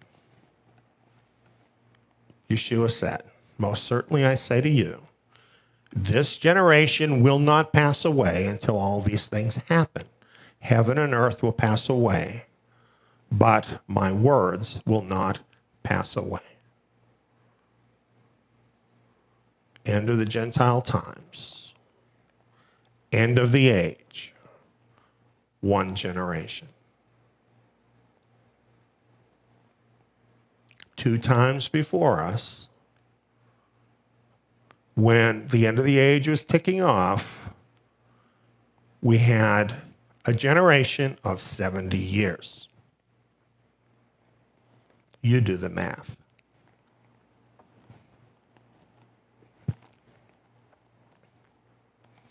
Here's a chart that I adapted a little bit that was from a video that was mentioned tonight. This is a video that was from a presentation in 2015. We have this on DVD and other places, should you want to have it. And I'm not going to explain it all, but what it's showing here is the biblical Shemitah cycles since 1967. And what you have is 10 Shemitah cycles. That's what's showing here, because 10 Shemitah cycles is 70 years. Very interestingly, on each Shemitah year, which is the 7th year, which is a biblically significant time in Yahweh's cycle, he counts time in 7-year cycles. And the 7th year is a Sabbath year, just like the 7th day is a Sabbath day. And these days and years are very significant. And if you look at these Shemitah years through this time period, since 1967, what you find is major events happened relative to Israel. And you also find major events happened relative to the whole world in some cases. The last Shemitah year was 2015. And it was a doozy. It was an amazing year, spiritually speaking. And remember that star I talked about that shone and was the sign that Messiah had come? Well, we had a repeat of that same star in 2015. Just an accident? Just chance? Well, actually not. If you look at my Daniel seminar, which you can view free at the Tsiyon.net website, you'll find out about that Messiah star. And you'll find out what it means. A lot happened in 2015. Well, now we're almost halfway in the next Shemitah cycle. Next Shemitah year is 2022. There's only 2 more after that. And the last one, interestingly, falls upon the very 70th year since 1967.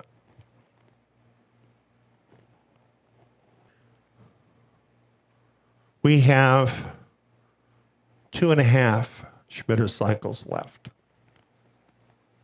in that time period that I have charted out. This generation will not pass away. The home stretch is ahead of us. You think you should change your life at all?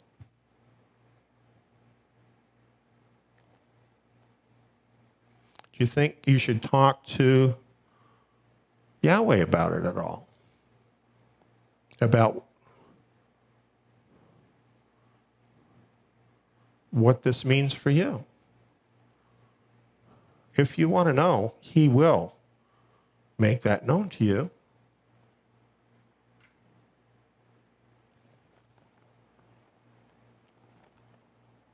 Mark 13:13, our closing verse. He who endures to the end, the same will be saved. And that's the ends of the ages. Darwinian evolution. Junk science.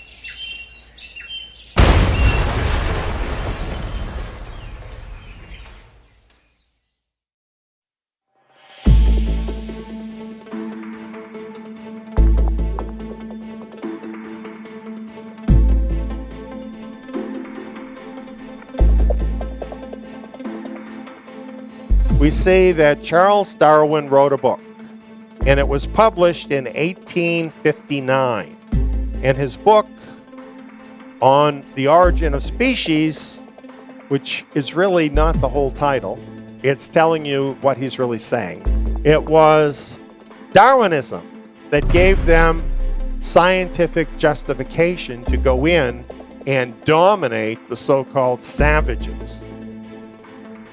That's what evolution is about. Here's a newspaper article from Australia. The headline is "Blacks Slain for Science's White Superiority Theory." Cross out white superiority theory and put Darwinism, because it's the same thing. Look at this map of Africa. See the little light green part? That's the only part of Africa that was not completely colonized by the Europeans. All the other colors you see on there, that's all areas of Africa that were divided up to the different European nations. Why were they there in Africa? To steal everything in Africa. That's why they were there. They were thieves. They were going into a place that did not belong to them, where they were stronger, where they were more powerful, and they were taking what they wanted. That's what they were doing. And they needed a moral justification for that in the eyes of the soldiers that they sent to die there to make them rich. And Darwinian evolution gave them the excuse they needed. It didn't just happen in Africa. Here in the United States, the indigenous people in America were virtually wiped out. And this too was justified by Darwinian evolution. Often when racist history is cited, such as stories of slavery, colonialism, genocide of indigenous people, or Nazi atrocities, blame is directed towards the Bible and Bible-believing people. However, a closer look at actual documentation points to another culprit behind elitist racist atrocities. That culprit is Darwinian evolution. This obscured fact of history needs and deserves to be revealed. The film, Darwinian Evolution Junk Science, was made to set this record straight. See it today. See Darwinian Evolution Junk Science, www.truthpoint.info.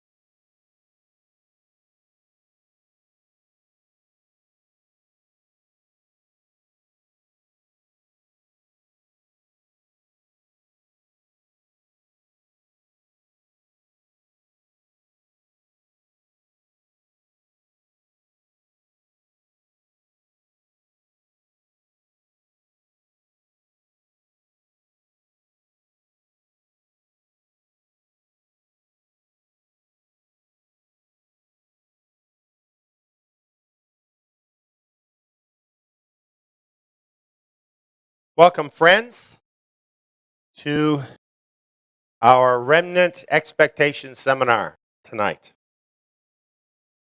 Before we begin, why don't we just have a word of prayer? Father, we come before your face tonight and we just want to thank you that you have put the treasure of truth in your word. And that here in these last days, you are opening this up to us to help us know what to expect, what's ahead of us, even to understand some of your reasons, Father, for your plans. And this gives us greater confidence for the future. We want to thank you tonight, Father, for all of your remnant people. We just pray, Father, that they all might be gathered together out of all the nations, and that your remnant nation might be reestablished in this earth. We want to give you glory, honor, and praise tonight, and we ask you, Father, to be in this presentation. We pray in Yeshua's name. Amen. We've talked about the king of the north, and we've learned a lot about the king of the north. We're going to learn more, too. But tonight, we're going to move south. We're going to look at the king of the south at the time of the end. And we're going to look at a chapter of Scripture that's very little understood, that has puzzled many people. And we're going to see how that fits into this prophetic picture.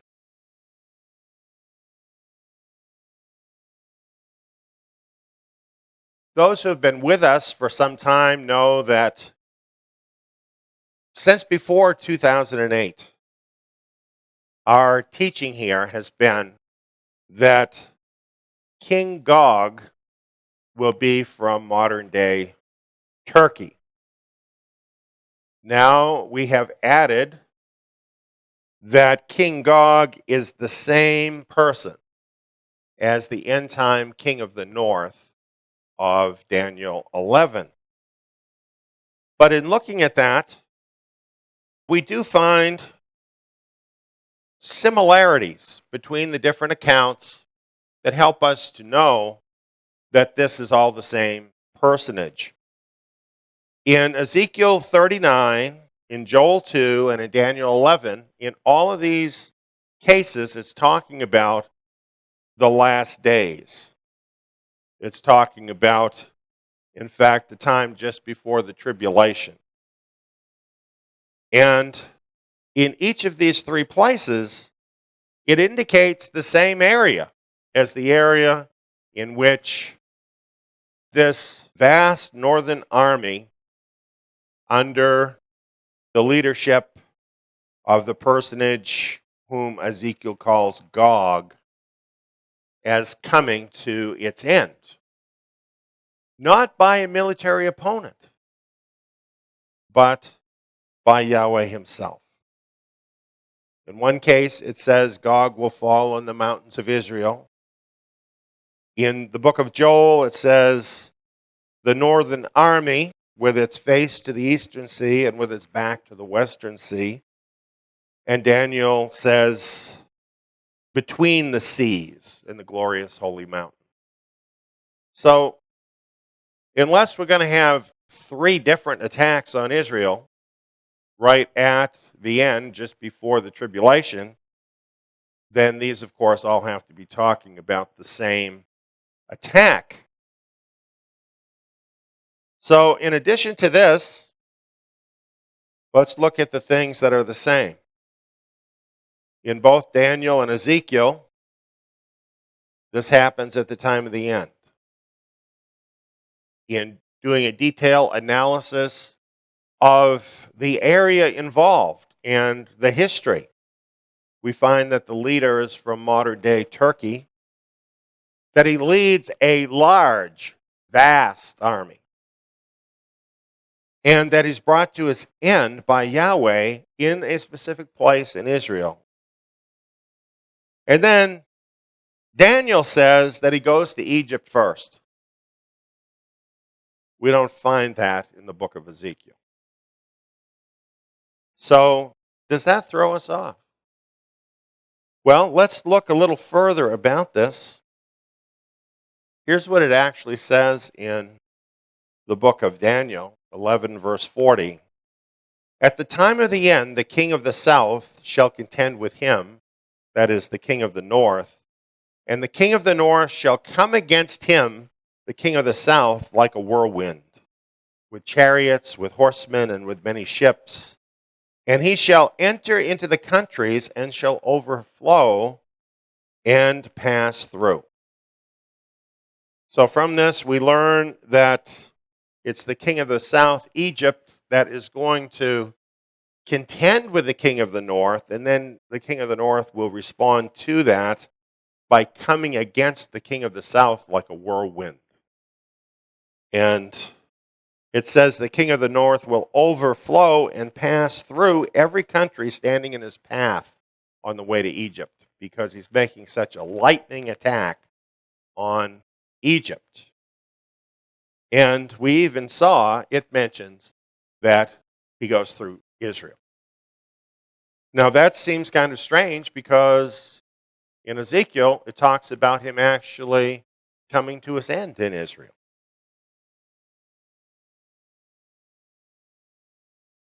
When we actually compare these more closely, Daniel and Ezekiel, what we actually find is that there are no details that are directly opposed to each other. But both accounts, each of them, include information the other account doesn't have. Therefore, if Ezekiel does not mention the Egypt invasion, that would only mean that Daniel 11 brings in additional details that were not included in Ezekiel. And that's not an uncommon thing with prophecy. A lot of times you'll have certain details in one area of the scriptures about prophecy, and other places it will give you more information. In this case, we have two different vantage points. In Ezekiel, it's talking only about Israel. In other words, it's talking about Gog only in relationship to Israel.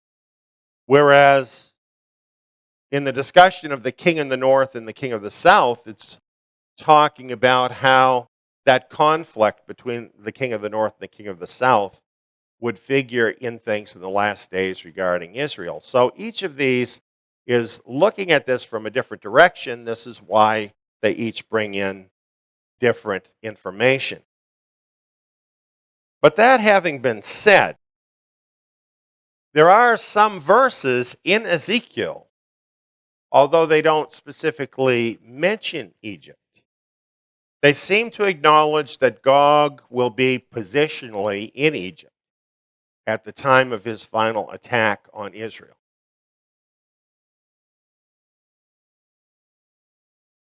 For example, Ezekiel 38:4. Yahweh says, I will turn you around and put hooks into your jaws, and I will bring you forth with all your army. Well, if Yahweh is bringing Gog out of Turkey directly into Israel, why does he need to turn him around? He would only need to be turned around if he's already gone forth, right? And then he needs to be brought back again. So this little phrase is indicative of the fact that Gog has already moved out of Turkey at the time that Yahweh brings him forth. Now look at these other verses. From Turkey, you must go down to get to Israel. Turkey's in the north, so you have to go down to go to Israel. Look at all of these verses that have Gog going up instead of going down. Ezekiel 38:9. You shall go up. You shall come like a storm. You shall be like a cloud to cover the land, you and all your hordes and many people with you. Well, if Gog goes up from Turkey, he's not even going to end up in Israel, is he?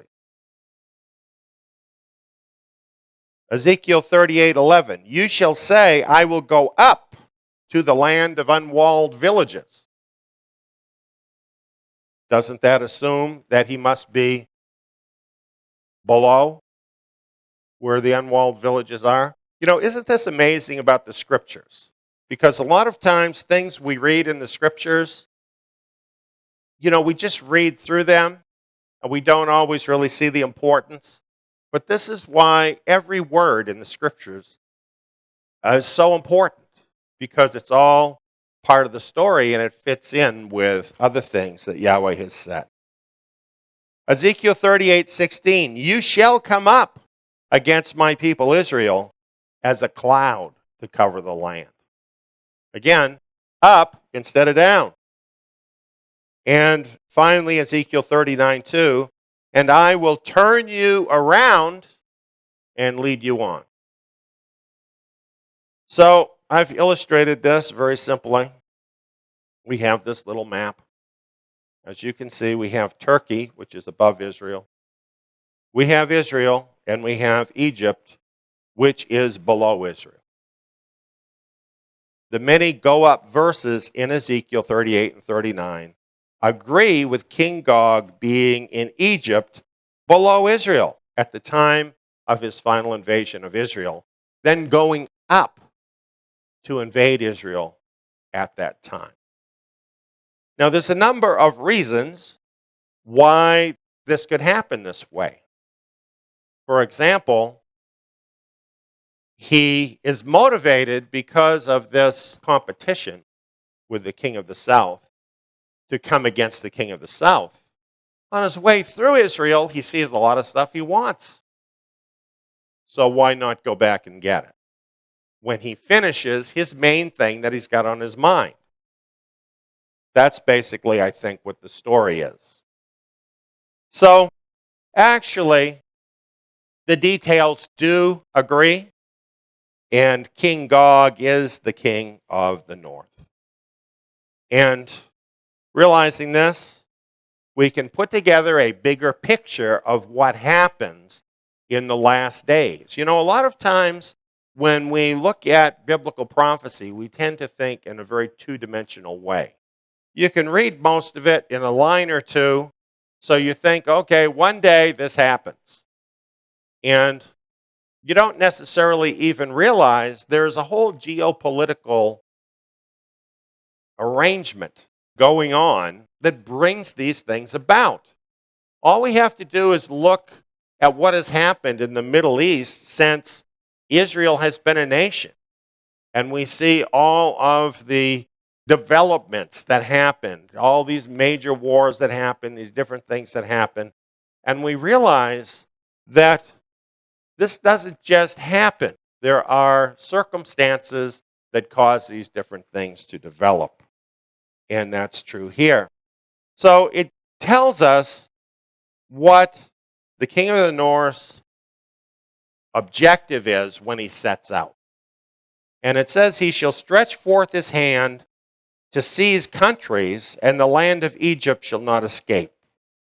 But he shall rule over the treasures of gold and silver, and over all the precious things of Egypt, and the Libyans and the Ethiopians shall follow at his steps. And of course, the account of Gog also mentions the Libyans and the Ethiopians being with him. Only after going to Egypt and getting rulership over all of the treasures of Egypt does Gog receive reports. Reports out of the east and out of the north, it says, that shall energize him. And it says he shall go forth with great fury to destroy and utterly to sweep away many. And it tells us that's when he moves up to Israel, between the seas and the glorious holy mountain. That's where he establishes his army. And it tells us he shall come to his end, and none shall be able to help him. So what are the reports that energize him? Well, there's a lot of different theories about this, and truly, we'll have to wait until it happens to know for certain. But what I think is very likely, since it's from the east and the north, this is from his own people. To the east, you have Iran. In the northeast, you have Central Asia. These are both detailed out for us in Ezekiel as being with Gog. And then, of course, directly above to the north, you have his home country of Turkey. So if he's hearing from the east and from the north, that suggests to me that he's hearing from his own country and from his allies. I'm thinking what's happening is the army here is about to get much bigger after his success in Egypt. And they're wanting to join him on the mountains of Israel to take Israel. That's what I'm thinking the reports are. And that he then goes up to Israel and joins with the rest of his army from both the north and the east. And they all join together in Israel, thinking that with this vast army they've put together, they are about to take Israel, take all the treasures of Israel, and destroy Israel. So, putting these various prophetic scriptures together, basically what we see is that before Gog's final invasion of Israel, he will invade and rule over Egypt first. And that's a good thing for us to know, because it'll help us to understand when things are shaping up, right? And it kind of fills out the picture for us. Well, I have more. I'm going to go into Isaiah chapter 19 tonight. But before I do, today I recorded a little slideshow with Dawn. And it's kind of our personal connection to Egypt. I thought you might find it interesting since we're talking about Egypt tonight. So we're going to go into that now. And here's our slideshow. Dawn, thank you for agreeing to do our little slideshow about our point of congruence with the country of Egypt. I just think this is kind of interesting. Thanks for being with us. Thanks for inviting me. It's good to be here. Well, our first slide here, I think, is probably familiar to people. This is a map. We see Israel on the map. We see Egypt on the map. But then, of course, there's a map inset into the Mediterranean. What is all this really about? Well, like you, I love history.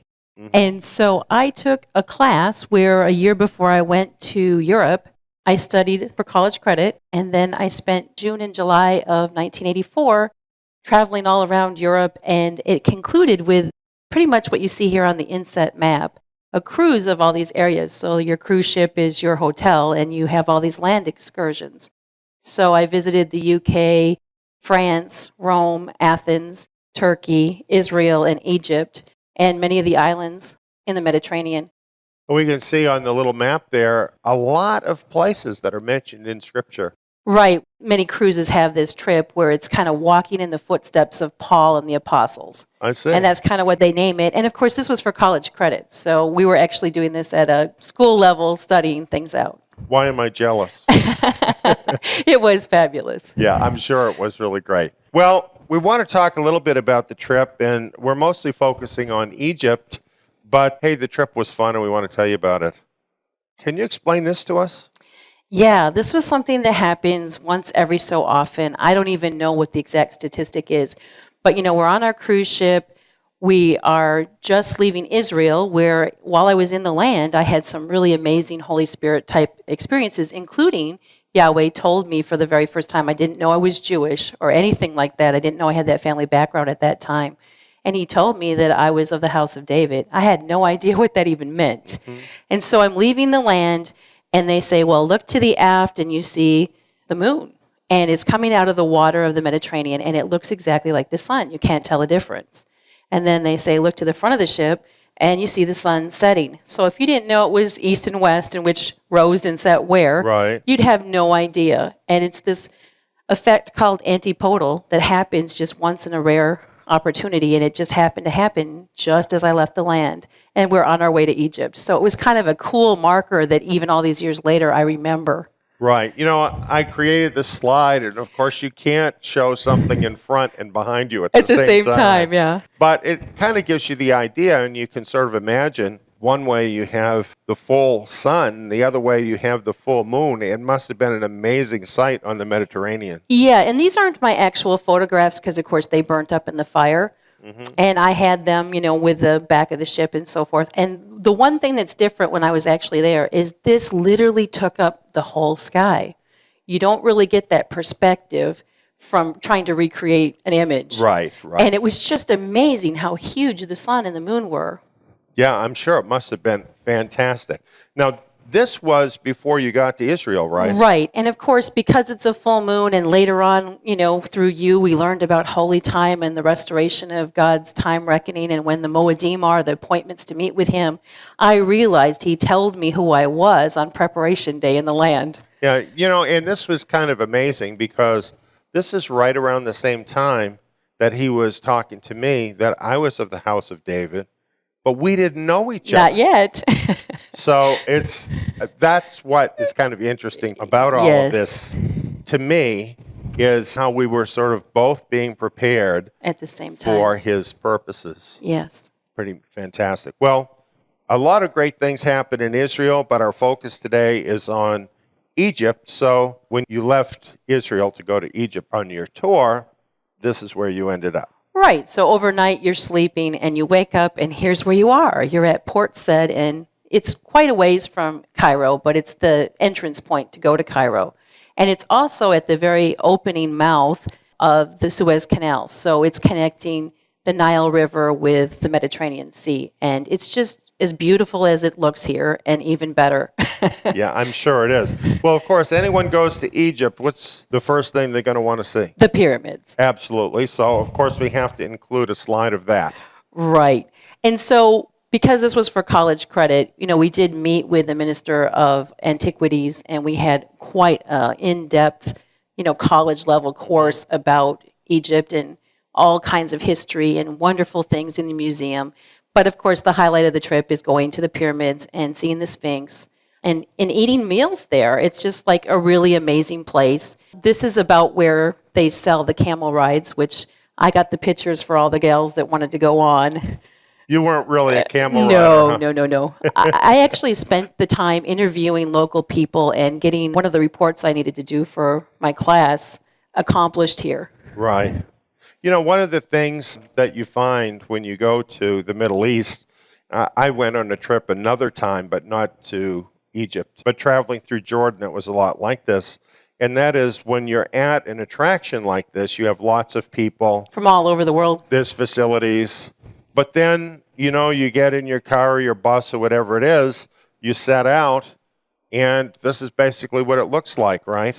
Right, and because all of my photos were lost in the fire, I, of course, went to look for illustrations that would make these points that we wanted to share with folks today.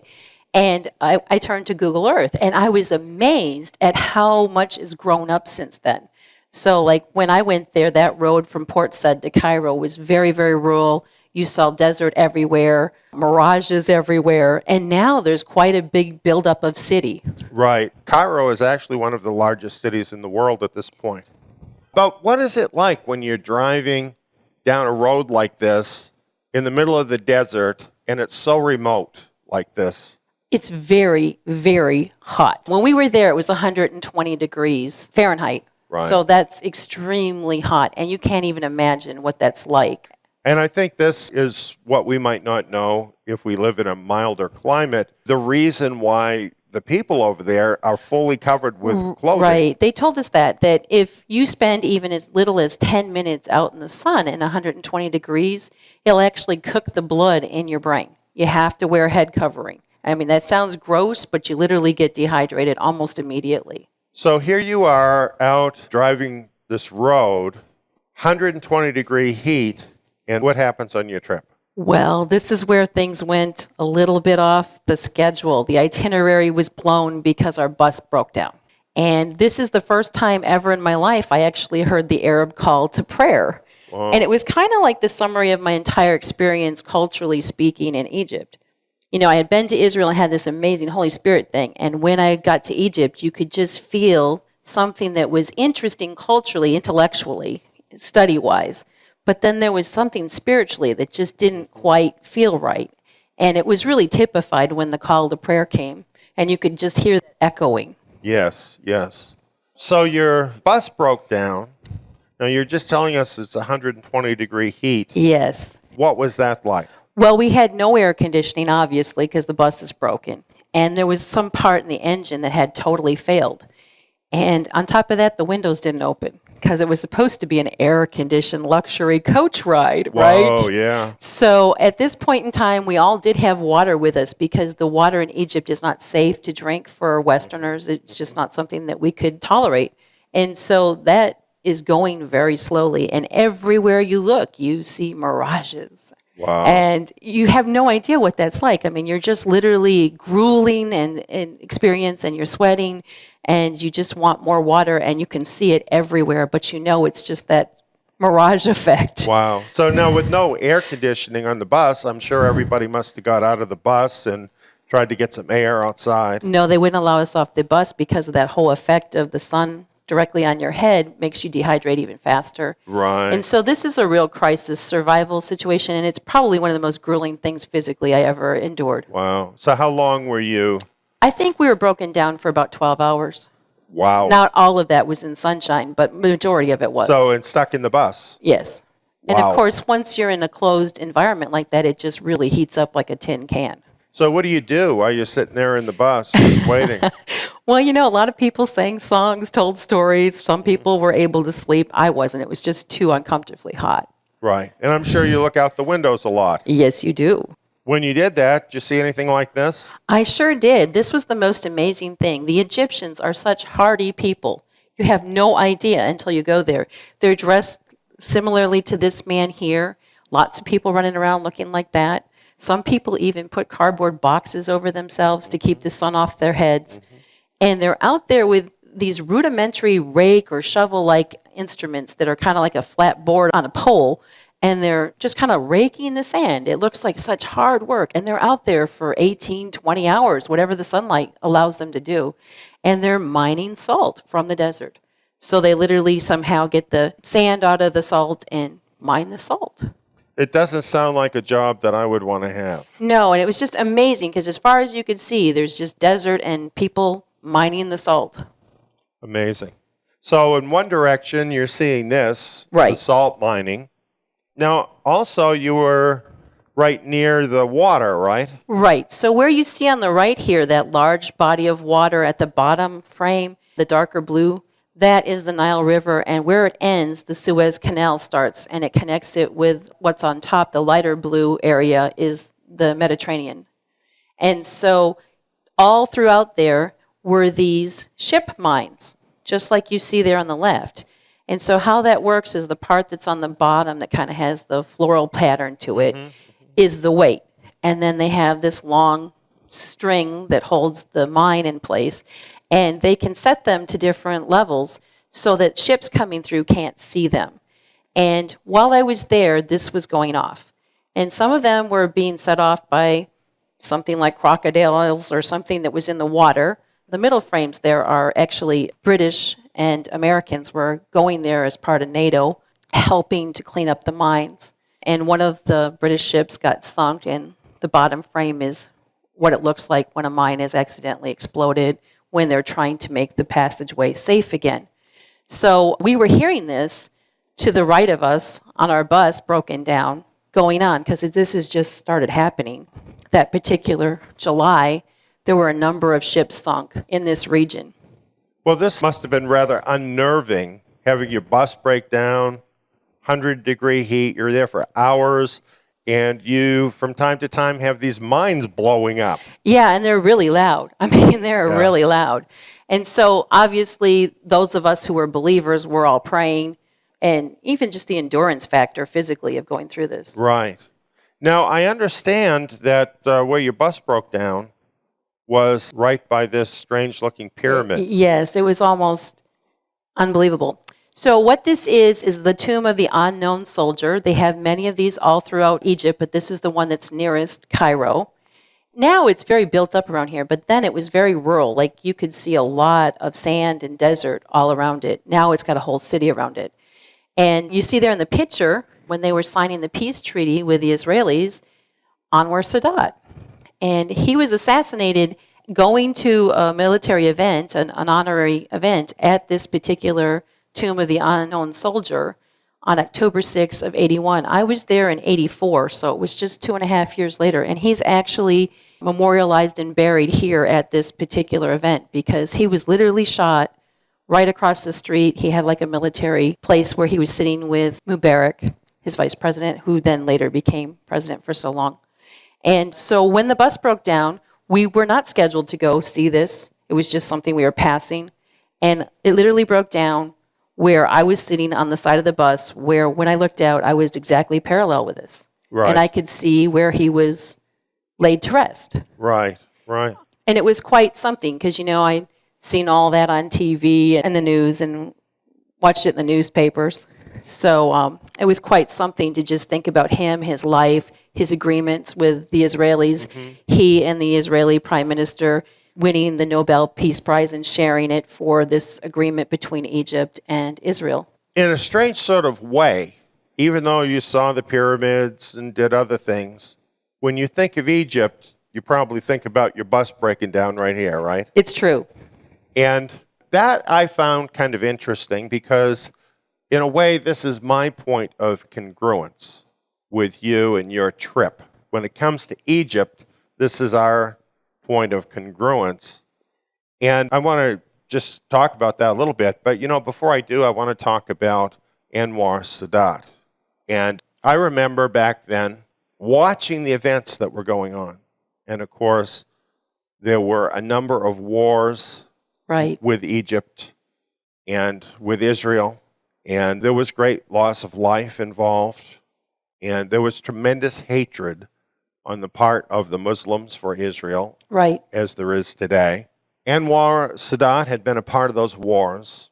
And when he came to power in Egypt, amazingly, he chose a different path. He did. He chose the path of peace. And I think anybody that was alive back then remembers what an amazing thing it is that he took the initiative and he actually flew to Jerusalem and he approached the Israelis for peace. And this was with great pressure against him in the Muslim world. And he concluded the first peace treaty that Israel made with any of her neighbors in that entire region. Truly, at the time, it was riveting. It was really amazing. And I would like to say about him that he really changed the whole trajectory of the Middle East for Israel's benefit. And that has continued through the decades, and it still is continuing. It was almost overturned by the so-called April Spring, when Mubarak was forced out of office. But fortunately, it got turned back the other way again, and Israel and Egypt continued to cooperate under the terms of this treaty. And this has been a blessing for Israel. It has been a blessing for Egypt. And it would not have happened without the courage of Anwar Sadat, in my opinion, the greatest leader in the Middle East of all the Muslim leaders in my lifetime, certainly. And of course, the end result of this for him was the assassination. He was assassinated on October 6, 1981. I remember that was the first time I ever heard the word fatwa. Yes, right. And it was amazing. It was right on TV. Right. It's sort of a major point in my life that I will never forget. You know, just like you sitting out there in the hot sun across from this monument, you'll never forget that. The thing that happened to me, this was on the day he died. I happened to see this on TV. Right. And by the way, this is the same year the Lord called me into this ministry. earlier in this same year of 1981. And I was kind of amazed just watching this on TV. At the time, I worked at night, and of course, I had to sleep during the day. So after seeing this, I went to try and get some sleep, and the Lord gave me a vision on that day. And it didn't seem to be connected in any way to this.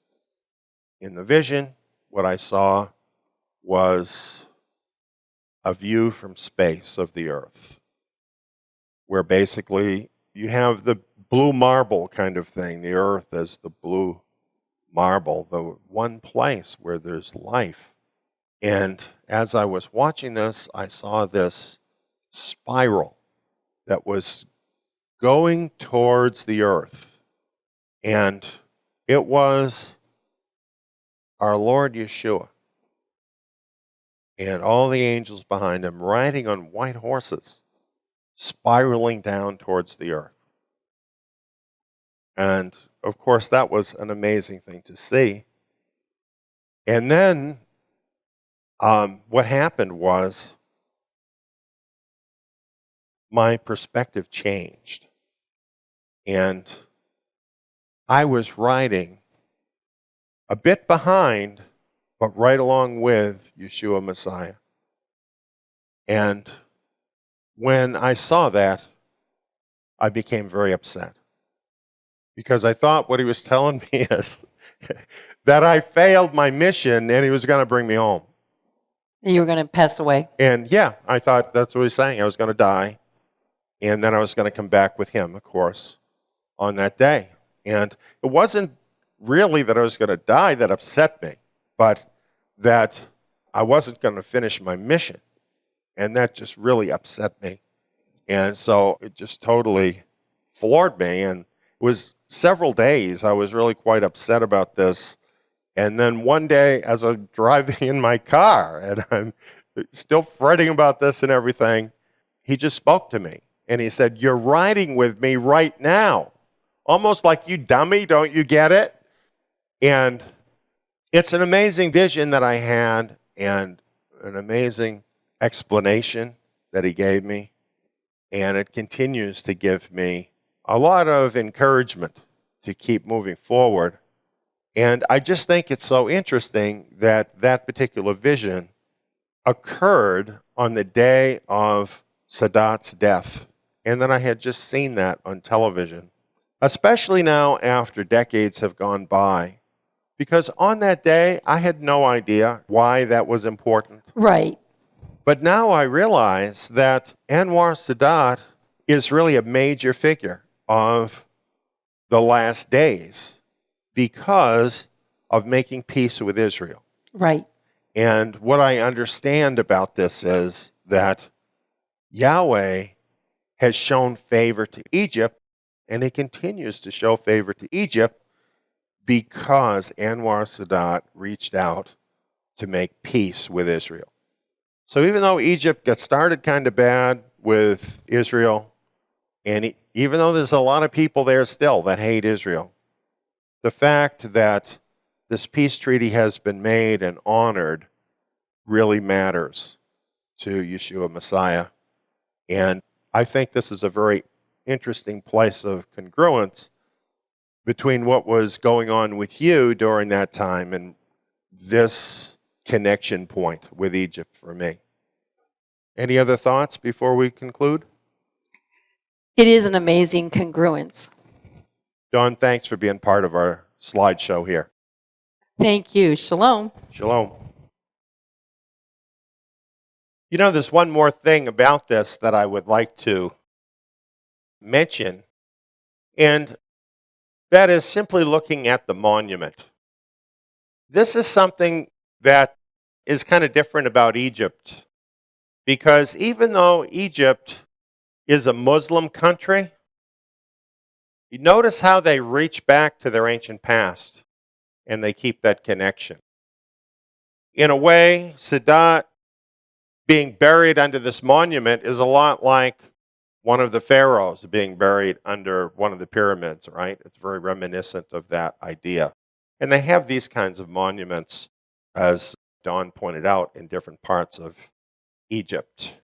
There's a long history with Egypt. When Yahweh looks at Egypt, he sees all of that. And it's interesting that this is being preserved today within Egypt. Well, now we want to get to the prophecy of Isaiah 19. And let's take a look at that. Verse 1 and 2 says this: the burden of Egypt. Behold, Yahweh rides on a swift cloud and comes to Egypt. The idols of Egypt will reel at his presence, and the heart of Egypt will melt in its midst. I will turn the Egyptians against the Egyptians, and they will fight everyone against his brother, and everyone against his neighbor, city against city, and authority against authority. You notice here it talks about Yahweh riding on a swift cloud. It's very interesting that the book of Ezekiel speaks of Gog. And it says, you shall come like a storm, you shall be like a cloud. And in Daniel, it says that the king of the north will come like a whirlwind, which to me is about the same thing as a swift cloud. And in Isaiah here, where it mentions a swift cloud, the word cloud actually means darkness. And it's reminiscent to me of Joel chapter 2, where it talks about Gog as a locust horde. And when a locust horde comes, it's like a cloud that fills the sky. I believe what this is saying here in these verses is that though this is Gog that's coming to Egypt, in a way it's Yahweh that is coming. And as we go through this, you'll see the reasons. It's because Yahweh has something in mind that he's going to accomplish with this. But he's not the one that makes this happen. This is the interesting thing about it. We will see as we go on. It says, the spirit of Egypt will fail in its midst. I will destroy its counsel. They will resort to idols, to diviners, to demoniacs and wizards. I will give over the Egyptians into the hand of a cruel lord. A harsh king will rule over them, says Yahweh, Yahweh of hosts. Most interpreters of Isaiah 19 believe that this harsh king is the Antichrist. But I believe that when we compare the other passages we've already looked at with Isaiah 19, it really has to be talking about the king of the north, the attack of Gog. And he is the cruel lord over Egypt that it's talking about. In Daniel 11:4, it says, he, the king of the north, will rule over the treasures of gold and of silver and over all the precious things of Egypt. This is like a total dictatorship of Egypt, basically stealing everything. Pretty horrible. And in Isaiah 19:4, I will give over the Egyptians into the hand of a cruel lord. A harsh king will rule over them. Very similar. Very similar. It goes on, it says, the waters will fail from the sea, and the river will be wasted and become dry. The rivers will become foul. The streams of Egypt will be diminished and dried up. The reeds and flags will wither away. The meadows by the Nile, by the brink of the Nile, and all the sown fields of the Nile will become dry, be driven away, and be gone. You know, it's true today as it was in ancient times that Egypt is very much dependent on the river, on the Nile. And you can imagine if that fails and dries up, the effect that that would have on Egypt. I believe this is connected, of course, with the cruel Lord, because it tells us about the cruel Lord first, and then it's telling us about this. So, in some way, I think there's a connection. Perhaps he's the one that, in some way, shuts down the river. We'll have to see how that all turns out. Goes on and says this: the fishermen will lament, and all those who fish in the Nile will mourn. And those who spread nets on the waters will languish. Moreover, those who work in combed flax and those who weave white cloth will be frustrated. Economic foundations will be shattered. The working class will be grieved in soul. So not only because of the Nile, but also because this harsh king, the king of the north, has stolen everything. That there's no employment. And the Egyptian economy crashes as a result. And it's really a crisis situation for the ordinary people and the laborers of Egypt. It goes on, the princes of Zoan are utterly foolish. The counsel of the wisest counselors of Pharaoh has become stupid. How dare they say to Pharaoh, I'm the son of the wise, the son of ancient kings. So, this claim that many in Egypt have, well, we are the descendants of the ancient kings, we retain this wisdom of Egypt and all of this, this is going to look so ridiculous in the face of the situation in Egypt. Where then are your wise men? Let them tell you now and let them know what Yahweh of hosts has purpose concerning Egypt. They don't see this coming. They don't even know this is going to happen. And they're useless. The princes of Zoan have become fools. The princes of Memphis are deceived. They've caused Egypt to go astray. Those who are the cornerstone of her government. It's very interesting that Cairo, which is the modern day capital, is right there in the same area where ancient Memphis used to be, and Memphis was the capital at the time this was written. Zoan isn't far away, and that area today is very close to the area of Cairo. It says Yahweh has mixed a spirit of perverseness in the midst of her, and they have caused Egypt to go astray in all of its works. Like a drunken man staggers in his vomit. Neither shall there be any employment for Egypt, which head or tail, palm branch or rush may do. It's clearly telling us that the government has become foolish. Now, we in America couldn't imagine a government like that, could we? Of course, I am joking. That's exactly what has happened here in America from the standpoint of the ordinary man. Now, we know they have an agenda that explains the foolishness, but nevertheless, tearing down the country, essentially, is what has happened.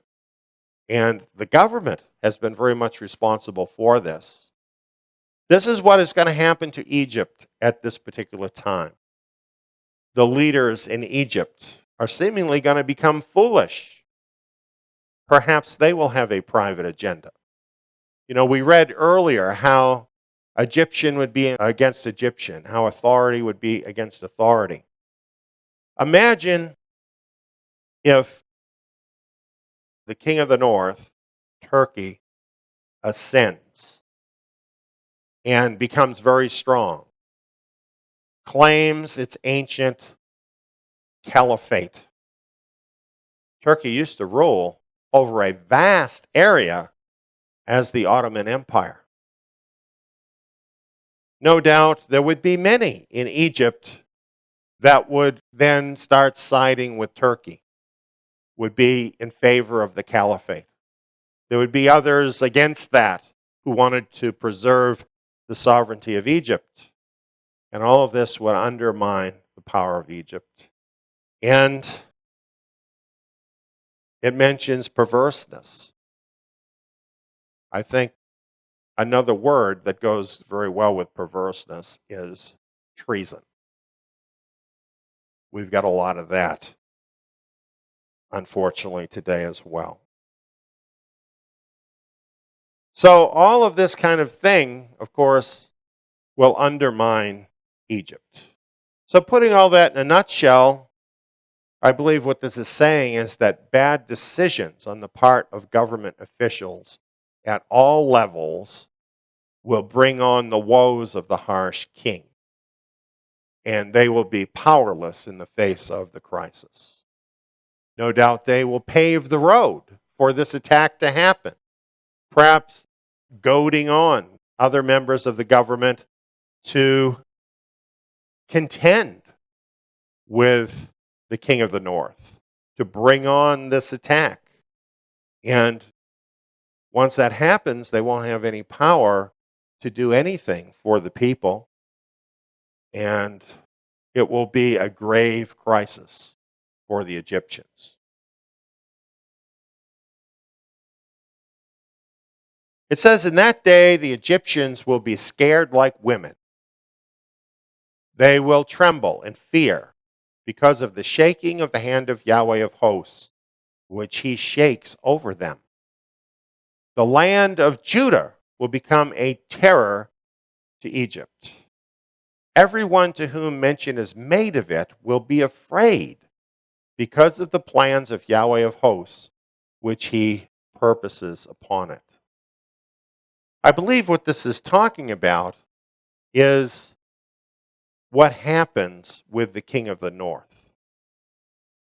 I think it's referring to the king of the north then making this excursion up into Israel, having the rest of this vast army join them, and then being destroyed in Israel.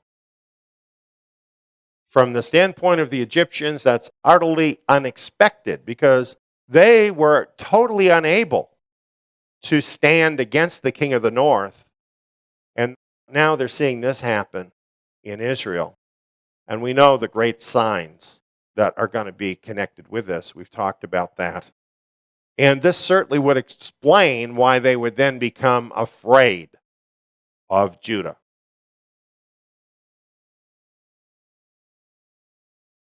Well, after this, it's amazing what happens with Egypt.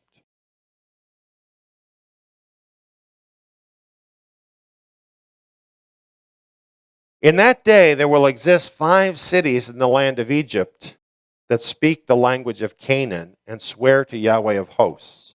One city will be called the city of destruction. Let's talk about that a little more. 5 cities in the land of Egypt that speak the language of Canaan. The language of Canaan, the land of Canaan, is Hebrew. Can you imagine 5 cities in Egypt actually speaking Hebrew? Just how much of an influence of Israel would there have to be for that to happen? And swearing to Yahweh of hosts, this would indicate they become believers. But you notice it's not all of Egypt that does this. It says 5 cities, and 5 is the number of grace in the scriptures. So this speaks of an outpouring of grace that is going to come in Egypt. And no doubt it follows because of the events that happen with the attack of Gog. And just as those events bring about a repentance in Israel, they will actually bring about a repentance on the part of many in the land of Egypt. Now, it mentions one city will be called the city of destruction. The word here that's translated destruction, according to some commentators, actually means the sun. Barnes says the phrase means the city of the sun, that is, Heliopolis. And another place says Heliopolis, city of the sun or city of Helios, was one of the oldest cities of ancient Egypt. It is now found in a suburb of Cairo. In Coptic, Cairo is known as Kahir, meaning place of the sun.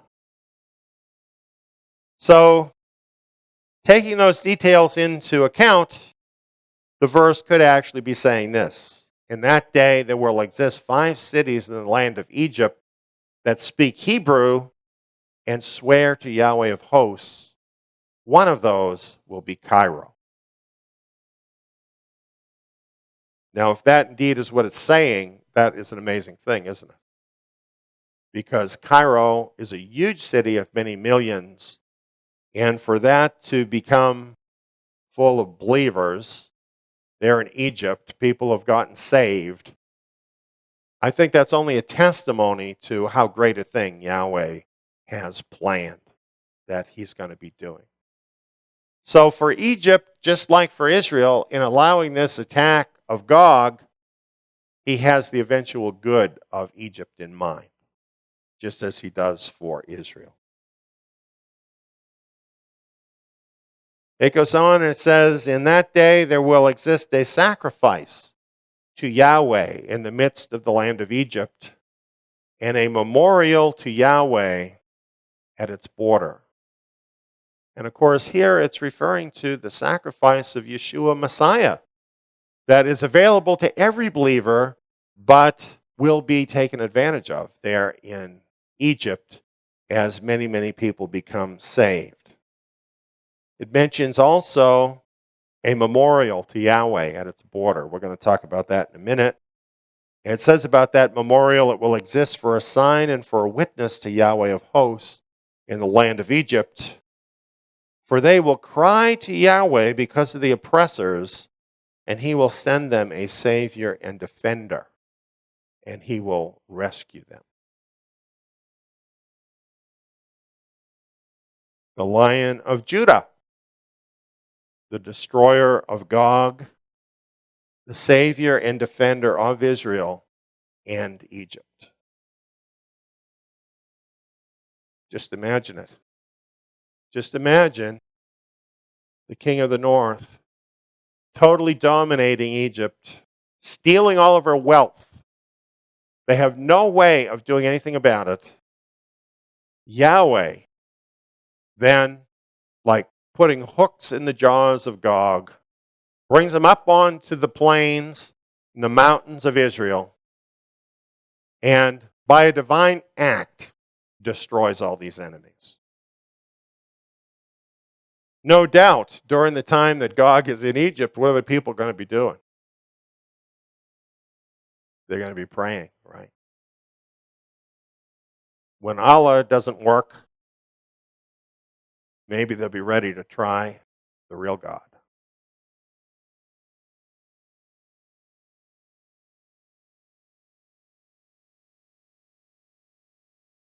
You know, I could tie that in, too, with the slideshow I shared about Sadat. You know, those who bless you, I will bless, and those who curse you, I will curse. Right? Egypt blessed Israel with peace, never dreaming that the Messiah of Israel was going to honor that peace treaty. Isn't that an amazing thing? Well, let's talk now about the pyramids. You know, just today there was news about the pyramid. They did these scans in the Great Pyramid, and there seems to be some areas where there are some chambers that haven't been opened up yet. So perhaps at some point there'll be more that will come out about the pyramids. But one thing that seems to be true about the pyramids there on the plains of Giza, the Giza Plateau, is that these pyramids seem to be aligned with the stars of Orion and involved now with the heavenly constellations, which suggests worship of these stars. And even though the Sphinx is in that area, it doesn't seem to be related to this alignment of these Orion stars. It seems like it's something separate, which could suggest that the pyramids were created for a different reason than the Sphinx. Now, the reason I mention all of this is because of that monument that it talks about on the border of Egypt. Some people claim that that monument is the Great Pyramid. And I don't like pyramids because pyramids suggest demonic power from earliest times. And so therefore, I don't see a pyramid as actually being a memorial to Yahweh. And I think the fact that the pyramids are in this configuration that lends itself to worship of false heavenly beings, of the Egyptian gods, is evidence that they're not that memorial.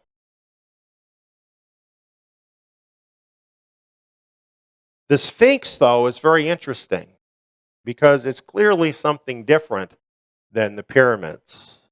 One thing that's interesting about the Sphinx is that Egyptologists place it in one place in their history of Egypt, but it has been studied by geologists, and they say it is much more ancient than the pyramids. And they say the reason why they say this is that it shows evidence of water erosion rather than wind erosion. And you don't have a great deal of water around the pyramids. You have lots and lots of sand. So they speculate that it would have to have been a long time ago that there would have been sufficient water to erode the Sphinx in the way that it's eroded. Of course, those of us who believe in Noah's flood don't have any trouble with understanding where the water erosion would come from. And you know, the nature of the Sphinx is interesting. The Sphinx is not a statue in the ordinary sense of the term. Basically, what the Sphinx is a big piece of stone that's left there after they carved out everything else. It's part of the actual bedrock, connected directly to the bedrock of the earth. So it's very interesting. It's much more grand, really, than some other things like this that exist. For instance, Mount Rushmore. But it's the same idea, carved right out of what is there already, connected to the actual earth. The Great Sphinx water erosion theory. It was made known by John Anthony West and Robert Schoch, geologists who did a study of this material. And this drove the Egyptologists crazy because they want to have a history in Egypt where it starts out crude and then everything gets more advanced. And actually, if this is true about the Sphinx, that it's much older, you've got exactly the opposite situation. You have something that's much more advanced coming first, and they don't want that.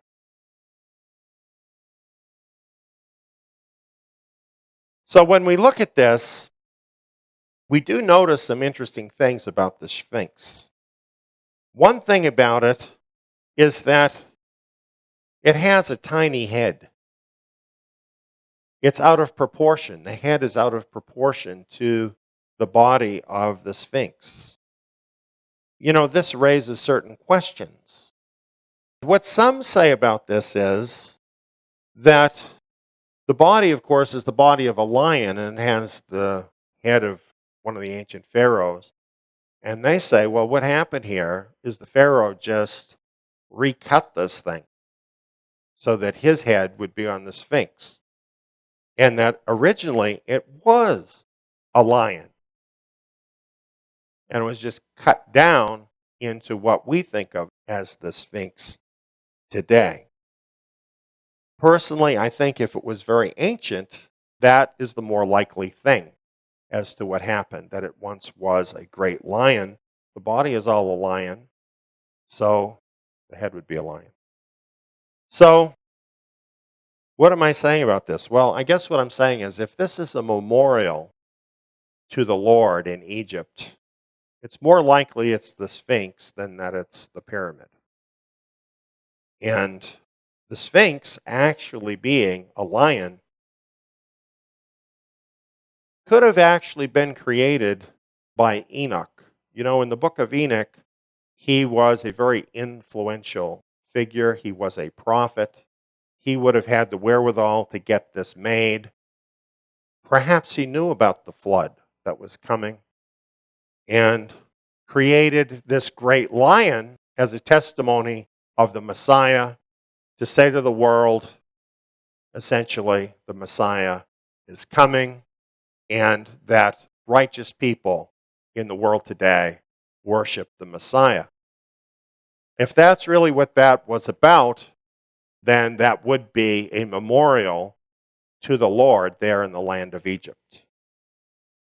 Am I saying that's what it is? No, I'm not. Because it could be simply that a memorial will be constructed.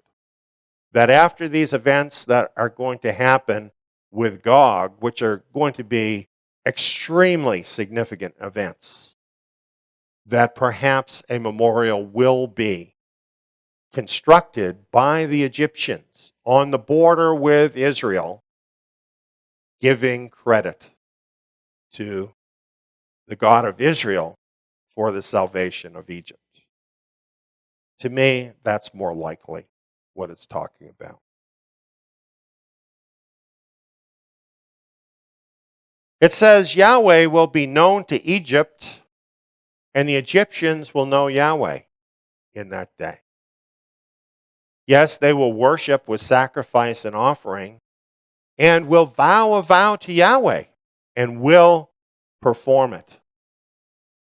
That says to me they're going to be Torah keepers like we are. And at the same time, they're going to look for their salvation to the sacrifice of Yeshua Messiah. Now, this may not be all the Egyptians. This may be the saved Egyptians it's talking about. But no doubt there will be many of them. Yahweh will strike Egypt, striking and healing. So he's telling here why this is going to happen to Egypt. Why he is allowing the king of the north to come in and do all of this to Egypt. You know, and this is why I believe this has to be the attack of Gog. Because whereas Egypt has been in this peace treaty with Israel, Yahweh has honored that. The first time that Yahweh acts to strike Egypt would be the time this is talking about, when he would reach out and strike Egypt in order to bring this healing to Egypt.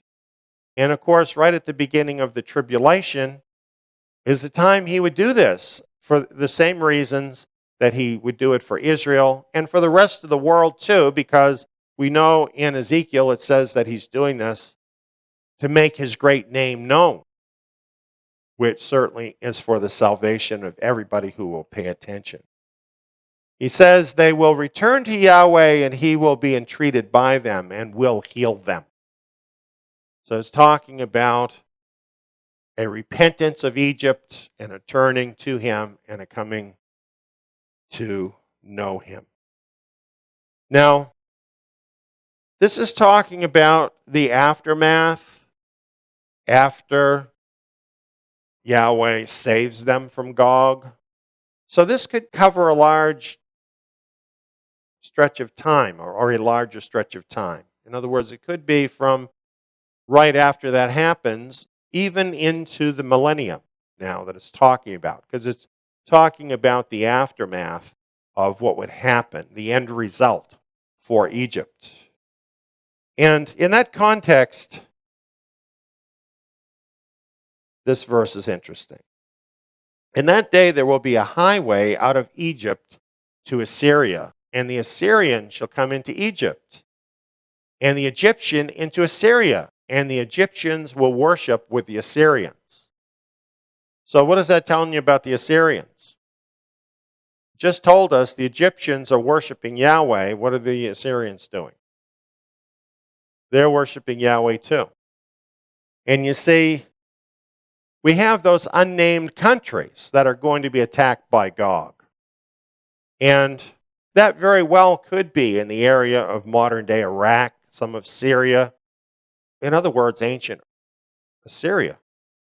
And so the same thing that applies to Egypt could certainly apply to those areas. They could literally be saved through this destruction that Yahweh himself is going to bring on Gog. And they could turn back in the same way to Yahweh and give up their worship of their false god. So look at this. In that day, Israel will be the third with Egypt and with Assyria. A blessing in the midst of the earth. Because Yahweh of hosts has blessed them, saying, "Blessed be Egypt, my people. Assyria, the work of my hands. And Israel, my inheritance."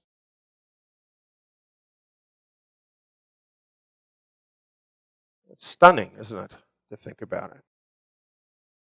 All the turmoil that we see. And how the worship of the true God in the end will bring peace between these different peoples that Yahweh loves. And it's reassuring to think about the fact that during the tribulation, when the Antichrist arises and brings all of this trouble in the world, that we're going to have some friends nearby, in nearby countries. And I think that's going to turn out to be very important to us when we get to those days.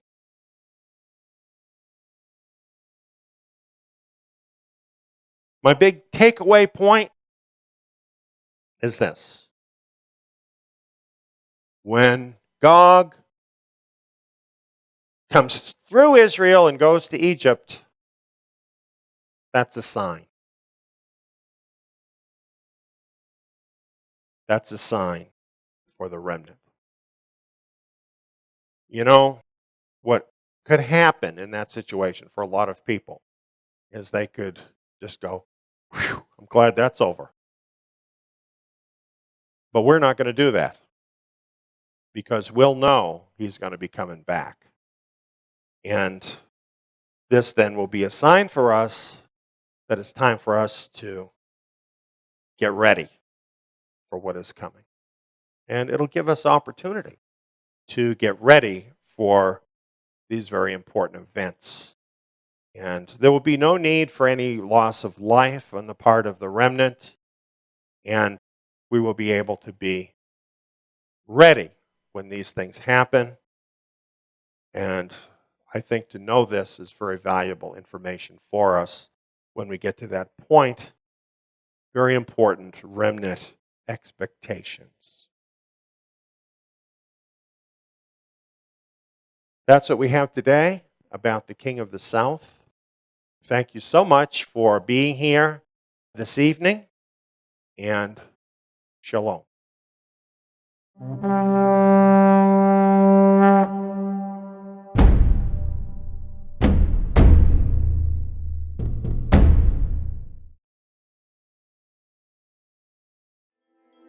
Prophetic Fulfillments Just Ahead is a seminar by Eliyahu Ben David on Bible prophecy concerning the scattered remnant of Israel, featuring 7 hours of Bible prophecy, plus bonus content.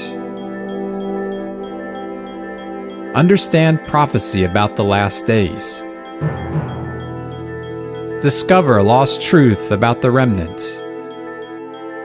Order your copy today at truthpoint.info.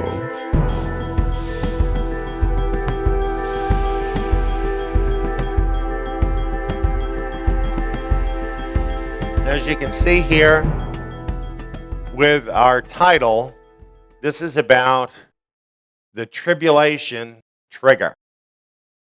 And on my graphic, doesn't it just make you not want to push that button? Well, I think it helps us if we know what does push that button. Then we'll understand what's going to be happening. We'll be ready for what's about to happen. And these things are included in Scripture to make us ready here in these last days. It's very interesting that the book of Ezekiel speaks of Gog. And it says, you shall come like a storm, you shall be like a cloud. And in Daniel, it says that the king of the north will come like a whirlwind, which to me is about the same thing as a swift cloud. And in Isaiah here, where it mentions a swift cloud, the word cloud actually means darkness. And it's reminiscent to me of Joel chapter 2, where it talks about Gog as a locust horde. And when a locust horde comes, it's like a cloud that fills the sky. It connects these celestial events with the great day of his wrath.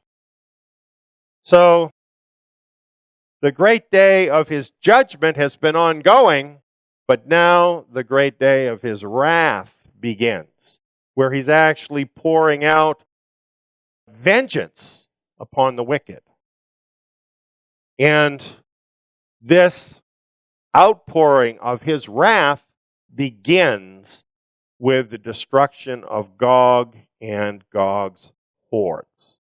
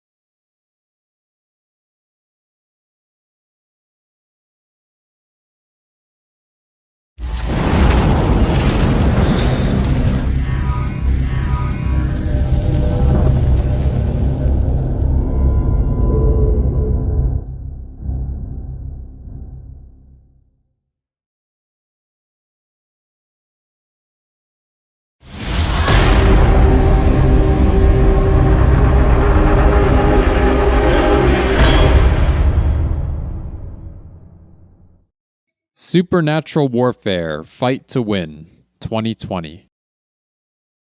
This is a fresh edit of last year's New Year message. Current events make this message even more relevant right now.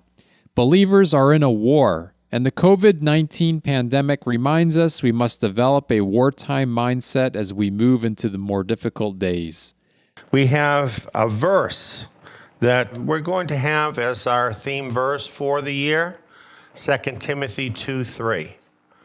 You therefore must endure hardship as a good soldier of Messiah Yeshua. You know, I couldn't find one with kittens and bunnies in it, so I chose this one instead.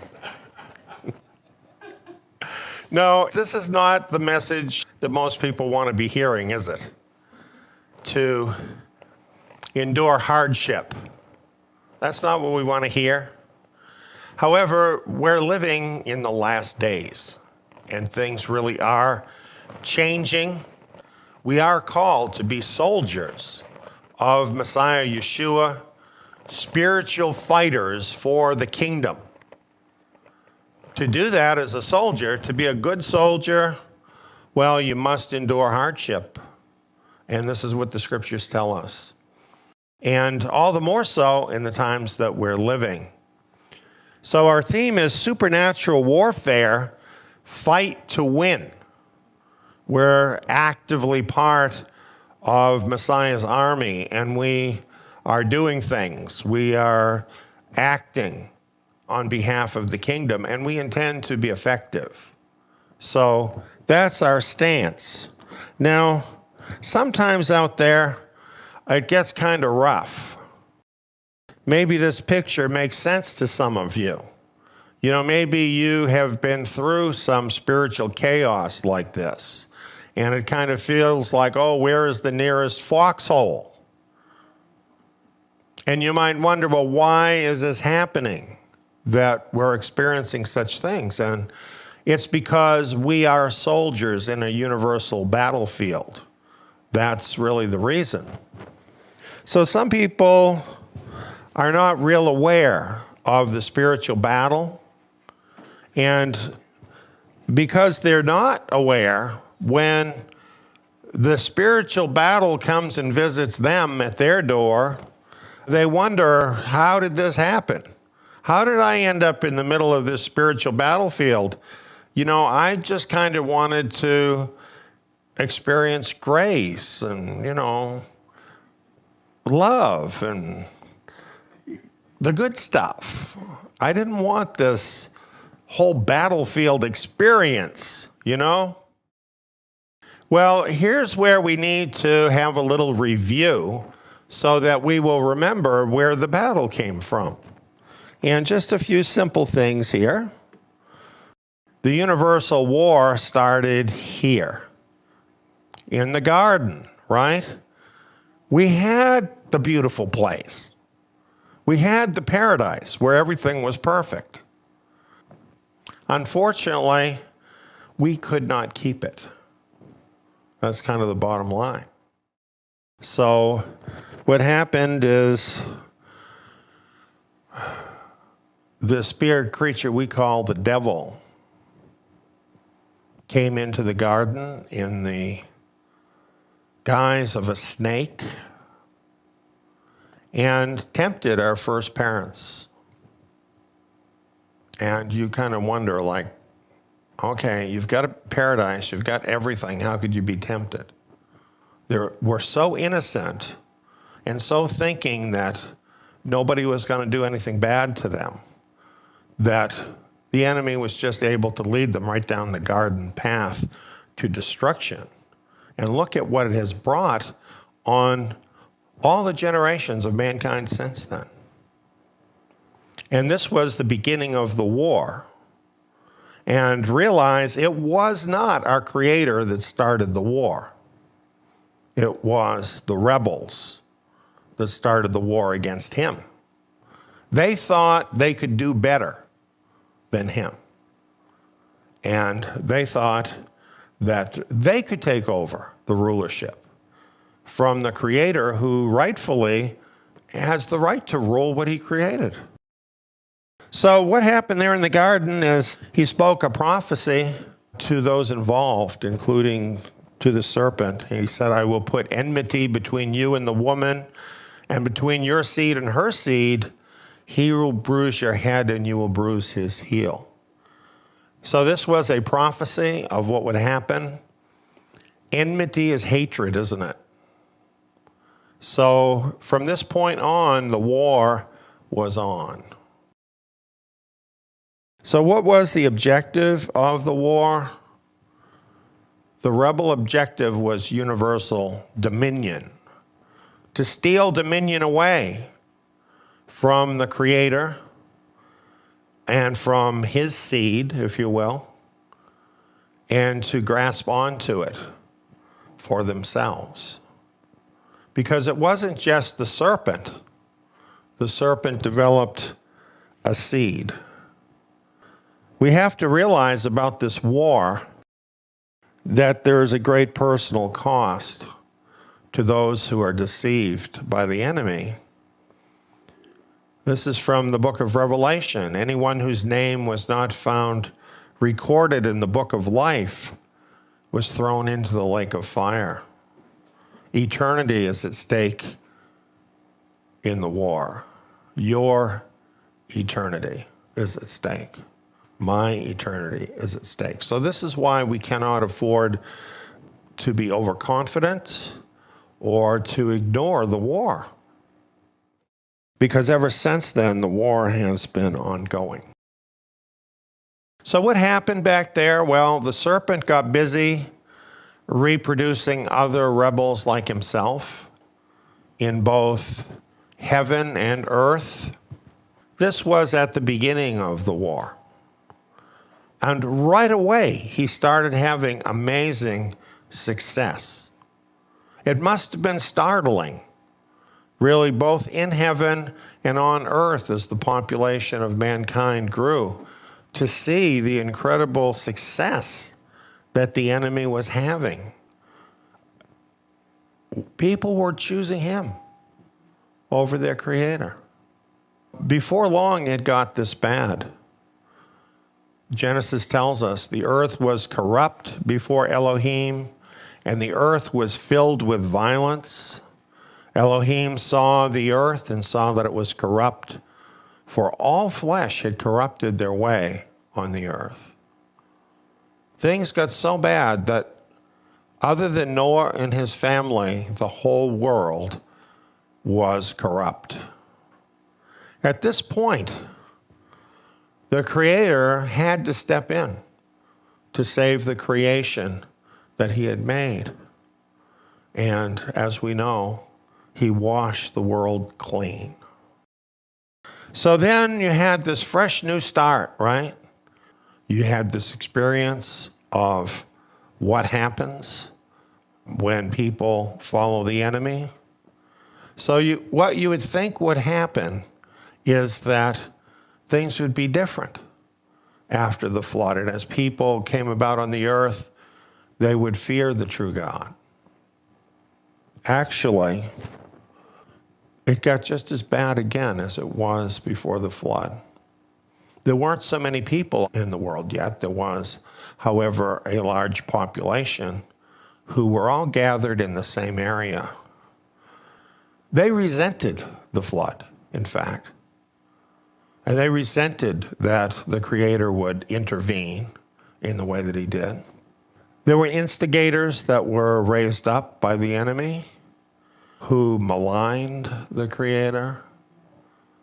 And they chose to follow the enemy and to follow the other fallen ones that were with him.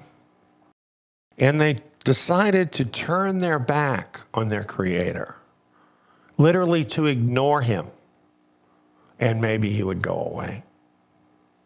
And they built a tower. The purpose of the tower was to commune with evil spirits. So if you think of this, this is the fathers and mothers of the entire human race that turned their back on the Creator. And Romans 1:28 is talking about this when it says, just as they did not see fit to acknowledge God any longer, God gave them over to a depraved mind to do those things which are not proper. So from this time forward, because of this choice of mankind, the devil and those with him have had rulership over the earth. They are, in fact, ruling over the earth. However, the Creator has not given up his right to rule. So at times when he's needed to do it, he intervenes. And there's really a war between these spiritual powers. And I think it's good to note that when we look at the flood, we realize that our Father in heaven, who is all powerful, could just wipe out the enemy. But as we see from that first prophecy in the garden, that was not his way. He was going to allow this war to actually move forward through time to come to its conclusion, to give every person an opportunity to choose which side they want to be on. Many times people don't know that they're choosing, but they are, by the things they're doing in their life and the things they're not doing. They're choosing which side of the war they want to be on.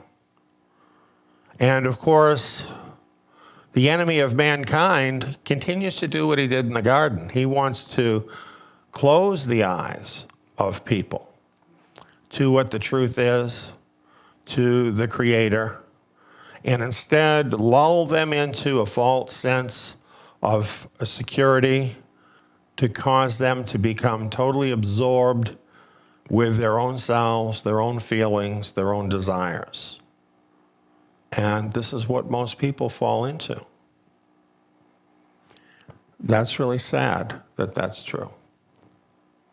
However, there have been some that have had their eyes open and choose the other side in the war, the side of the Creator.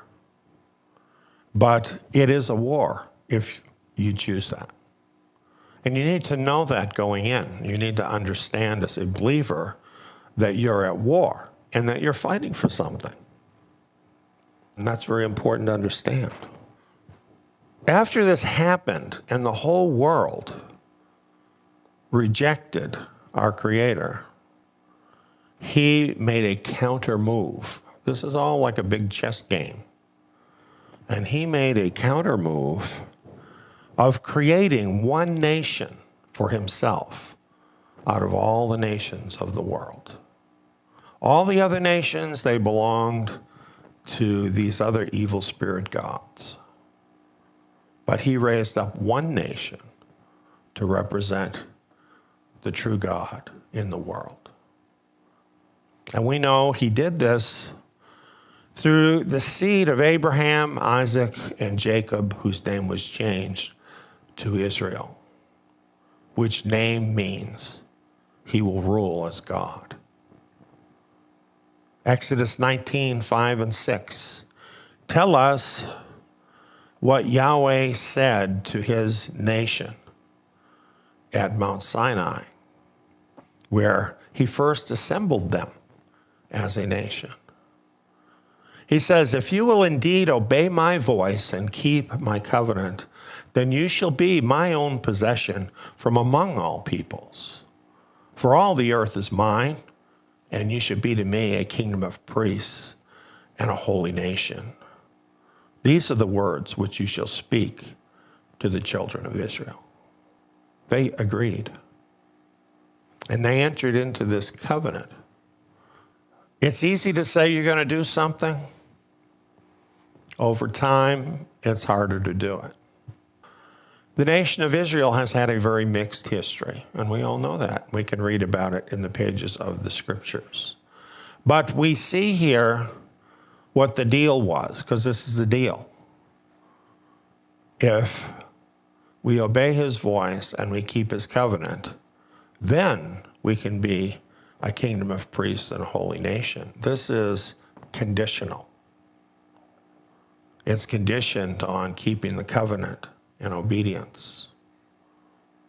So what it turns out is that not all who claim to be Israel are Israel according to these terms. The ones that are the true Israel, which the scriptures refer to as the remnant of Israel, are the remnant who are faithful to the covenant, who obey his voice. And unfortunately, in most every generation, but not all, that's been a minority of Israel. After this time, it became apparent who the woman was that he was talking about in Genesis 3:15. The woman is the woman Israel. In Revelation chapter 12, it gives us this picture of a woman about to give birth with a crown of 12 stars, indicating the 12 tribes of Israel. She was in pain, laboring to give birth, and as we read on, she does in fact give birth. This is the woman and her seed that it's talking about. The woman gave us a champion, the Son of the living God. The Lion, who is of the tribe of Judah, the root of David, has overcome. We've been spending a lot of time walking with him through the Gospels in his life. We have seen his amazing courage facing up to the evil ones. We have seen his laser-like focus on the truth and his ability to stand by the truth no matter what was happening in his life. We saw him actually defeat the enemy by being willing to be defeated. Now, isn't that an interesting concept? That's what the enemy thought. Finally, I'm defeating God. Can you imagine the glee among all of the enemies of God when the Son of God was nailed to that tree? You can hear it in the background as you read the story in the Gospels. Little did they know that this was a war strategy to defeat the enemy, and that Yeshua Messiah was willing to endure hardship as a soldier of the kingdom. And he stepped forward and willingly offered himself, even to the point of death, in complete courage and faith. And in doing that, not only did he provide what was needed for us to be saved, but he gave us an example of what is required of every son and daughter of the living God in this war. That we too must be willing to endure hardship, that we too must be willing to do what it takes to win this war for the kingdom. And we have a leader we can believe in, that we can trust, our Yeshua, Messiah. Meanwhile, the war rages on toward the rest of her seed. Revelation 12:17, the dragon grew angry with the woman and went away to make war with the rest of her seed, who keep Elohim's commandments and hold Yeshua's testimony. This is the end-time picture of the remnant. They continue to keep Elohim's commandments. They know to be his nation, they're required to do so. And they're required to obey his voice. But this does not mean that they don't have faith in the Messiah. Exactly the opposite thing is true. They have been saved by the blood of the Lamb. And they have a testimony. And their testimony has arisen because they're in the war, right? And they have experienced that warfare because of their faith and their unswerving obedience. And so they have a testimony of walking with Yeshua Messiah. And they also are the seed. This means that if you're one of them, the war has found you. If that's true, then it's really time to decide to be a kingdom soldier. You've got something at stake. You have a reason to fight back. One more thing about that. Here in Romans 16:20, it says, the Elohim of peace will quickly crush Satan under your feet.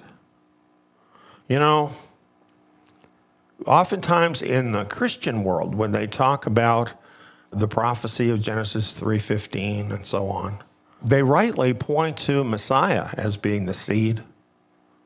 But do you notice in the New Covenant scriptures, it is including the remnant who are following Messiah as also part of that seed, and they're encouraged that they too will crush Satan under their feet. And you're reading about that in the book of Revelation. And of course, what this means is that while this has been a long and hard-fought battle, we will win. We absolutely will win. Some of us personally might not win. Some of us might go over to the other side. That happens in warfare. But we get to choose that, whether we're going to do that or not. The seed of the woman will win. Well, to some people, all of this sounds pretty intense. Other people say spiritual warfare is very easy. Just take authority over those demons. Is it really that easy? You know, we have this picture here of somebody who might be a lackadaisical kind of believer, saying, the devil can't do nothing to me. I'm covered by the blood of the Lamb. And what are you doing for him? I guess that would be my question. Here's the thing about folks like this. You know, we care about them and we want them to wake up.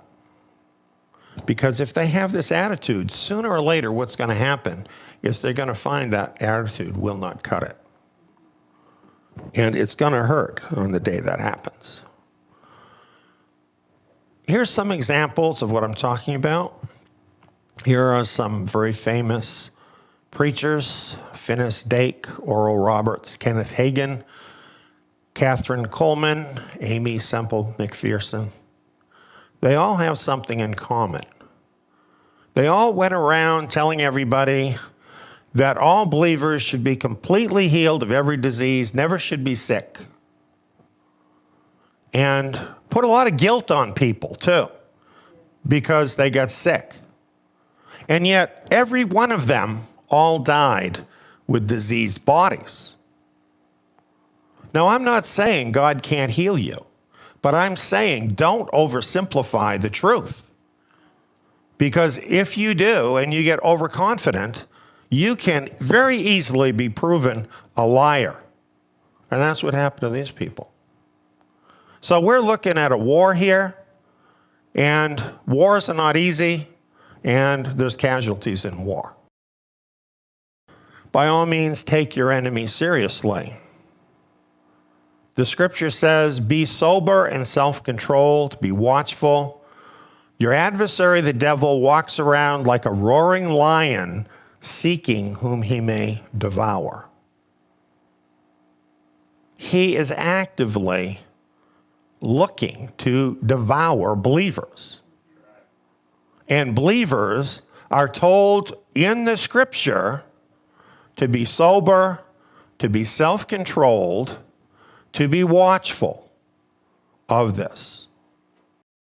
So the attitude of the devil who is not a scriptural attitude. It definitely is not a winning attitude. The winning attitude is know your enemy, even respect your enemy for who they are, and deal with them in a real way. Besides the devil himself as an enemy, we must remember the devil has lots of help. And Yeshua said, "You will be hated by all men for my name's sake."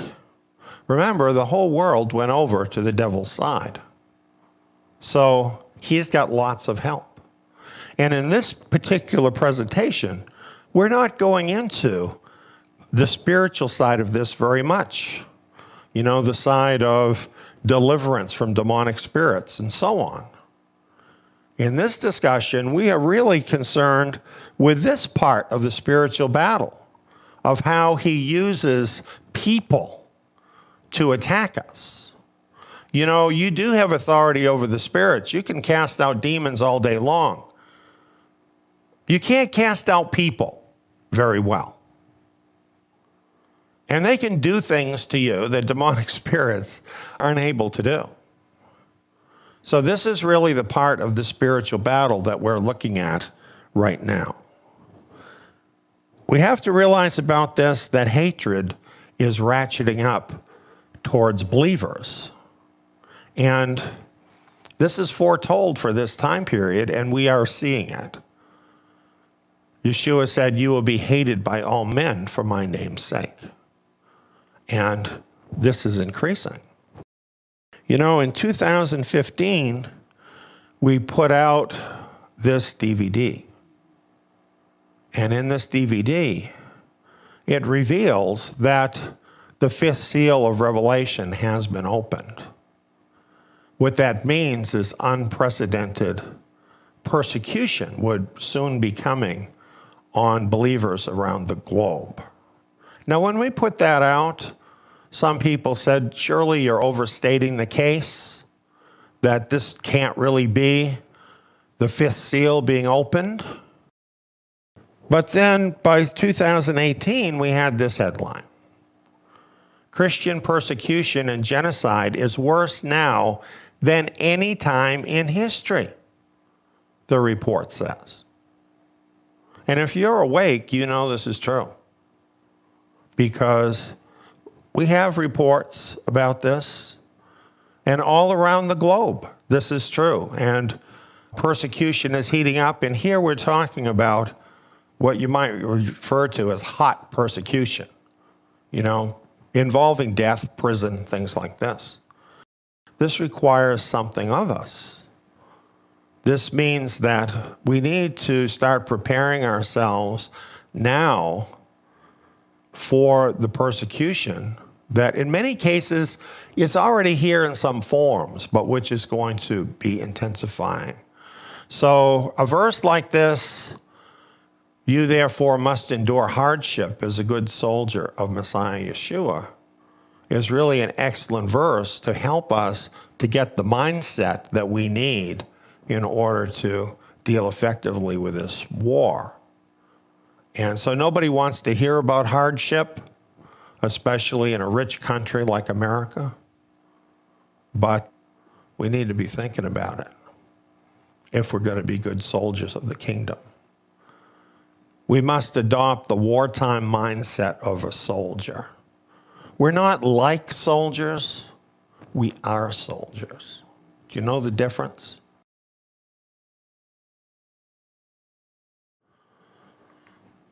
Don't wait for persecution to adopt the wartime mindset of a soldier. Now, there's some things you can do right away. Like, let's say you live here in the West, you still have relative freedom. You can think about things like this.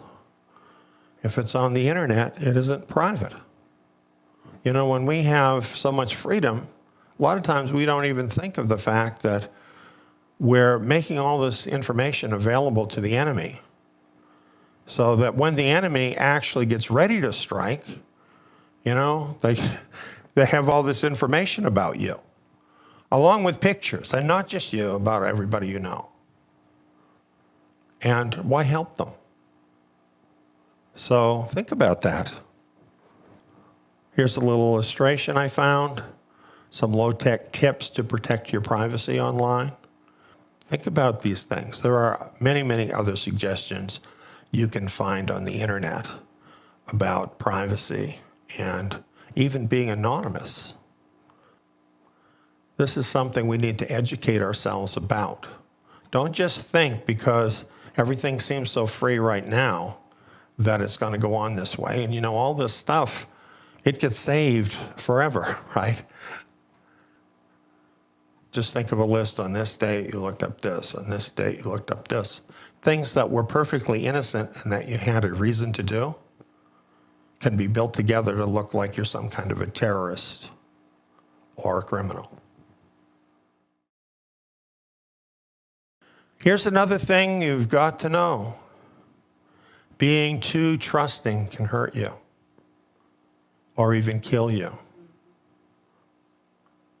You are all such nice people. That could kill you. We all want to be nice to people. We might be the last people in the world, believers, that want to be nice to people. And I'm not saying don't be a nice person, but also I'm saying don't be a dumb person. Be careful about what you say and to whom you say it. You know, discretion is a biblical virtue. And yet we have a culture today that's telling you, be transparent. Tell people everything. This is not biblical. The scriptures tell us use discretion in what you say. We have the example of Yeshua Messiah. Did he tell everybody everything? We have places in the Gospels where people said to him, you're the Messiah, and he says to them, don't tell anybody. Discretion is really essential, and we need to start praying and asking to get that gift of discretion in our speech. Here's a big reason why I'm talking about this. Betrayal will become the greatest threat to your life. I'm not saying it might. I'm telling you absolutely, it's going to. It is going to get there. Matthew 24 is talking about this very time period that we're coming up on. And he said, then they will deliver you up to oppression and will kill you. You will be hated by all of the nations for my name's sake. Then many will stumble and will deliver up one another and will hate one another. That's talking about believers or professed believers. They're going to stumble and they're going to betray one another. There's nothing you can do to stop that from happening. But you do need to learn to use discretion. You have no idea the evil that lies in the heart of your friends. You don't know which ones, though. So this is why it is so vital for us to learn discretion.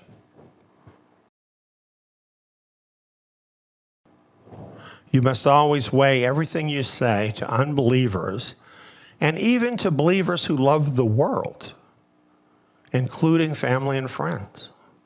You can tell who loves the world. Oh, but you shouldn't judge people. I'm not talking about judging people, okay? You're not going to decide their eternal destiny, but you have to decide who they are in relation to you. That's your obligation. It's not just something you can do, it's something you must do. So you need to decide, are they people you can trust? And to what level can you trust them? And this is true of unbelievers, but it's also true of believers who do not give evidence in their life of totally giving themselves over to Messiah. Because people who are divided are dangerous people in terms of what we're talking about. Those are the people that can easily be turned by the enemy. The people you can trust are the people who are totally given to Messiah above everything. And you can even be fooled about that.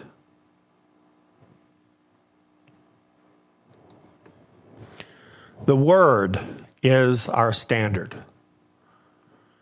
The scriptures talk about this in the book of Psalms. It says, "Blessed is the man who doesn't walk in the counsel of the wicked, nor stand in the way of sinners, nor sit in the seat of scoffers, but his delight is in Yahweh's Torah. On his Torah he meditates day and night." So you see, if you hang out with wicked people, which wicked people are people that do not keep the commandments, people who are choosing to be sinners.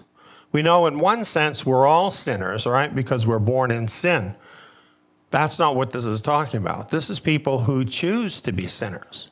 And we're living in a time where people do that. And not only that, they call their sin good. Talking about people like that. Or sit in the seat of scoffers. If you sit with people and talk with people and accept them scoffing at God and at His Word, you're sitting in the wrong place and you need to get up and get out. Now, some people might hear this and say, yes, but what about witnessing to people? Witnessing to people is not being friends with the world. It's an entirely different thing. You're not bringing them in to your inner world and revealing all your secrets and everything about your life to people you're witnessing to who are unbelievers.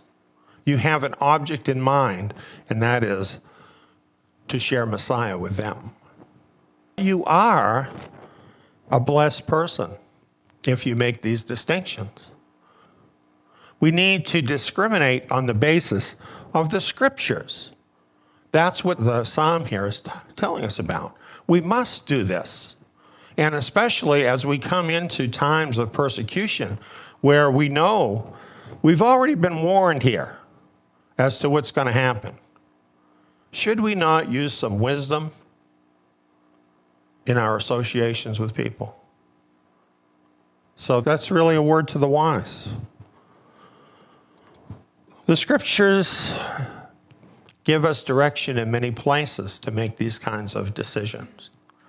And as we look into a person's life who has some doorway into our sphere, sometimes we wonder, is this person of the devil or are they of God? You know, sometimes you see some stuff on one side that screams devil, devil, devil. But on the other side, you see things that, oh, well, they're trying to be nice. Maybe they're open, and we want to help them. So how do we decide what we're going to do with this person? Well, 1 John says this, "In this the children of God are revealed, and the children of the devil.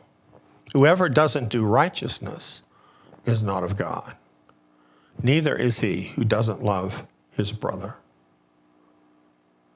And I believe that these are indications that are given to us to help us to discern who we're talking to and what level of trust we can put in given individuals. So this is what we need to do and start doing it. This is part of our mindset makeover that we need, is discipline yourself to allow the Word and the Spirit to control your every word. You know, we can't afford anymore to just be running off at the mouth because we like to talk.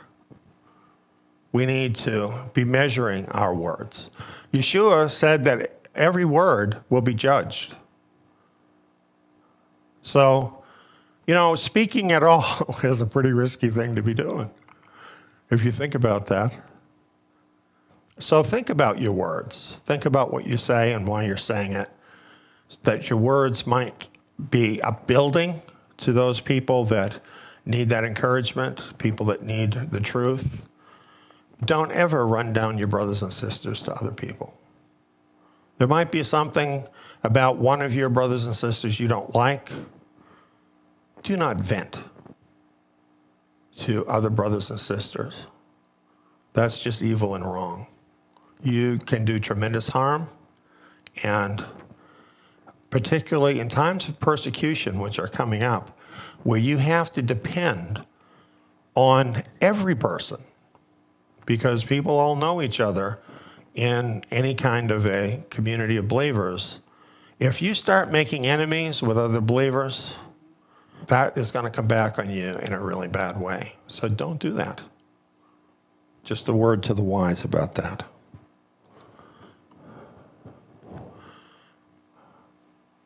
You know, when the Civil War broke out, the boys on both sides thought, oh, well, we'll go do this over a weekend and this war will be over.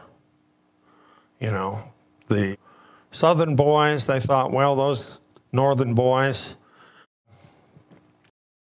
they'll never be able to withstand us, and so we'll just go do this and that'll be over. The Northern boys thought the same thing. When they actually got in the clenches of warfare, it was a long, terrible, drawn-out ordeal. And an entire culture was basically wiped out. And war, any kind of war, whether we're talking about spiritual war or physical war, war is horrible. So you have to realize that warfare of any kind is going to test you beyond what you are comfortable with, beyond even what you think you can tolerate, many times dragging on beyond what you'd ever think. And so we need to know this, and we need to consider what our focus is in our life. If your focus is on your own wealth and comfort and safety, you will not endure what is being brought upon the entire inhabited earth. You won't endure. I'm sorry, but your desires are for the wrong things. And you really need a change of mind if this is where you're at. Now, this is where a lot of people are at, and a lot of those people would never hear a message like this because they don't listen to anything longer than 15 minutes. Don't be a shallow person like that. Life is more important than that. You need to take some time to build up your character if you're going to be a good soldier of Messiah Yeshua. It's something you have to work at. It doesn't just happen. And you have to have the right focus in your life as to what's important to you, what your priorities are. To be a good soldier of Messiah, Messiah has to be what's important to you. Am I right? Find the army that is actually fighting the war and join in battle formation. I will tell you, in a war, if you are a straggler out there in the battlefield and you're not with your unit, you will not last. The bullets are flying everywhere. You're going to be the first casualty. Messiah is assembling his spiritual army here in these last days. You need to find a unit that's serious about fighting this war and get in the middle of it. That's what will be a place of protection for you. I like this picture. I like the fact that every one of these soldiers is part of a wall of protection. Wouldn't you feel like relatively pretty safe back there?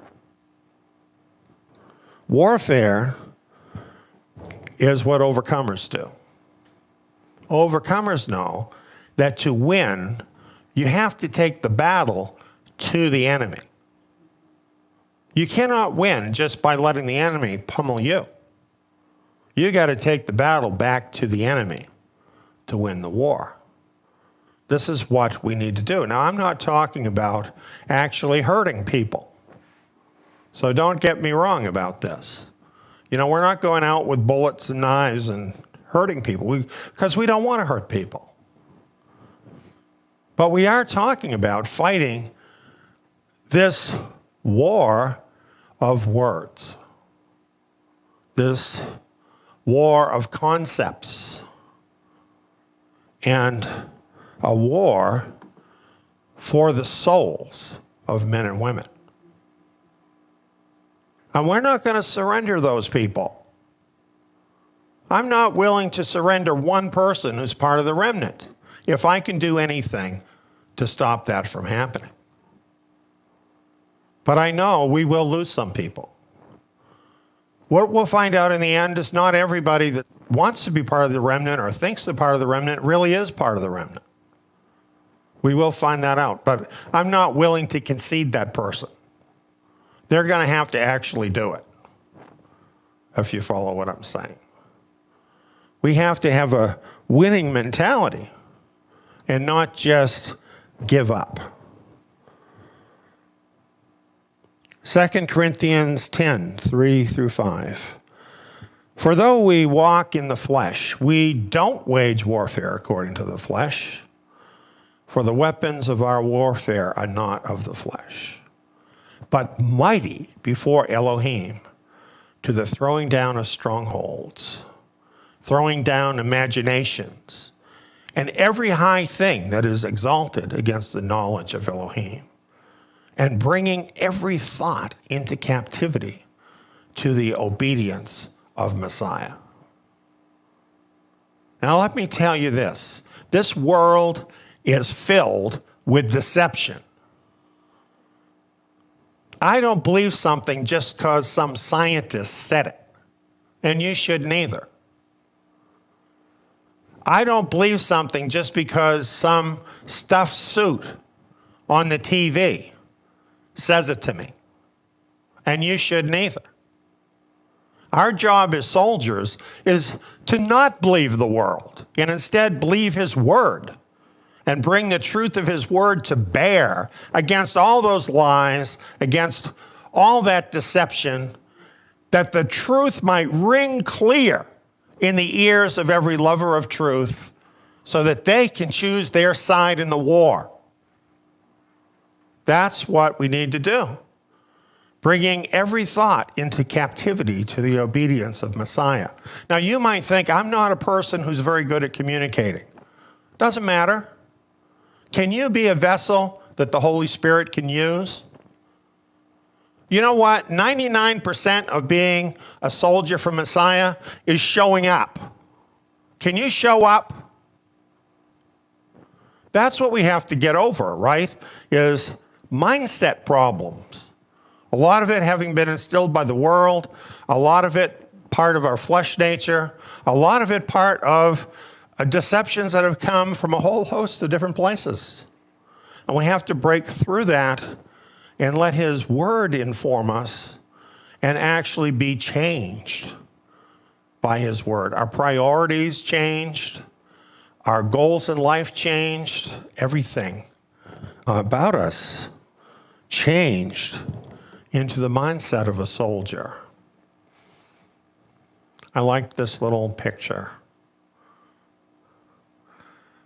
Those slings and arrows. And it never seems to be just one, does it? They always come in clouds.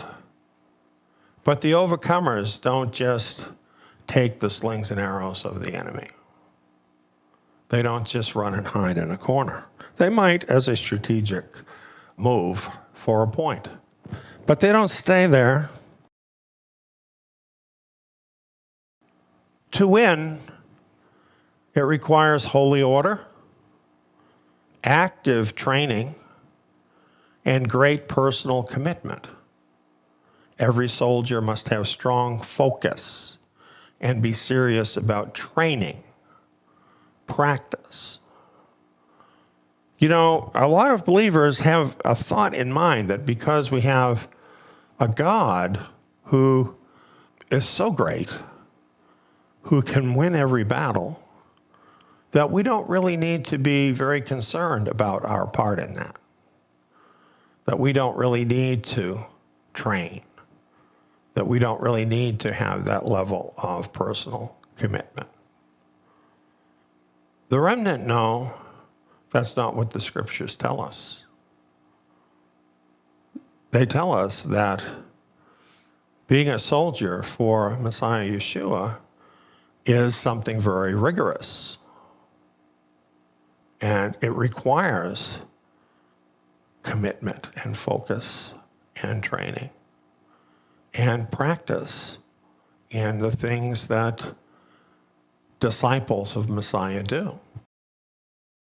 However, when we do invest our effort and our time into that, we can find that we can be very effective in countering the enemy. We can really give it back to the enemy. Learn to shoot straight and fly right. You know what I would like to have happen? I would like to see every time the devil attacks Yahweh's people, for him to get hurt worse than they did. For him to try to take something from the kingdom and instead to have a whole big chunk of his dominion ripped out of his hand. I think that's how we need to think about spiritual warfare. It's not just us not getting beat up. Let's think in terms of defeating the enemy in the areas in which he attacks us. That's really why we need to have this sense of focus, why we need to hone our skills, why we need to actually practice those things. James 4:7, by the way, I think is a verse that goes to this: resist the devil and he will flee from you. There's nothing like well-targeted arrows of truth to send the enemy running. I like this picture because I think it really portrays so much what war is about. So this is why I'm showing this. And you know what? On a spiritual level, this is so much what the war has been like through the many centuries. It just seemed like it was never going to stop, you know? Sometimes it still feels this way. But yet you have the stalwart soldiers that are still holding the line. What is ahead is going to become a lot more intense. And it's not going to be a walk in the park. So what we're recommending is do all you can to prepare yourself now. Prepare, endure, and fight to win this battle. Our theme, you therefore must endure hardship as a good soldier of Messiah Yeshua. That's a mindset. We need to all start working on that mindset so that we're ready when we need to be. Spiritual warfare. Fight to win. Let's pray together. Our Father, we want to come to you tonight, and we just thank you for being there. Thank you for helping each one of us and grabbing a hold of us, Father, and rescuing us out of this dying world and calling us to be yours, saving us by the blood of your Son. We know you didn't just save us so that we could be comfy. We like comfy, but that's not why you saved us. We are in a war, and as your children, we need to step up and fight for the family farm, which is the kingdom. We need to be good soldiers for Yeshua Messiah. And to do that, we've got to move out of our comfort zone. Father, we need to learn to accept inconveniences and hardships. We need to learn to change our priorities. But Father, the events that are coming in this world are not going to wait. They're coming. And on that day, we have to be ready. So, Father, I just ask you to help each of us to develop that mindset of a soldier for your kingdom, for Yeshua Messiah. Help us to overcome, Father, our reluctance. Help us to overcome even our unbelief sometimes, our insecurities, all of those things. To step forward and really give you an opportunity, Father, because in our weaknesses, that's where we're strong with your strength. Father, especially for us people who are in richer countries, it's really hard for us to sometimes endure the slightest kind of hardship. Many people have not endured those kinds of things, and it sounds so scary and difficult. I want to pray especially for those folks that, Father, you might help them, encourage them, and help them to see your almighty power and your control, and help them, Father, to have a vision of your kingdom so that they will know what it is that they are enduring for. Have a vision, Father, of Yeshua Messiah, who grips our hearts because of his righteousness, his goodness, and his love. Father, help us all to have that vision that we need to endure, because we know that he who endures to the end is the one who will be delivered.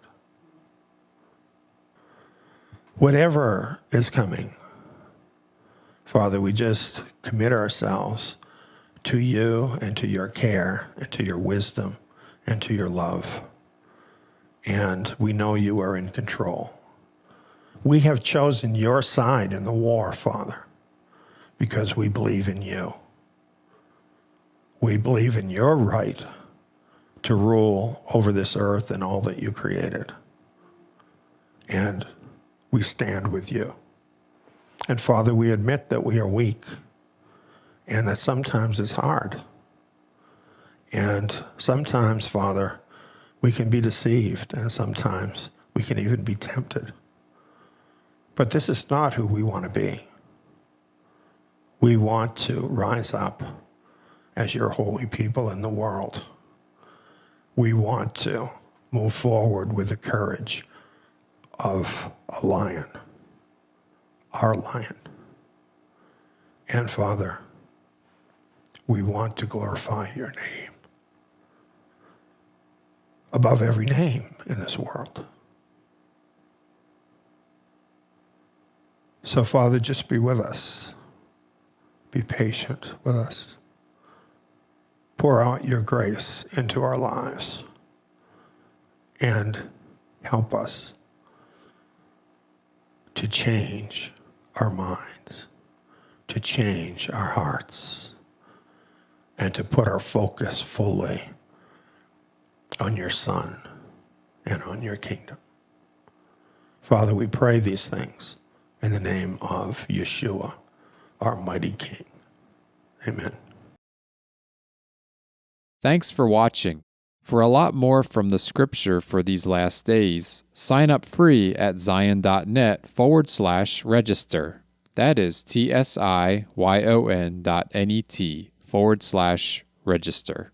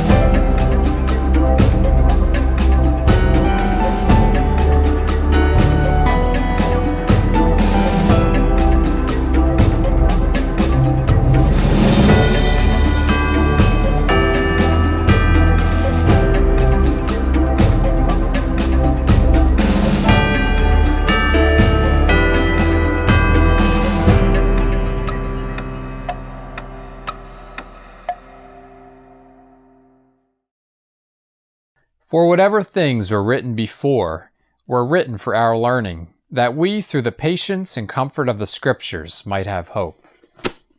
You know, the apostles, they were Torah scholars. This is why I'm doing Tsiyon Academy.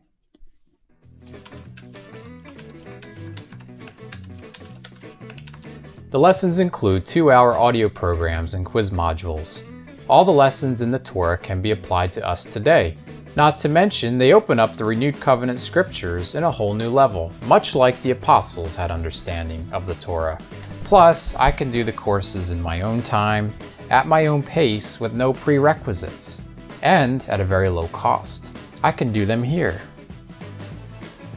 Or here. Tsiyon Academy students are provided with study materials, the Tsiyon Messianic Scriptures, in-depth verse-by-verse programs, and quizzes with your final grade and a certificate at the end of the course. Tsiyon Academy also offers assignments for students who would like to opt in to take part in the Tsiyon Tabernacle live Shabbat meetings. Become immersed in the Torah. Find out how you can become a Tsiyon Academy student at tsiyon.org.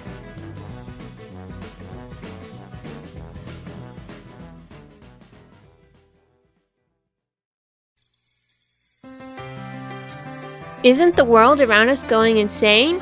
Do you want to return to sanity and establish order in your life?